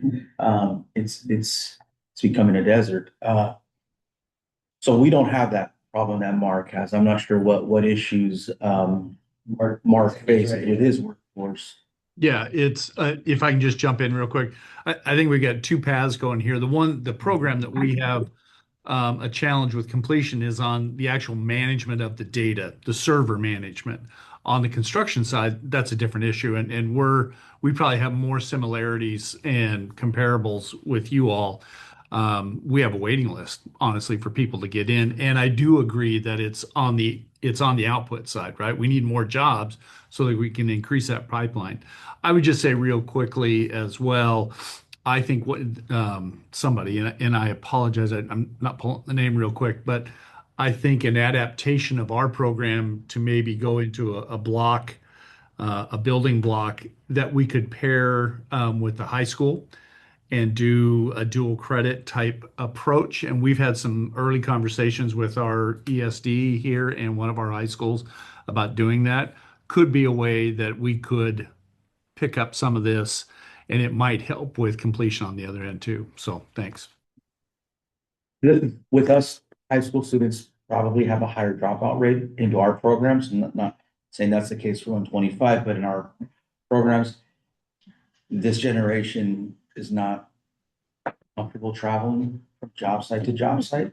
They all want to come back home and sleep at home, right? Young parents have a lot going on. There's other barriers that contribute to retention, right? From childcare to personal living situations. You can't just take someone and say, hey, you got to go to Arlington where there's maybe one hotel within 50 miles, right? And expect them to be able to pick their children up here in the metro area. So there's other barriers that play a role into our retention numbers. So it's not the work, right? It's also this. So we find that middle-aged adults make the best apprentices, right? People that have been through some things, people that are a little more stable. We invest into young workers, not all of them, but those numbers will show you that they are the ones that drop out first. We get them later in life. Like we get a lot of college graduates, we get a lot of college dropouts, we get a lot of folks that come from other professions later in life. So there's like that late 20s, early 30s apprentice in our world that seem to do really well.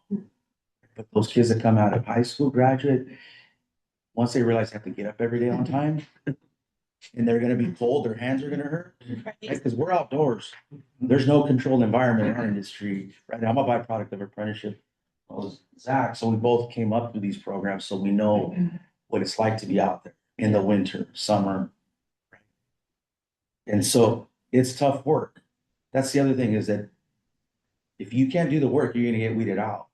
It's just like athletics, right? You're not conditioning, you're not preparing, you're not taking this seriously, you're gonna have a hard time staying busy in this industry. The industry has never lied. It will weed out the weak ones. And that's just the way the work is, right? Like, you could only help, but you still got to get out there and get your hands cold, get wet, get hot, whatever it is. So that also, those are all factors that play a role into our retention rate. The industry has changed, but Let me move this toward you. Well, this is, I guess, just a quick question to kind of get at a little bit more. Pulling the thread, permitting's kind of come up a couple of times.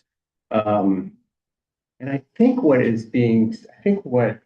Robert is describing, and maybe others are getting at too, is just the fact that there appears to be approvals happening, or that the go signs happening from data centers, which makes them appealing, as opposed to a general permitting problem. I mean, now you mentioned Oregon Hemingway, and there we have, like, I guess, private landowners who object having their land taken, and they've gone to court. It's not really a permitting issue, but it is something that has to be dealt with. We have, by all reports, I understand we have 5 gigawatts of approved renewable energy projects in the state, completely approved, cited, but they can't get BPA to interconnect. which I assume if the EPA were to say, we're going to interconnect you, that's more work for you. And so I'm just, I'm sort of wrestling with this out loud. Here we talk about it because the problems that I see have to do, and maybe this is lumped into permitting, has to do with the way BPA is managing the transmission system and allowing for these projects to integrate. Because if you have these 5 gigawatts and they got your connection tomorrow, then you're building tomorrow, building as soon as you can. I don't know if you have any thoughts about that. Are there things that BPA could do better, that we could urge BPA to do better? Is there, am I diagnosing the situation? I'd love to know more. Deal specifically with EPA, that's the 25. But I do know the permitting has been an issue with I think it's pretty much the cities and like the Forest Park. Yes. Forest Park transmission line, So we can get a project all ready to go, build, design, and then it takes years and years for the permits to actually come through, or you start it and they shut you down because somebody found something, or I mean, it's one thing after another. And this isn't just large projects, this is daily work. So to the point of, keeping people busy, when the permits are such an issue that we can get our customers heated up that want a new service, it's affecting the work in general. And the Forest Park was a good example, right? I mean, that was a case where, and I think that it's sort of a large, it creates so many areas, because whether it's the local issues, like in that case, that can pop up. I think, we've been working on stuff down in the legislature around, what happens with like DEQ permitting process, with air and water quality pieces, or how do things maybe stick there? What's the capacity in some cases? And just be capacity of those. In other cases, it's when do we go from, what's that process look like, into, never ending litigation, into, all those different pieces. I think that it's a very broad spectrum there. I think in terms of the BPA, like Derek said too, I know there's some folks at 125 too that will be able to probably dive more into that specific piece of it. I want to tread real careful before I step on something BPA 125, so I'm gonna leave that there, but they can probably get more information. I got a card of somebody I can give you. It's my business manager. There's also a political element to a lot of this stuff, unfortunately. Yeah. And so they become like footballs. Yeah. I mean, you can see the interstate bridge replacement project, how much money we spent trying to build that bridge, right? Of course, now we're in another weird situation. How the permit, I think people have weaponized the permit process. Yeah, we will build anything you want. Yeah. Anywhere. We're gonna generate electricity. We also have to transport. How long does it take to permit some transmission lines? 20 years.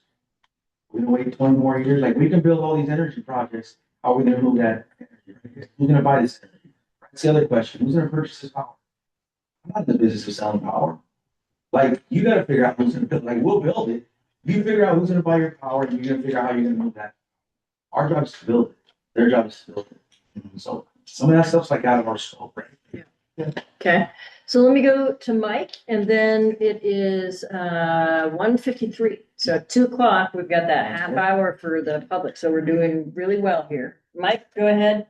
So a through line that's going to be, important to our committee's work throughout all of the topics we want to address, and I wanted to get your perspectives on this, is equity and diversity. And in terms of the workforce that you bring to the kinds of infrastructure and projects that are associated with data centers, I just love to check in with you and learn, for our committee's benefit, about sort of your perspectives on diversity and equity and people that you bring to the infrastructure that we're talking about. Well, it's something that the building trades takes serious. As you can see. If you can join us here. They can't hear you. So. Yeah, I'll just stay here. It's not always reflected in the leadership as you come to some of these tables, right? It may not look as diverse, but I can tell you that it is serious. I know, Zach Slogo takes it. I mean, he's probably among the top when it comes to diversity. Not only his leadership is diverse, but his membership. 48 is another one. I mean, everybody's taking it. We just don't advertise it. We're not good at marketing. We're not good at telling the story, right? We don't brag about how well we do these things. And that's been the building trades, one of their biggest downfalls, that we don't tell stories. We're not good storytellers. Like all this good work that we do, we don't talk about it. Is it perfect? It's not perfect. But if you could look a little deeper into our organizations, you would be surprised, right? From what our e-board looks like, with the different e-boards that we have, the different committees that govern these local unions, you would see the amount of diversity, right? I mean, you could just look, I mean, Haley's on the building trades team, right? I mean, every chance that I get to bring someone that wouldn't have the opportunity to be at the table where there's decisions, I'm making that happen, right? We support it. Most of the policies that we get behind encourage diversity, right? Like we're not just tokens.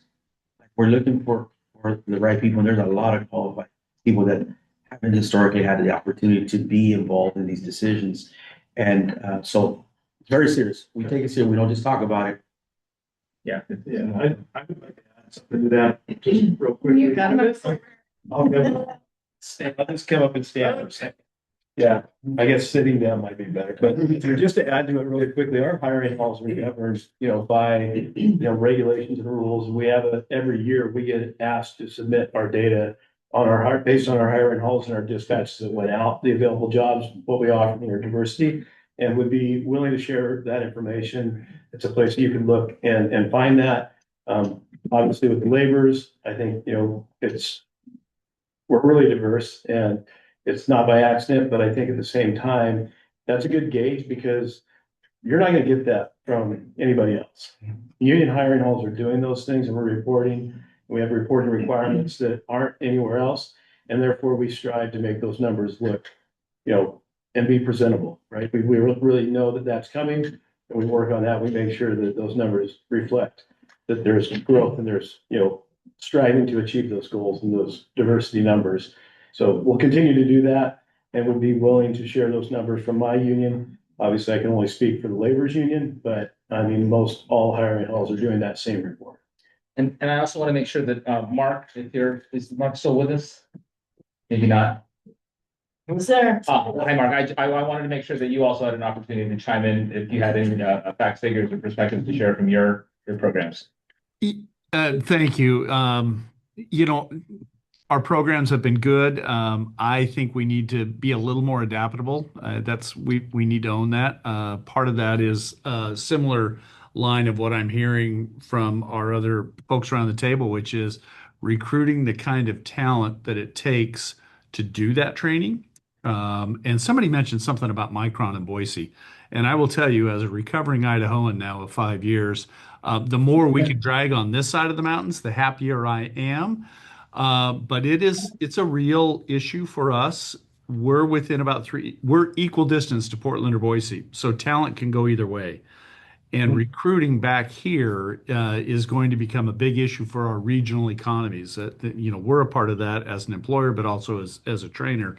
And that's an economy over on that side of the mountains that is not to be trifled with. So we need to be taking that seriously. Thanks. And just to add, Michael, Northwest Natural, we do have an internship program. Women, minorities. Thank you. Well, this is Thank you. perfect timing. Real quick. One more. Diversity and equity. I think what you have to understand with all of our unions is we all make the same wage. So it doesn't matter. They make the same wages up. You put in an application, you're qualified to do the job. So everybody makes the same amount of wages and benefits. Nice. So. Okay. Thank you. Well, thank you all so much for coming. And it's been really very, very interesting. Thank you for selling this information, right?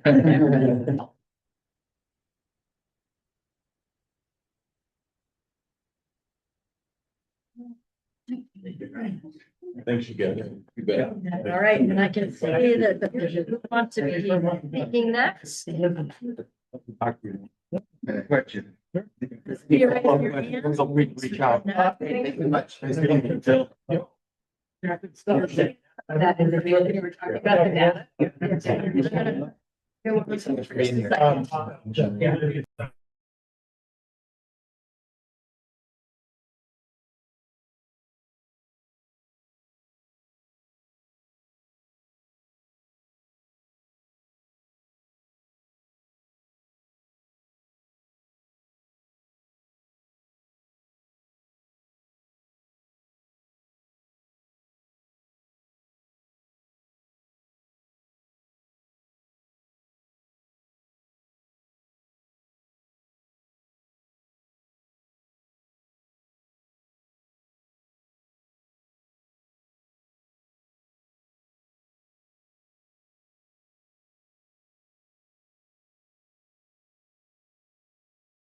So for folks that are waiting, not to worry, we will give you a full 30 minutes. But my committee just ran it back. So, I mean, not together, but just trotted off for a bio break. So as soon as they get back, we will get started. But I do need the committee to be here so they can hear your comments. And as I say, Travis, we will let you go. Your vote happens.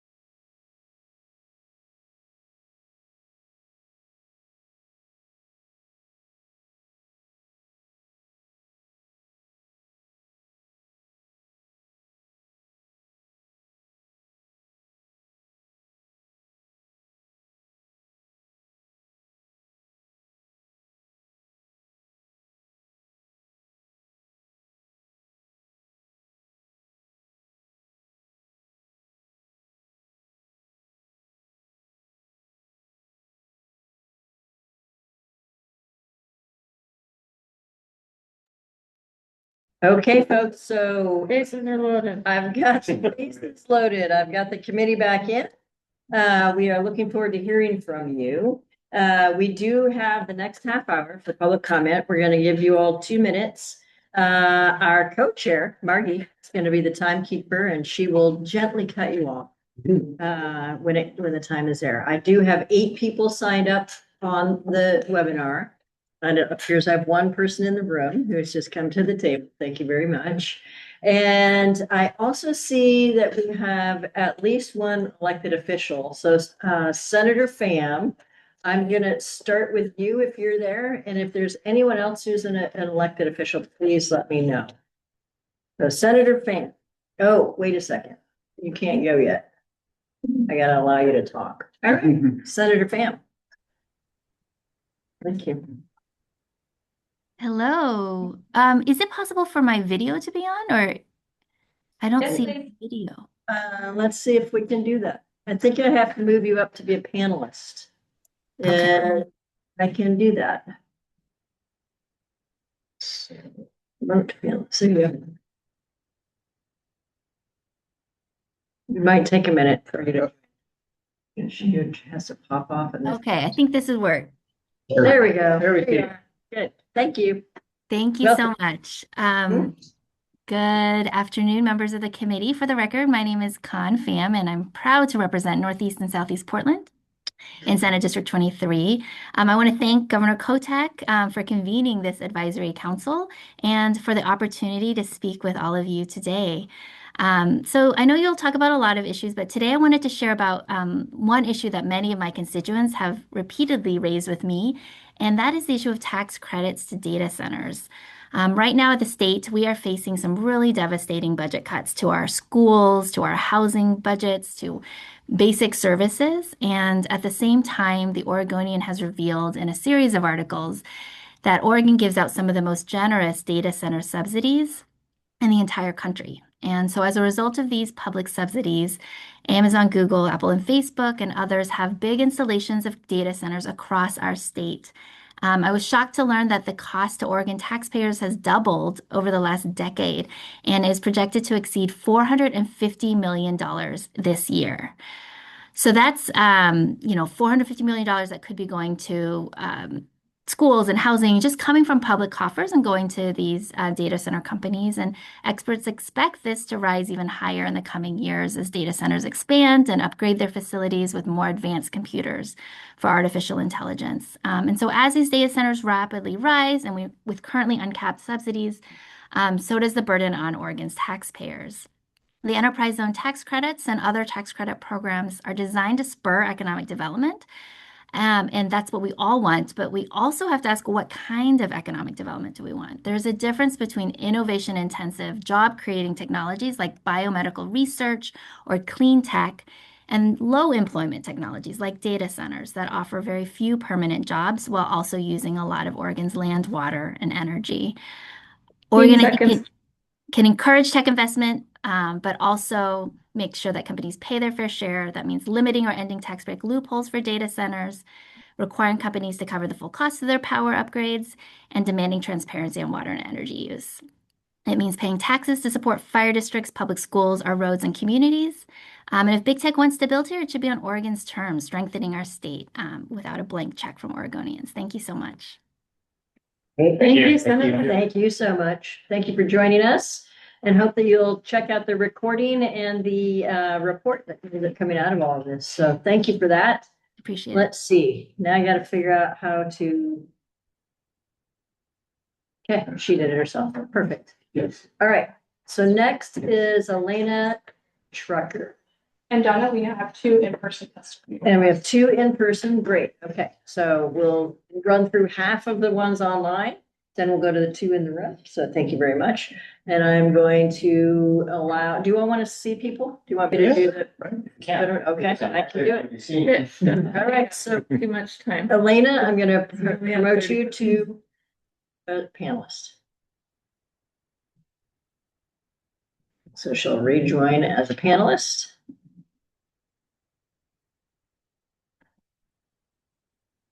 There she is. Yay. Hi, everyone. My name is Elena Trucker. I am a resident of Portland. I'm also the co-chair of the Conservation Committee for Sierra Club Oregon chapter. First, I just want to say that I'm very concerned that we have yet to see any longevity information from any of the gigantic companies who insist we need all these data centers. America has a long history of speculation, whether it be land or housing or cryptocurrency, and the bill always eventually comes due, and it does so at the expense of the working and middle classes, while companies and banks get bailed out. AI has been labeled a speculative bubble by economists much smarter than I am, and it would be unwise to ignore their warning. We shouldn't jump on the bandwagon just because everyone else is doing it. Second, it's deeply concerning that companies and some of our state lawmakers want to build data centers on Oregon's farmland, which is some of the best farmland in the world, at a time when 1 in 7 Oregonians is food insecure, 1 in 6 children. The Oregon Food Bank has seen a 51% increase in visits to food assistance sites over the last 2 years, and we cannot eat AI, we cannot eat a data center. Land is not just land, it matters what it's used for. Third, the reason it's expensive to do business in Oregon is because other places externalize their environmental and health costs. Someone is always paying the price for a business that pollutes our land, air, or water, but it is rarely the polluter who pays. It is us, with our health and medical bills, with our land that erodes and can't support agriculture, with water whose salt content is too high to grow crops or feed livestock, and that carries carcinogens. Cheap industry is only cheap for the people who run it. It's very expensive for the rest of us, and we cannot forget that fact. We cannot mortgage our children's and grandchildren's future to pad our pockets today. I also want to echo and applaud Representative Pham's comments. I am very proud to be her constituent. Thank you so much. Thank you so much. I just want to say it's 0 seconds.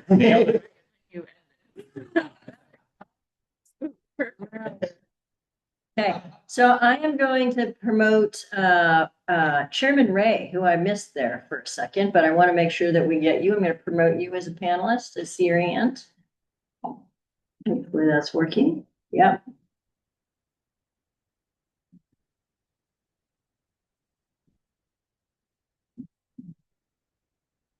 There he is. Hello, Chairman. Welcome. Thank you for joining us. You bet. Greetings, Waklisi, Ditchwaitis. I'm the chairman of the Klamath Tribes, which makes up the Yahoo, Kambanda, Paiute, Modoc, and Klamath tribes of a treaty tribe of 1864, where we ceded away 22 million acres to retain a 2.2 million peak-to-peak treaty that was later lost in the Klamath Termination Act of 866,000 acres. This issue that we're dealing with deals with a lot of the cultural concerns about when we enter these projects of energy. It seems like those are willfully inadequate, the statements about how significant our cultural, our religious, and our traditional uses of the area for thousands and thousands of years. My people date back in the Western science 18,000 years, but we know we've been here for time immemorial. And we don't want to lose our ancient world to all these energy projects. We have at least 6 energy projects from the 500 kV line that was mentioned earlier that's going through the middle of our original territory that's going to have adverse effects on our mule deer, our plants, our world. And so we have to find balance in all these things from the technology world because it's having an adverse effect on my people and my culture. And I don't want to see these things go away. Right now, the resources that support my tribe's culture are at major decline. Our mule deer are on a 5-decade low. The species that once used to thrive were terminated in 1909 with the building of the dams for electricity on the Klamath River, which was recently removed in 2024.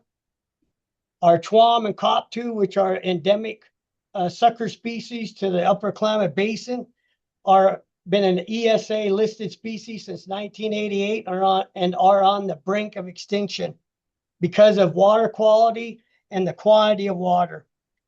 We have to find balance here because the questions that we have is what is going to happen when these places are abandoned and what is going to be the environmentalness of, say, all the battery storage places with the lithium and so forth once they reach their life cycle. What are we going to do? And here again, if these data centers are using over 1 million gallons, how do you reconcile that the water users for agriculture are taking over 270,000 acre feet every year, which equates over to 90 billion gallons?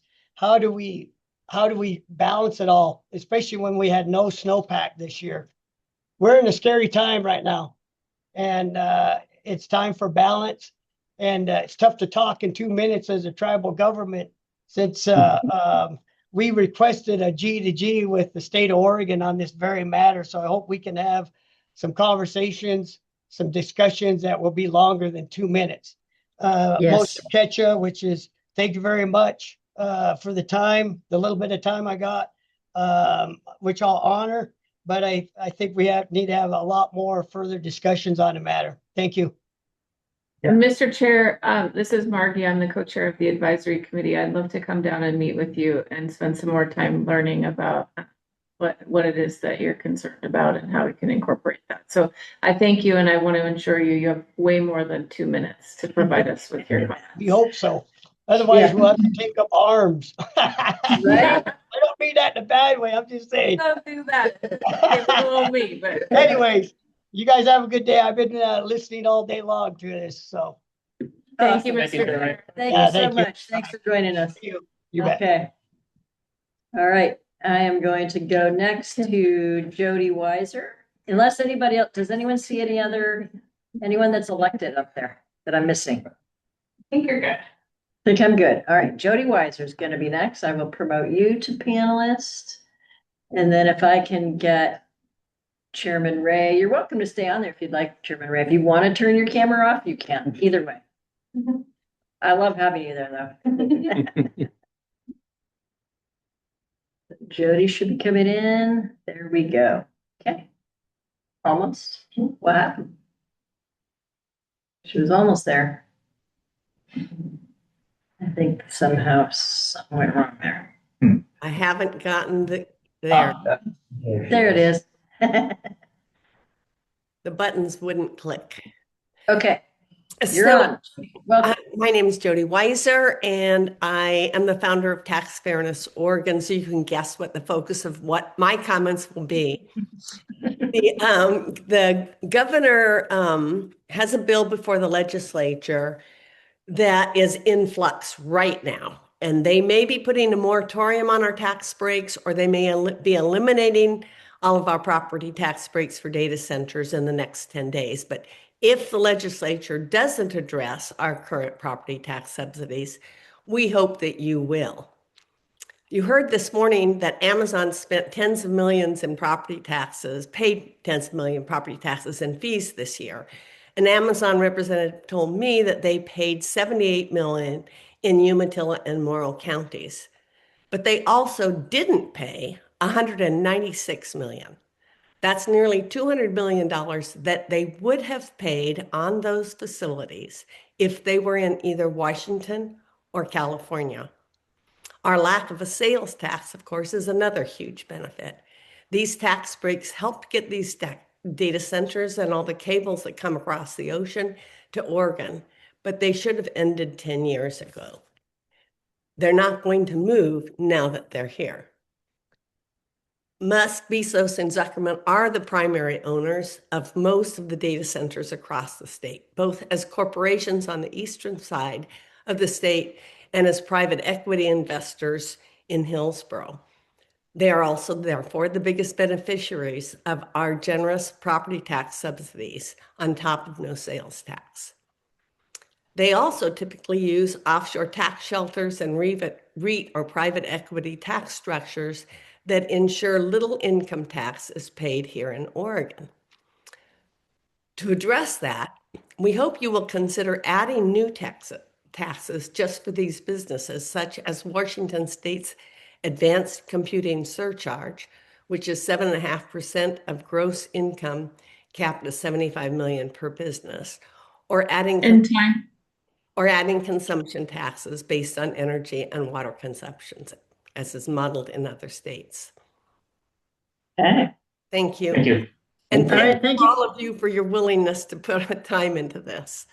Yeah, thank you. Thank you for joining us. You're welcome. Everybody who is speaking is also welcome to send written comments if you haven't already. So thank you, Jody. I'm going to go to Robert Freeman, and then I will go to one of our speakers in the room. So Robert, I'm going to promote you to panelist.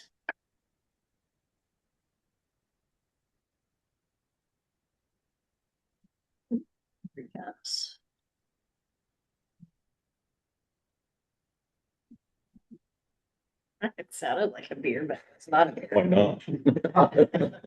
Okay, so Jody, if you want to turn your camera off, that would be fantastic. And hopefully Robert's going to be popping right in here. Said he was coming. Gives everybody a moment to breathe. It's working its way through a data center. It's working its way through a data Are center. you able to hear me yet? Yeah. We can hear you. Yeah, go ahead. Excellent. I'm Robert Freeman. I'm the owner of HydroFlow Northwest. I'm out of Klamath Falls, but I operate Washington, Oregon, California, and even to the interior of the states. And I sent a video in, which I'd like you guys to have a chance to review at some point, but I'll just go ahead and speak my little summary here. Congratulations, you guys. I've had committee experience in many, many years, another lifetime at Boeing as a machinist and an elected representative in labor. But my understanding is the Data Center Advisory Committee is focused on three core challenges here: protecting Oregon's water resources, managing rising energy demand, and ensuring that infrastructure can support the rapid growth of data centers. Our research here at HydroFlow shows, and our field data speak directly to those issues. And that's why I spent all day with you guys, and I want to share information with you guys to give you guys another option to save water resources. The cooling towers and heat exchangers you saw briefly discussed to you earlier are among the largest consumers of water and electricity in data centers. And I forwarded the committee the sources I drew from in Oregon to show the information that was contained in the video presentation. Even a thin layer of scale increases energy use and more frequent blowdown. That's why all this water has to be used to keep that heat transfer efficiency, so those things maintain operational status. Controlling that has a huge impact on this, and I'll be really excited about sharing more with you in the coming weeks. Our research shows that when we prevent these problems inside the towers, the scaling and stuff, they can operate at higher concentrations. And so what that does is that allows the less water to be used. Our findings directly align with the committee's mandate to evaluate technologies that reduce water strain. Same studies document improvements in heat transfer efficiency at data center scale. Even small gains translate into meaningful reductions in electricity demand and water use. Our evidence also shows that reducing the scale and corrosion extends the lifespans of chillers, pipes, and heat exchange equipment. HydroFlow Northwest works with municipalities, industrial facilities, and cooling tower operators across Pacific Northwest, across the country, and across the world. We're sole source by the military. We're up at Pacific Northwest National Labs. Our testing comes out of Lamb Weston, and we have equipment up and running in Hermiston wastewater. So I'll be looking forward to getting with you guys and maybe providing a tour so you guys can see it for yourself. I'm going to stop there because I'd love to go on, but you guys have done a great job, and I appreciate the opportunity to share. And please view the video that I sent to your website. Yes, Yep. I have. Thank you. Yeah, we've got it, and we'll make sure everybody looks at it. So thank you so guys- much for joining us. You did a great job, Donna. Great committee, guys. Congratulations. Thank you. Thank you very much. And now we're going to turn to David here in the room. And then next up after David will be Kelsey. So maybe what I'll do is get Kelsey promoted now. Yeah. He can do it. I guarantee you. Okay, turn it over. Okay.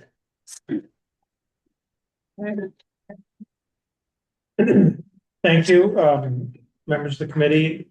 I have very much enjoyed my day here with you. My name is David Brown. Our company is Obsidian Renewables. We know a lot about the subjects that this committee is covering, and we would like to be a very constructive part of the discussion for the next several months.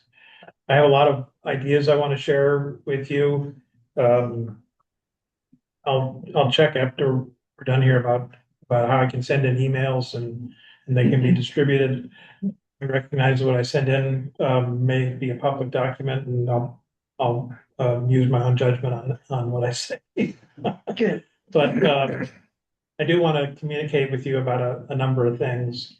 I thought the presentations you got were just outstanding. John's presentation was incredibly informative. I thought the labor representatives just did an outstanding job. Good for Blue Mountain Community College to show that perspective. That's really, really, really important that we understand and promote that idea. We just don't need every smart kid to think that they need to graduate with $100,000 in student loans. There are other alternatives.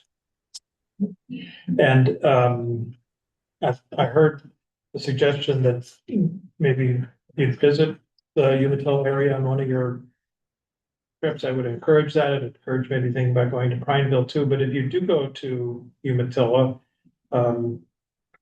Commissioner Duran can arrange for you to take a field trip of the CDA property there, which is the best place in Oregon to imagine where a hyperscale center might be located. It's thousands of acres, 0 residents, fully fenced with military fence, and in the heart of available transmission capacity. It's a very, very interesting thing to see. The CDA property is owned in part by the Oregon military, in part by Umatilla County, in part by the Port of Morrow, and in part by the CTUIR. So there's lots of flavors represented by that. Very, very, very interesting. And so I look forward to our time together over the next several months. Thank you very much. Great. Thanks, Thank you for David. joining us. Yeah. And Kelsey, well done with managing your camera on it. Thank you both. We're going to have a few more of these and then we'll get to you, okay? Thank you. All right, Kelsey, please. Hello, my name is Kelsey Shaw Nakama, and I am the Policy and Advocacy Director at Tualatin River Keepers. Thank you for this opportunity to comment. The Tualatin River watershed is home to nearly 30 operating data centers, with several under construction right now. While my personal concerns with data centers eclipse the scope of TRK's concerns, I will focus on those of the River Keepers today. We are alarmed and troubled by the environmental impacts of data centers. The impact of data centers on our watershed goes well beyond the potential millions of gallons of water that are used for cooling. Heat in and of itself is a pollutant to a water system, especially one as sensitive as the Tualatin, which already has a temperature total maximum daily load under the Clean Water Act. Data centers have massive square footage of primarily impervious surfaces. The new data centers going into Forest Grove, for example, are 2 buildings that are 184,000 square feet each.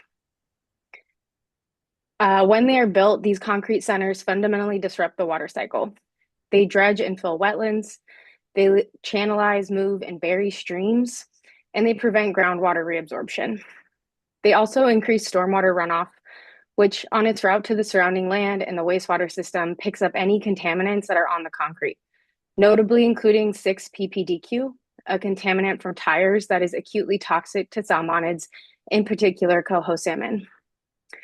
I ask that this committee seriously consider the need for holistic state-level accountability and review of the siting of these data centers in Oregon. While individual agencies are responsible for administering their respective development permits, each of these agencies is only required to look at the individual project that is being permitted.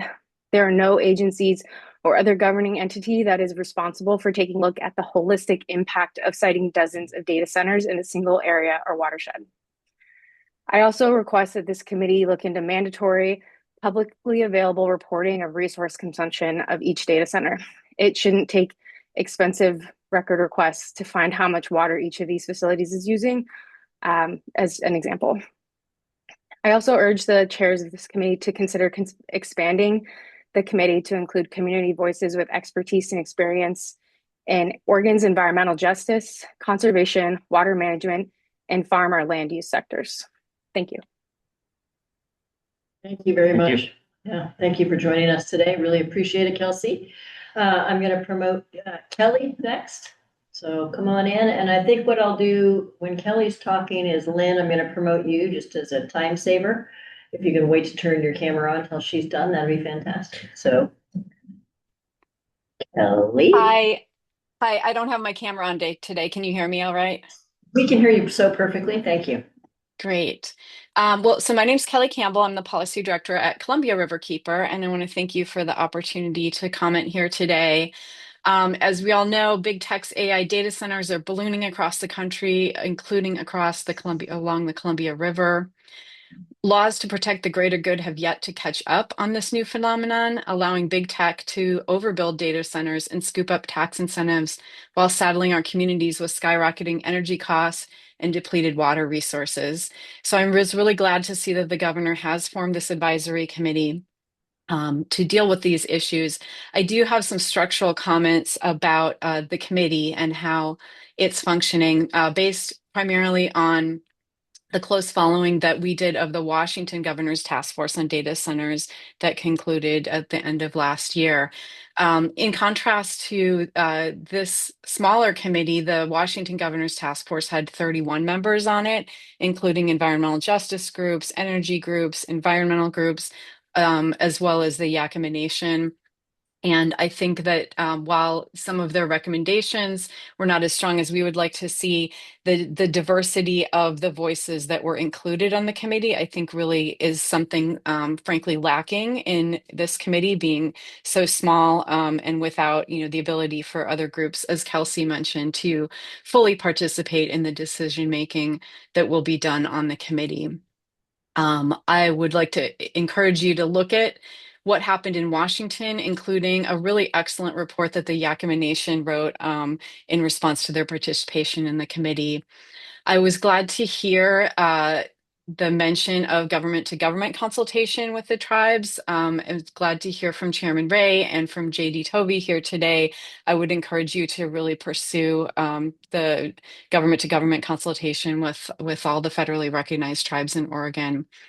And finally, I'd also like to see more scientists included, including tribal fish scientists who've been at this for longer than we have, to make sure that this information gets included in what's going on here.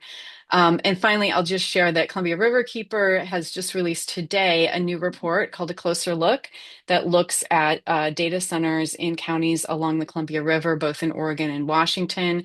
What you'll see in our report is that there's not a lot known because of the lack of transparency from these data center corporations. And I think we need to make sure, these are the most powerful corporations in the world. We need to make sure that Oregonians are in the driving seat about what kind of data center development we'd like to see in our state. Thanks so much for the time. Great, thank you. Yeah. Thank you very much. Thanks for joining us. We appreciate it, Kelly. And Lynn has been promoted. We'll see Lynn hopefully in just a second. There she is. Hi, Lynn. Hi, thanks. My name is Lynn Handlin, Oregonian tax professional. I care. First of all, thanks very much for adding tax issues to the task force agenda. I know it's not for today, but that's a big improvement. I really appreciate it. The tax breaks that we are giving data centers already are astronomical, and they're hurting the state's budget, and they're promoting a climate killing industry, which is not excellent. I'm glad that the governor is finally changing her tune a bit and recognizing the many, many downsides of data centers. We need to not have more expansive tax breaks now. And in fact, I really think we need a moratorium on expansion, at least until we know more. Once the data centers are built, the damage is done and you can't get the toothpaste back in the tube. So we don't need to rush to get more of these things in here. A couple of things caught my attention today. One person said something along the lines of data centers need cheap grid power and tax breaks. And another one, or maybe the same person, said industry won't stop till you stop them. That's fairly terrifying. Needing cheap grid power clearly demonstrates the high energy use, which does absolutely lead to climate change, no matter how you slice it. Climate change is already impacting Oregon, and I think we should be thinking about jobs and lives for future generations rather than dooming them to an unlivable planet. For the presentation today and the activities today, and honestly, the committee in general, the presenters today were pretty much nearly all pro data center. There's no balance or very little balance. There was no pushback on the claims that were made. Where is the actual tax cost data per job, the community cost data per job, the water cost data per job, the climate impact per job? People talk about, one of the electrical people was talking about how high energy use increases jobs. Yay. Well, sure, but cleaning up Superfund sites also provides jobs. And I don't think anyone here would want to promote Superfund sites. So there's better ways to create jobs than an industry that is destroying the land. A lot of it is valuable farmland. And also I do want to support everything that Chairman Ray said. And I'm really hoping that there will be more tribal involvement and more tribal representatives on this panel and climate scientists. Thank you. They're coming. Thank you so much, Lynn. Thanks for joining us. Thanks for being here for the day. And this is just day 1 of 6. So Just really want to assure everybody that this is just the starting place on economic development and workforce. We will be getting to water and land and some of the scientific issues you're talking about. Dirk, you're next. And then we'll go to our last person in the room. Dirk's is the last hand that I have raised. So please, Dirk, take it away. Are you able to hear me? We sure can. We can see the picture of you. Oh, thank you. Thanks for the opportunity to speak. I'm from Hillsboro, Oregon, 63-year resident. I'm a local real estate broker of 43 years, as well as a journalist. I've covered over 60 stories on Hillsboro's data center proliferation. And I want to say that we are the most impacted community in the country as of right now, and we need to get these numbers straight. We have been able to get data to show Hillsboro's at 1 gigawatt, which is 11% of the state's energy total. City Hall says 575, but they're not sure. And I'm just going to say we need these numbers to be accurate so we can plan as a state. Has to be better reporting. That would mean Hillsboro is much further along the line in terms of impact than Loudoun County, North Virginia, and the #1 per capita city in terms of how much power data centers are using. The people of Hillsboro only need 130 kilowatts, which is 7 times less than we're producing to feed the data center. So we've got to have better accountability. I don't think we can trust PGE's numbers. They're owned now majority interest by 3 of the largest private equity firms in the world. And I really think Oregon needs independent numbers and independent seats at that table. So better accounting on what's going on with the power. It has to be statewide. As far as enterprise zone, most enterprise zones being offered to data centers are here in Hillsboro. CoreWeave, for example, is getting $1.14 million in tax benefits per employee. TikTok is here, and they get $504,000 per employee in tax breaks. The Hillsboro School District is going without $143 million a year, or $7,600 per student. So we need better enterprise zone treatment. As far as the energy subsidy goes, Hillsboro's reached a fiber ring status. So we're one of 3 places in the world where we are so important in terms of the— 2 minutes. Okay, thank you for the opportunity and all the work you're doing. Thank you, Derek. Thank you, Dirk. And so we're going to go to our one person that's in the next person, not one. David was already, but our other one is in the room, which is a small room. Thank you to those of you who did join online. And I do see, Nellie, that you'll be next. So there's one more hand. So 2 more speakers, please. Hi, my name is Pete Lee. I just found out about this meeting today. I looked at your agenda. It sounded like everyone was quite busy. So a little bit on me. I have worked in tech for almost 30 years. The last few years, I've been advising a hedge fund on some things involving AI and other technical matters. And while I love technology, it's my job. As an Oregonian who respects our environment, is sensitive to the need of our tribe, I have concerns. The other part of my background is I spent 14 years at Bonneville Power, the transmission business line, as a senior analyst. And for those interested in non-wire solutions, I led the implementation of conditional firm, which enabled over 5 years, well over 1 gigawatt of new wind energy in the gorge. So I heard a lot of great things from others from here. I'm going to try not to repeat that. My 2 main concerns are AI is still in its infancy. There's a lot of very justified skepticism. You can see this from Sequoia Capital. You can read about in the Financial Times. There's a lot of skepticism, and I'm very skeptical about building infrastructure, very expensive infrastructure, for load that may simply go away. And much like the Washington Public Power Supply System, or whoops, we don't want to saddle ratepayers with a mistake. That will go on for decades, and we're still paying for it through Energy Northwest. So there's a matter of that load. Is it going to be here? Is it not? Who's left holding the bag on that? Grid upgrade is peanut butter over everyone.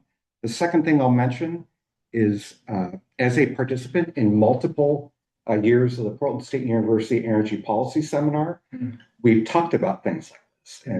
And in 2015, I co-led a team on other non-wire stuff for grid stability, battery, solar, more grid edge stuff. For example, every time I see a data center that isn't covered in solar photovoltaic, that's a missed opportunity. Why aren't there batteries there?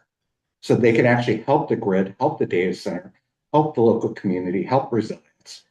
And so I encourage all the stakeholders and committee members to please look at things like integrated systems planning type approaches, so we can take a holistic approach and turn some real concerns into some possible opportunities. And thank you for your time, and I hope you have a wonderful rest of your day. Thank you. Yeah. Okay, Nellie has been promoted. And then Jacob, and I know Jacob, you had reached out to me before today. Jacob has his hand up, so he'll be our final one. Nellie, please welcome. Thank you. Thank you. Co-chairs Hoffman and Jung, members of the committee, thank you for your time. I'm Nellie McAdams of Oregon Agricultural Trust, and I ask you to consider opportunity costs for agriculture and urban industries that can't outcompete data centers for land prices, but have more benefits and fewer costs. The data center industry negatively impacts the agricultural industry because of its pattern in Oregon of spreading out over hundreds of acres and its seemingly limitless financial resources to purchase that land. Farmland values can increase by 50-fold when they're brought into urban growth boundaries for data centers. This makes it nearly impossible for farmers to purchase farmland near data centers, and land speculation spurs unneeded urban expansions. I also ask you to think critically about job creation. Every industry creates secondary jobs. Data centers aren't unique. But there are very few long-term data center employees per acre.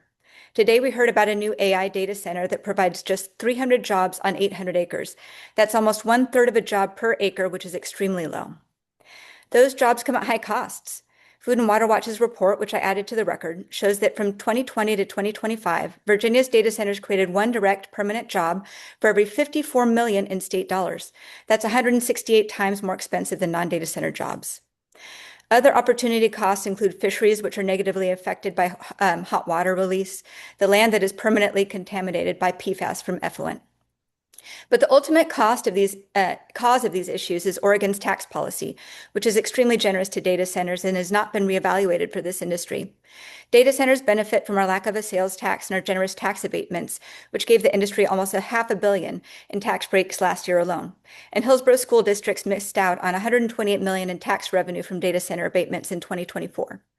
We ask you to please dedicate a full meeting to discuss data center tax incentives and to make sure panelists are balanced and include experts on the drawbacks of data centers, including people who have seen the impacts for a long time, like Julie Bolthouse of the Virginia Data Center Reform Coalition. Thank you. Thank you, Nellie. Thank you, Nellie. And we're going to get Jacob in here right now. Thank you, Nellie. Thank you for taking the time to be here. Thank you all for taking the time to be here. Oh, Jacob's coming in. I made that statement one time, right? Thank you for being here. Welcome. Okay, yeah. Can you hear me? Yeah. I can hear you. Yeah. Thanks, Jacob. Go ahead. Yeah. So I'm Jacob Roloff. I was born and raised in Helvetia. I don't really have much to say in an official capacity or organizational. I'm not representing anyone in particular, but basically want to echo, Dirk and Chairman Ray and everyone else who said that they want to hear more balance in the panelists, going forward. And you guys have pretty much conceded to doing that, which is awesome. There are second order effects in where I'm at. I'm out in, like I said, Helvetia, and, I don't really go to the city much. I'm very busy on my property, working the farm. And when I do go out, I see these data centers and from the main road, and Dirk actually took me on a tour around all these facilities, and it was jaw-dropping, the scale of acreage already used for data centers in this area. And like other people have mentioned, Hillsborough and Helvetia, they have some world famous farming soil. So it not only are they're trying to build more data centers on these lands, which make little to no sense, but in a second order way, even areas that are not inside the UGB, some of my neighbors, in fact, are going to be putting in solar fields, and there's a state limit, I think, for 12 acres on class 1 soil. But many farmers out here are looking either through agritourism or selling to these development opportunities or, you know, leasing their land for solar. They're looking for diversifying their income, kind of necessarily based on property prices and other things, electric prices, certainly.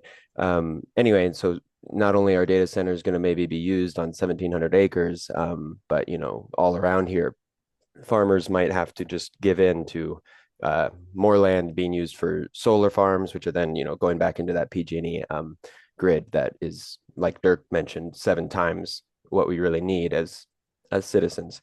So, you know, yeah, and as Chairman Ray said, you know, really just balance kind of. I would also probably support a moratorium, at least temporarily or for some amount of time, on data centers, but just finding that balance and being aware of the, I guess, more than a rumor of there being an AI bubble. You know, it's a lot of these companies, Nvidia and Intel and all sorts are trading amongst themselves and kind of inflating value and potentially even lying about certain things. So yeah, and like 2 minutes. okay, yeah, like the last guy said, solar roofs and integrated systems would be huge going forward, especially since farmland being used for that. So thank you. Thank you. Thanks. Okay. Well, we've gone beyond. I see one more hand, and I'm just noting that we've gone beyond. I want to give the committee members the opportunity to decide, do I cut it or go? Let's hear it. Yeah. 2 more minutes. All right. So Michael, you made it in. Come on in. Thank you.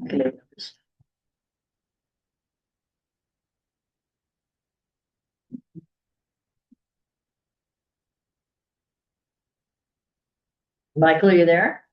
Yes, can you hear me? We can. Yeah, please go Okay. ahead. My name is Michael Esham. I'm a retired military communications chief, so I pay attention to things in Oregonian and Washington County. Washington County is my home. I pay attention to why did so much data get put out into Washington County so quickly, and to dovetail onto Dirk's point, not all data centers are created equally. Like in a communications realm in the military, we look for a prime location. Where can we get our fiber optics, and where can we get the most communications from a ring, a network, to push our communications out? I want to make a point, please, that the rings and the communications fiber optics that come through the undersea cables that land on our coast and then make it to Hillsboro make Hillsboro data centers significantly more valuable. I personally believe that we could charge an admission to companies like Google and the other Meta to put a connection onto that ring. And I just want the committee to be advised that Eastern Oregon data centers and Hillsboro are completely separate entities, and it's the super cable that is coming into Hillsboro that makes it so valuable. And I would ask that you look at the value of what are we giving to those companies that we shouldn't be giving to those companies. That's all I have, and thank you so much for your time and what you're doing. Great. Thank you. Thank you for your comments. Really appreciate it. Thanks for joining us today. Thank everyone for joining us today. I think that is it for us right now. Let's see. I'll see if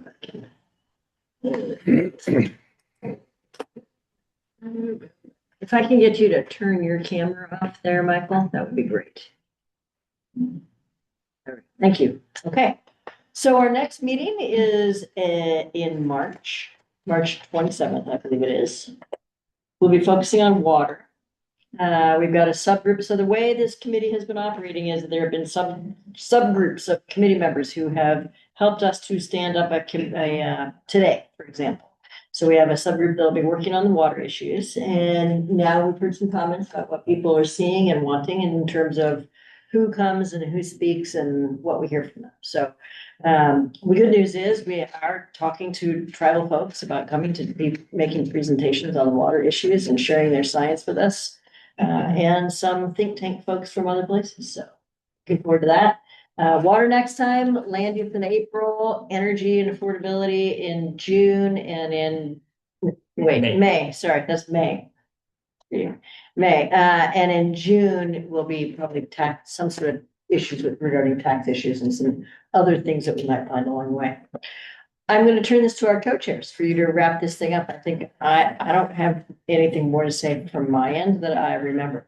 The last thing I just want to say is, we're working to make sure that everybody who wants to have a seat a voice in this group has a voice in this group. And so, we are working on, and we'll post on the Oregon Department of Energy's website that they've stood up the full calendar for meetings and the topics for those meetings. So everybody has access to that information. Also on that website is an email address. So we're asking people to provide written comments early in the process of things that you would like to see this committee assess. We heard a lot about that today, and appreciate those who have submitted comments thus far. And there will be ample opportunity to engage with committee members as a unit, and then also provide additional public testimony as we move our way through this process. So we are committed to do our work openly and transparently, and to really hold this space as a conversation, not just amongst the committee members, but with our state as a whole and people who want to participate in the conversation. So I know everybody's got day jobs, and I just want to say thank you to everybody who has taken the time to participate today, and look forward to engaging with all of you moving forward. We are actively thinking about organizing dedicated listening sessions. We haven't scheduled those yet, but we recognize that 30 minutes at the end of a long day when we've already heard a lot from each other and from the community is not enough. So keep your eye open for that on the website that we'll be sharing. We didn't know what we were getting ourselves into for this first meeting. We had our charge, but the first time you do something, it's a little bit of wandering into the unknown. And I couldn't be more pleased with the level of engagement that we had, the depth and the substance that we were fortunate to receive from our subject matter experts. I learned a lot. I think we all came away with knowledge that we didn't have before. I think the good news is that this is the beginning, and there's a lot more of this to come. So I'm excited. I'm grateful, and more than anything, I think we're up and running. It's nice to get the first one out of the gate. Nice, great. I'll just end by saying thank you, everyone. I will make a plug, as you all did, for looking on the website, getting written comments as they come in. Get them to us. Get them in. We will get them. It's not just one time. You can folks can comment multiple times, because we are covering different subjects each time. So it's not a singular opportunity to write them. So if you want to say something about what you heard today, say it. Then you have water and land use and energy, et cetera. So wonderful. All right. I think with that, we'll close the meeting. I have one more official point of order. I'd just like to acknowledge Anka's Yes. brilliant.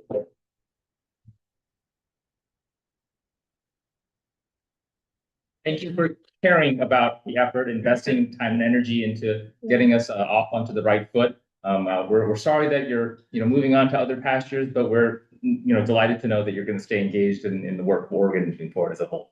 Yeah. For those of the people who are online, Anka Matica has been the communications person for the governor's office, Natural Resources Office, and she is moving to a new job at the end of today. So today was her last day. We're sorry that we're not going to have this for the rest of the time, but sure have appreciated having them. So just so everybody knows. All right. So thank you, everybody. Thank you. I'm going to turn off the webinar. Stopping recording.